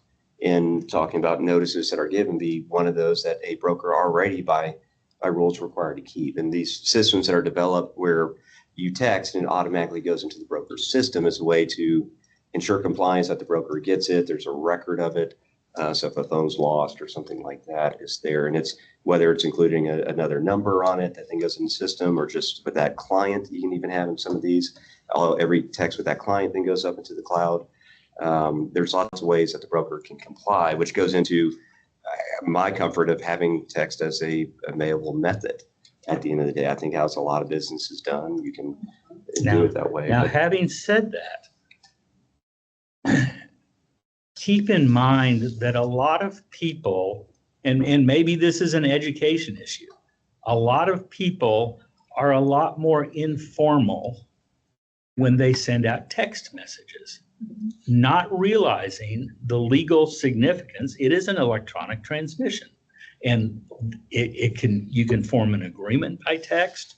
You can send notices by text, but people don't realize it, and so they are sloppy. They use acronyms. They aren't specific, because we're just talking, okay? And that's how they do their text. The old joke of mom sends a text to her daughter and says just wanted you to know that Aunt Grace died, LOL. And the daughter says, what are you talking about? That's not funny. And she says, no, LOL means lots of love. But she thought, people abbreviate things and they're not specific. Let me interrupt. I am interrupting you. Yeah, please. What is the pulpit for? Are you admonishing the notice committee? No, Or I'm are you- asking. What topic are we on? We're on notices. So Should do we- you like text as being unavailable? No, I caught that. I caught that part. I meant more the broad of like these 1, 2, 3s or 4s of Brian. Is that for? And they're good points, but is that so? My a point is, committee or Yeah, a topic? so when we go draft, so we're gonna draft language to come back to the I committee. thought that was our committee, so I was gonna say, just get Brian on our committee. Well, he is on the committee, but He's on the notice committee? Yes. I thought that was the three of us. Yeah, I think y'all are on it. Did y'all? Well, y'all are been on it. assigning us like notice committee earlier. you're on the expiration. You're on 6 You're on the committees. exploration. Yeah, I think that's a separate one. Because I think I'm on Oh, the because y'all notice. kept looking at us for the notice committee, to describe Yeah. funding and like, okay. Okay, we can. I'll send out who's on what committees afterwards. I have the notes. But we need everybody, since we can't talk between meetings. This is where Brian's teeing this stuff up so we can get your thoughts in general, so we can go then draft something that's better tailored, so next meeting can be more efficient, basically. Got it. So my saying text feeling crazy, is let's- a text is notice. It is an electronic transmission. The law considers it notice. I think Every so. judge I says just, that's do notice. we, and the contract says electronic transmission. It does not say email. Well, and I Right. think that agents today are texting and they're texting more than they're emailing. I was gonna say, yeah. But they're texting and emailing and expecting that to be a form of communication, so. All right, so yeah. that's gonna be We're gonna notice. be in the house for the walkthrough. That's a notice, Yeah, okay. Yeah. by text. I think, should we clarify, notices given in any other manner are deemed given, effective, received, and delivered when actually received.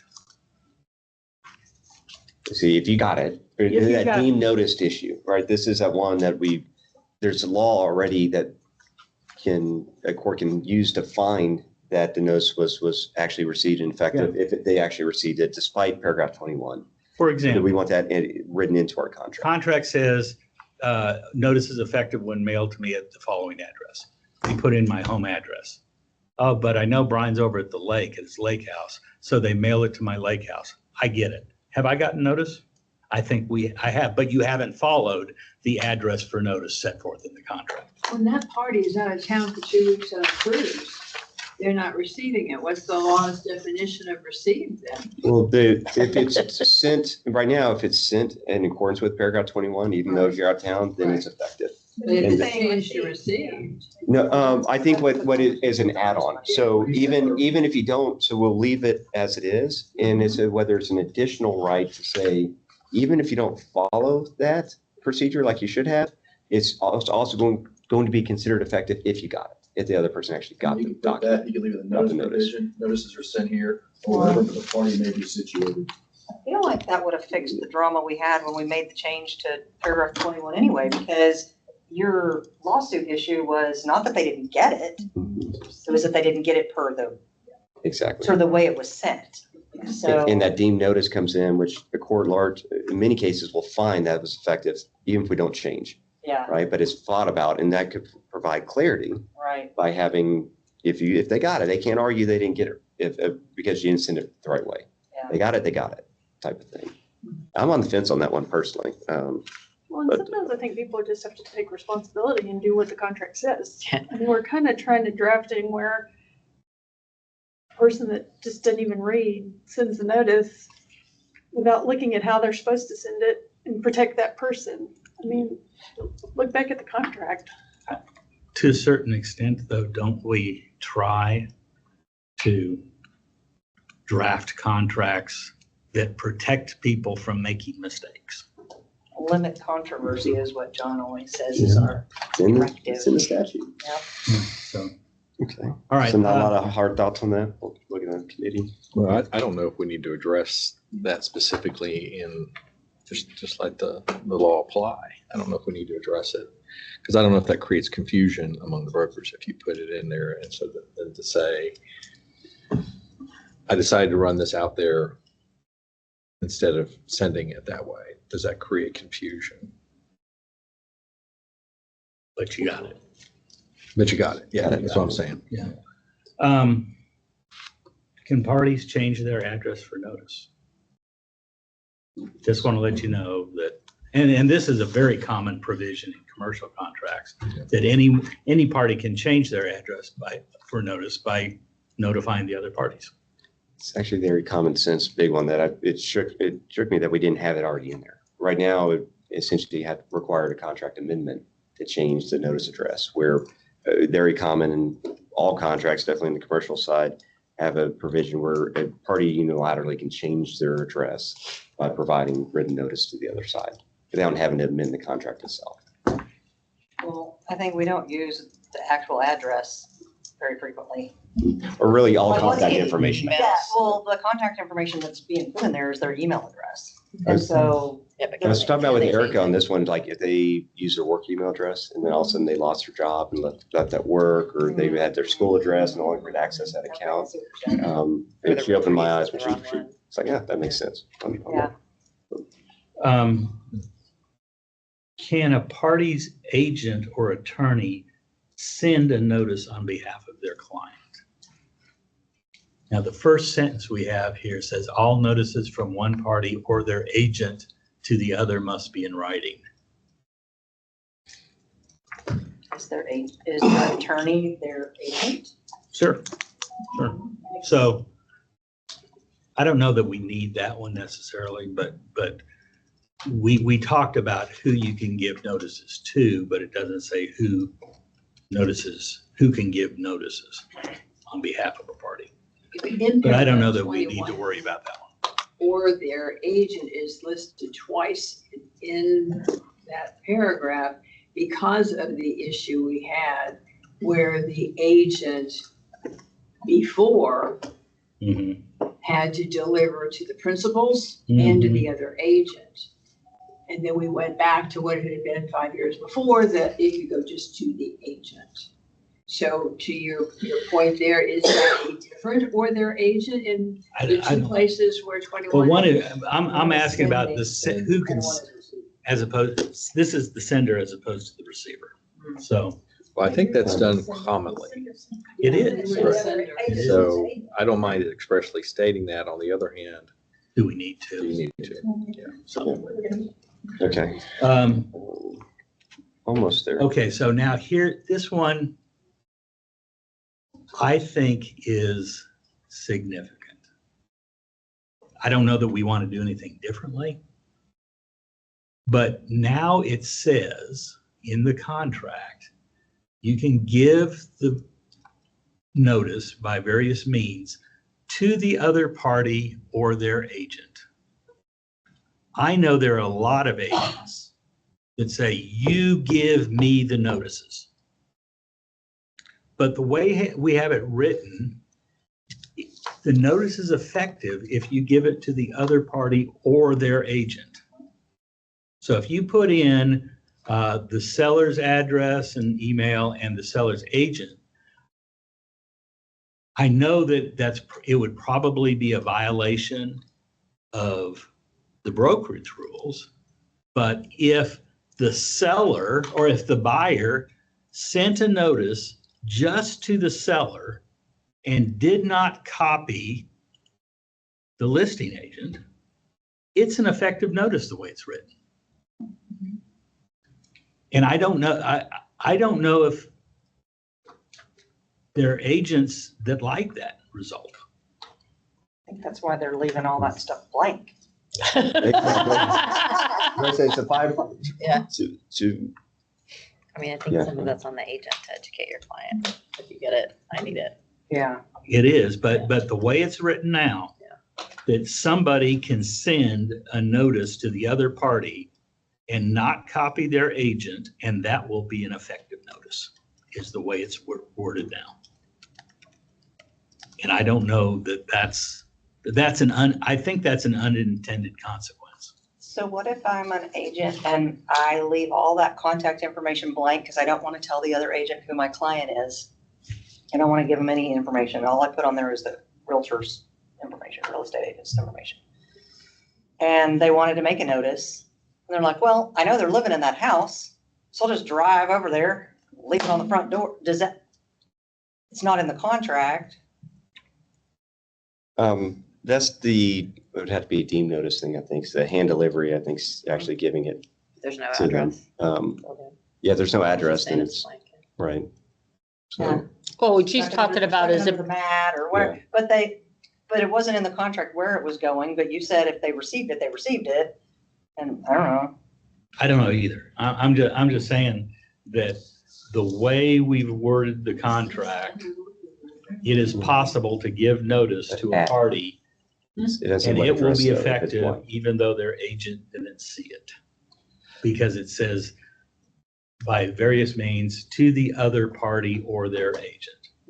Now, maybe that's just an I think this is education. going to be a 5% rule at the end of the day to me, because it's, I know don't there are a think- lot of agents though that say, you send those notices. didn't we make those changes because agents were getting the notices and the sellers and buyers were not getting the notices? And so agents were getting in trouble because they were not delivering to their buyers and sellers. Or even if they were delivering, there was a lawsuit. Right. So we went and said, give the buyers and sellers information so the notice will go. But maybe To you're them. saying it's not or, it should maybe we should consider Should and. it be and? I think they were Or- putting principles together again. Yeah, we're rehashing the conversation we already had because we didn't want to supposedly cross the line by sending something to the other person's client. And is it our right to restrict if a buyer wants to send a notice to a seller? Because they're the parties to the contract. I'm just gonna throw that out there. Is it our right to? I think it restrict is. That we I restrict? mean, hopefully our, Their parties. It's their hopefully our contract. client They signed it. communicates They with us, signed it, but it's their No, contract. it's- Do we have the right to restrict them if the buyer chooses to send notice and not send it to the listing agent? Do we want to have some language that says that to the other party or their agent, if their contact information is set forth below? And that, so the agent could say, don't put any of your information there. It'll just be me. And that means all the notices will go to me.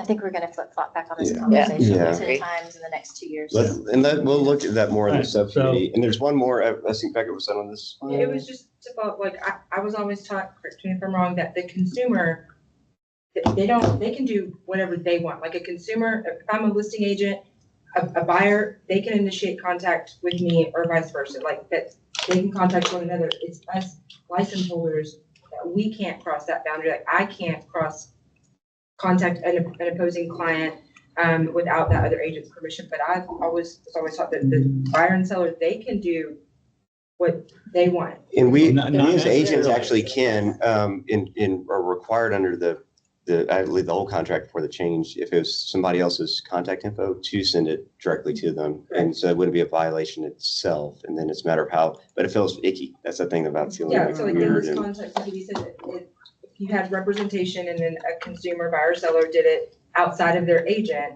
I would still feel like it's them together, it's their contract, they can do what they essentially want to do. don't impose our will on them, basically, as agents. Overlaying that though is the provision in the buyer rep agreement and the listing agreement that all communications are to be through the agent. And if you know that the other side has a buyer rep agreement and you contact the buyer directly, you know that you are inducing them to communicate in violation of their existing contractual promise not to do that. Right, And so not saying like that's us dependent upon the initiating it. newsstand, TXR's listing and buyer rep, unless the company has their own draft. Okay, attorney. Yeah. Last, Is delivery of notice paragraph, what should it apply to the requirement to deliver documents? Wait, say that one more time? is delivery. We don't have, we say you are to deliver the title commitment. You are to deliver the resale certificate. You are to deliver the survey. Does paragraph 21 apply to that? I think we've all sort of thought, yeah, sure, that's how you do it. But is delivery of a document a notice? I think they're different things. and there's certain things that require delivery, like to the address or in the, Kirsten point this one out, on the delivery, the title docs, the exception docs and everything. It actually has its own procedure for delivery. But when we look at it at the committee, we're going to look at all those things that are delivered and that are outside notices, that are documents or other information. And do we want it to have to be on paragraph 21, or do we want it individually on what makes sense for each particular document? It's kind of the question, right? Of what to do. And then here's the one that has my head sort of exploding is, and I've asked some people who are very familiar with the federal legislation or the Uniform Electronic Transmissions Act. If you deliver a title commitment and the title commitment lists the documents in Schedule B, they'll list documents and they provide a hyperlink and you can click on that hyperlink and the document shows up. Is that delivery of the document, of the exception document? Telling, basically, you're not, if they never open it, has it been delivered to them? Well, they've always said that Well, it's about no email, different that if we I get it, get an inspection report sent to me and I don't choose to open it, I've still been delivered to me. Have you? Well, we've. That's what we've always been taught. We've always been taught and told that even if I choose not to open an inspection report, it's been delivered in my Well, inbox, and whether I open it or not. No, I'm no, still no. required This to is something close it. different. If they send you an email with a PDF attached to it, that has been delivered to you. But if I say, here is a link you can go to, and if you go to that link, that document will appear. And let me give you an example. I'm supposed to give you a document, and I say, listen, that document is available. It's right across the street in that box over there. Just go get it. No, it says you're supposed to deliver it to me, not tell me where I can get it. Delivered and it's a click versus walking across. But it's like the seller's disclosure being uploaded in the MLS. Well, that's the next, Well, the that was last the next, issue. that's the next thing we were asking, But- is the seller's disclosure notice in MLS, is that a delivery? no. We've always been it's saying not. no. You have to send. So the If- difference that I have on this to go there is if you get the link, hyperlink, and it's there, it's delivered, I agree, kind of your thought on that, and we can define this in or the working group of the actual language. Whereas if it's on MLS, it's not delivered because you have to go, you don't know it's there, and it may be taken off. There's no. And you have to real go to thing. another site. If it's right there already in the document, I don't know, And- there's a lot of discussion. And with the hyperlinking, I look at it a little in more depth of, okay, it's in a hyperlink, but do you have to create an account to then access it? So then I can't get it unless I make a password, or is it freely openable? There's a lot of little things that Yeah. can go That down. kind of goes to, like, you attach the backup document, but I never open it.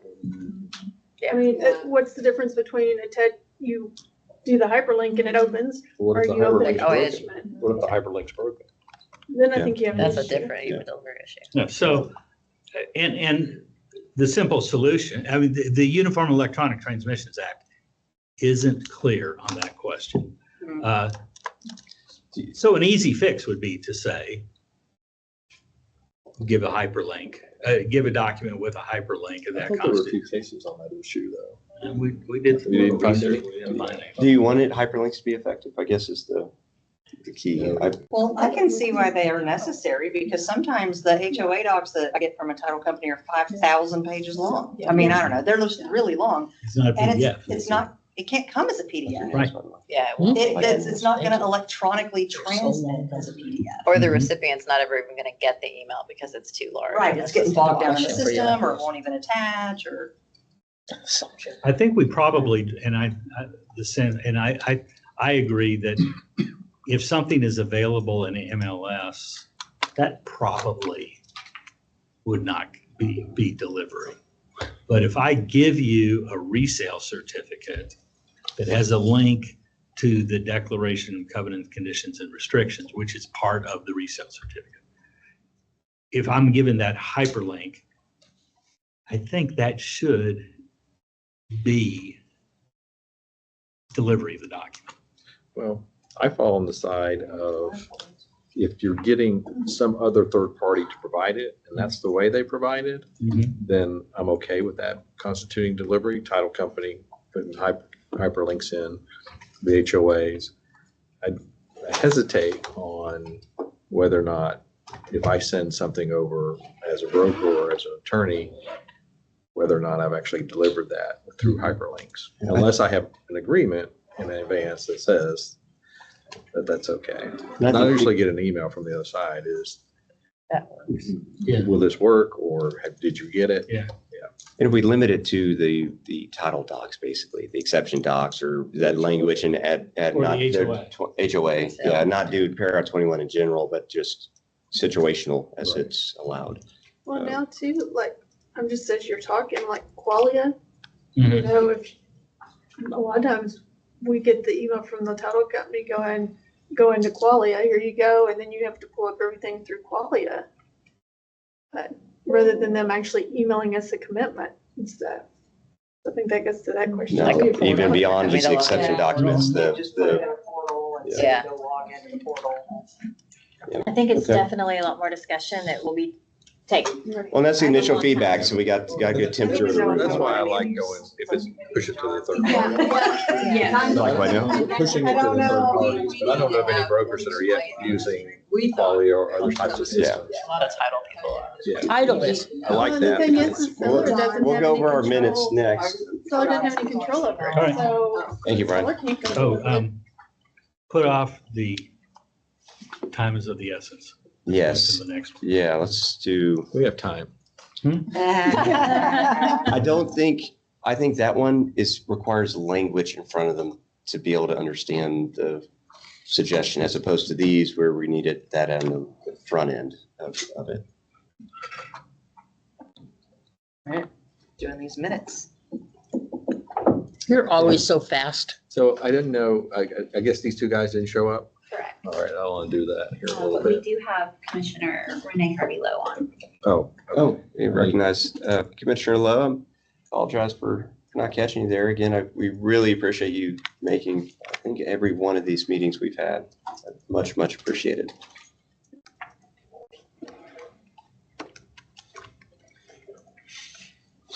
Okay. I think there are some others present that you don't have. Oh, yeah, Or- so I was, You had a whole yeah, kind of list of stopped, people I back stopped here. putting them there.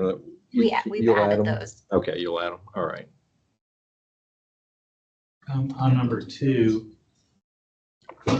non-agenda item. Trey talked about Yeah, comments that had been submitted. right.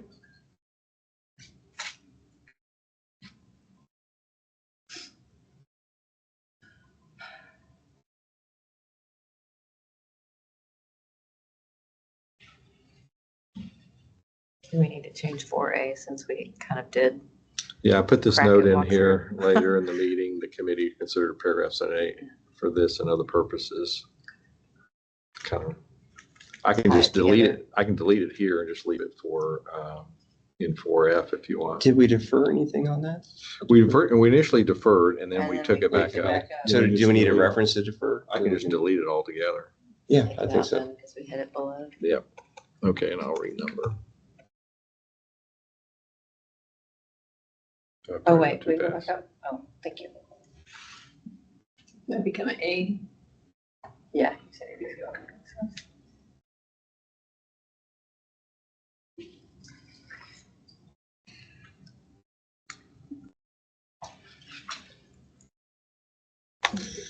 Oh, I can clearly see it.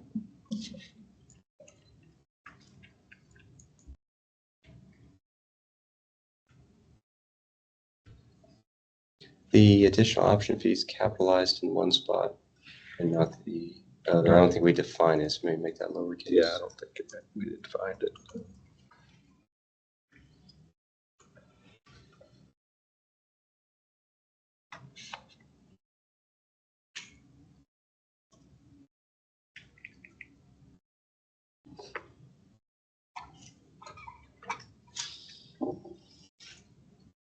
I don't know why I have this as opposed to D, but we can save that for later.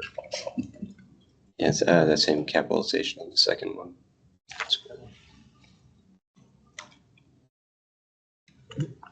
On the first option, Mhm. I didn't think we put in that last sentence. I thought the last sentence was for the second option. Oh, okay, I thought that was, Because it says buyer has. Already, yeah. okay, take that out here. Yeah, we did put it in the second option. that we're thinking. Okay. We're making that change. I'm gonna make this.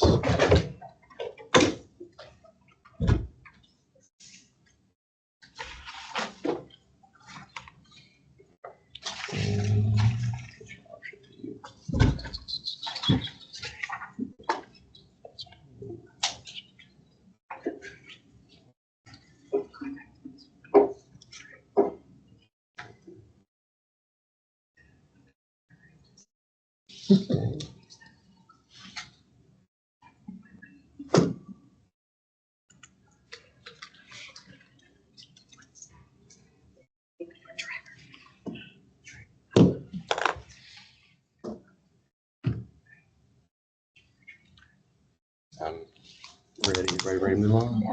Okay. I don't think that's. I think I just put that in there. I guess I can take that out because I just put that in there because I thought we were getting ready to modify. Amazing.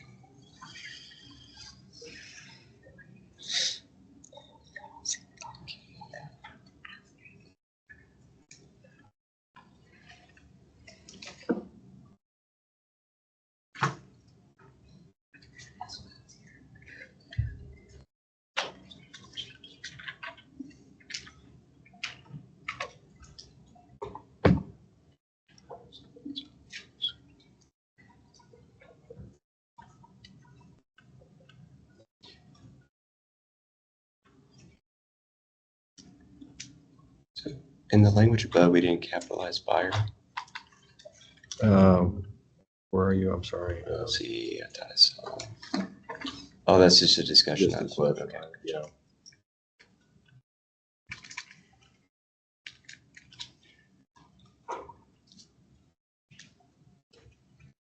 I like that change. I do too. And then we'll change it again next meeting. Committee has decided not to change this in subsequent meetings.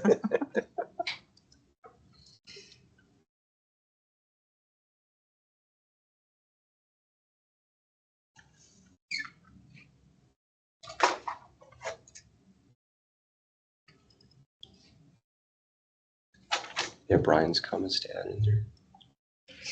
We had them there. Down below.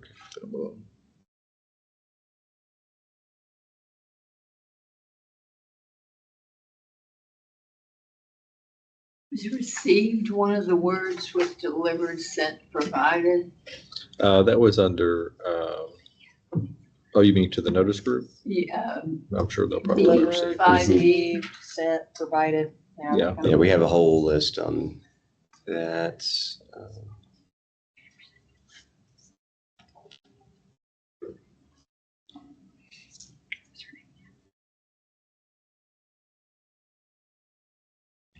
Do we need to add anything specifically about the gentleman that talked about the struggle, About what? about his trees. historical houses? Oh, there wasn't any action taken, so I don't usually, if it's just a comment, I don't put those, every comment down in the Okay. minutes. I just wasn't sure. Yeah, we sent him to make more action. Mhm. 2 or 3 times.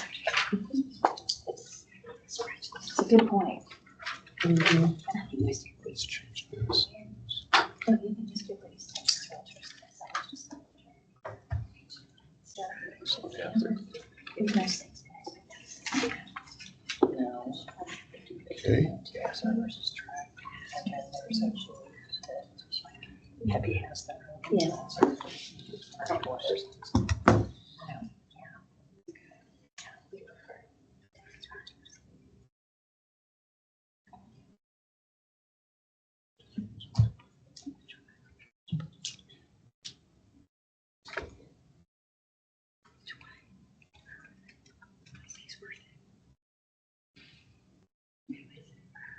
Uh, 144. Are you so moving? Said- I was gonna have a pool here, but I forgot to ask. 145. Are we I done? move that we adopt. Okay, well, we broke the 2 o'clock mark. That's an improvement. We'll try to get to So that, helpful. that lunch mark one day. Well, You had 145-0. Oh, thank you, thank you. and we normally don't vote to approve this, do we? You can. Yeah, okay, so as modified with the one change, with the 145, and we're still within that time period. So everybody approve of the minutes as presented? So moved. Yep. So moved, seconded? Yeah. I, Aye. We're good. All right. The next meeting will be October 9th. The working groups, I will say with the notices and such, we wanted to discuss it here because we can't communicate outside of, I recall that group being pretty full. So to avoid walking quorum rules, we can't discuss that individually. So we'll bring drafted materials to the next meeting to go over. Other than that, hope everybody has. And need members as they are on the notices committee, and I guess we got a little confused on the committee that we were on, so. Will you send a? Yeah, I'll send one out. I'll send an email out to everybody. Who's on what? What Yeah, are what you doing? Yep. If you want to know right now, I have it here after the meeting. I have it in my notes from the last meeting. So, Thank you. but with that, I'll send if everybody's okay, the contact information internally, so everybody has each other's contact information. Keep in mind the walking quorum stuff, but I know there's a request for that to be sent, and I think it'd be helpful for everybody to have. Yeah. Awesome. Okay, well, with that, we'll adjourn the meeting.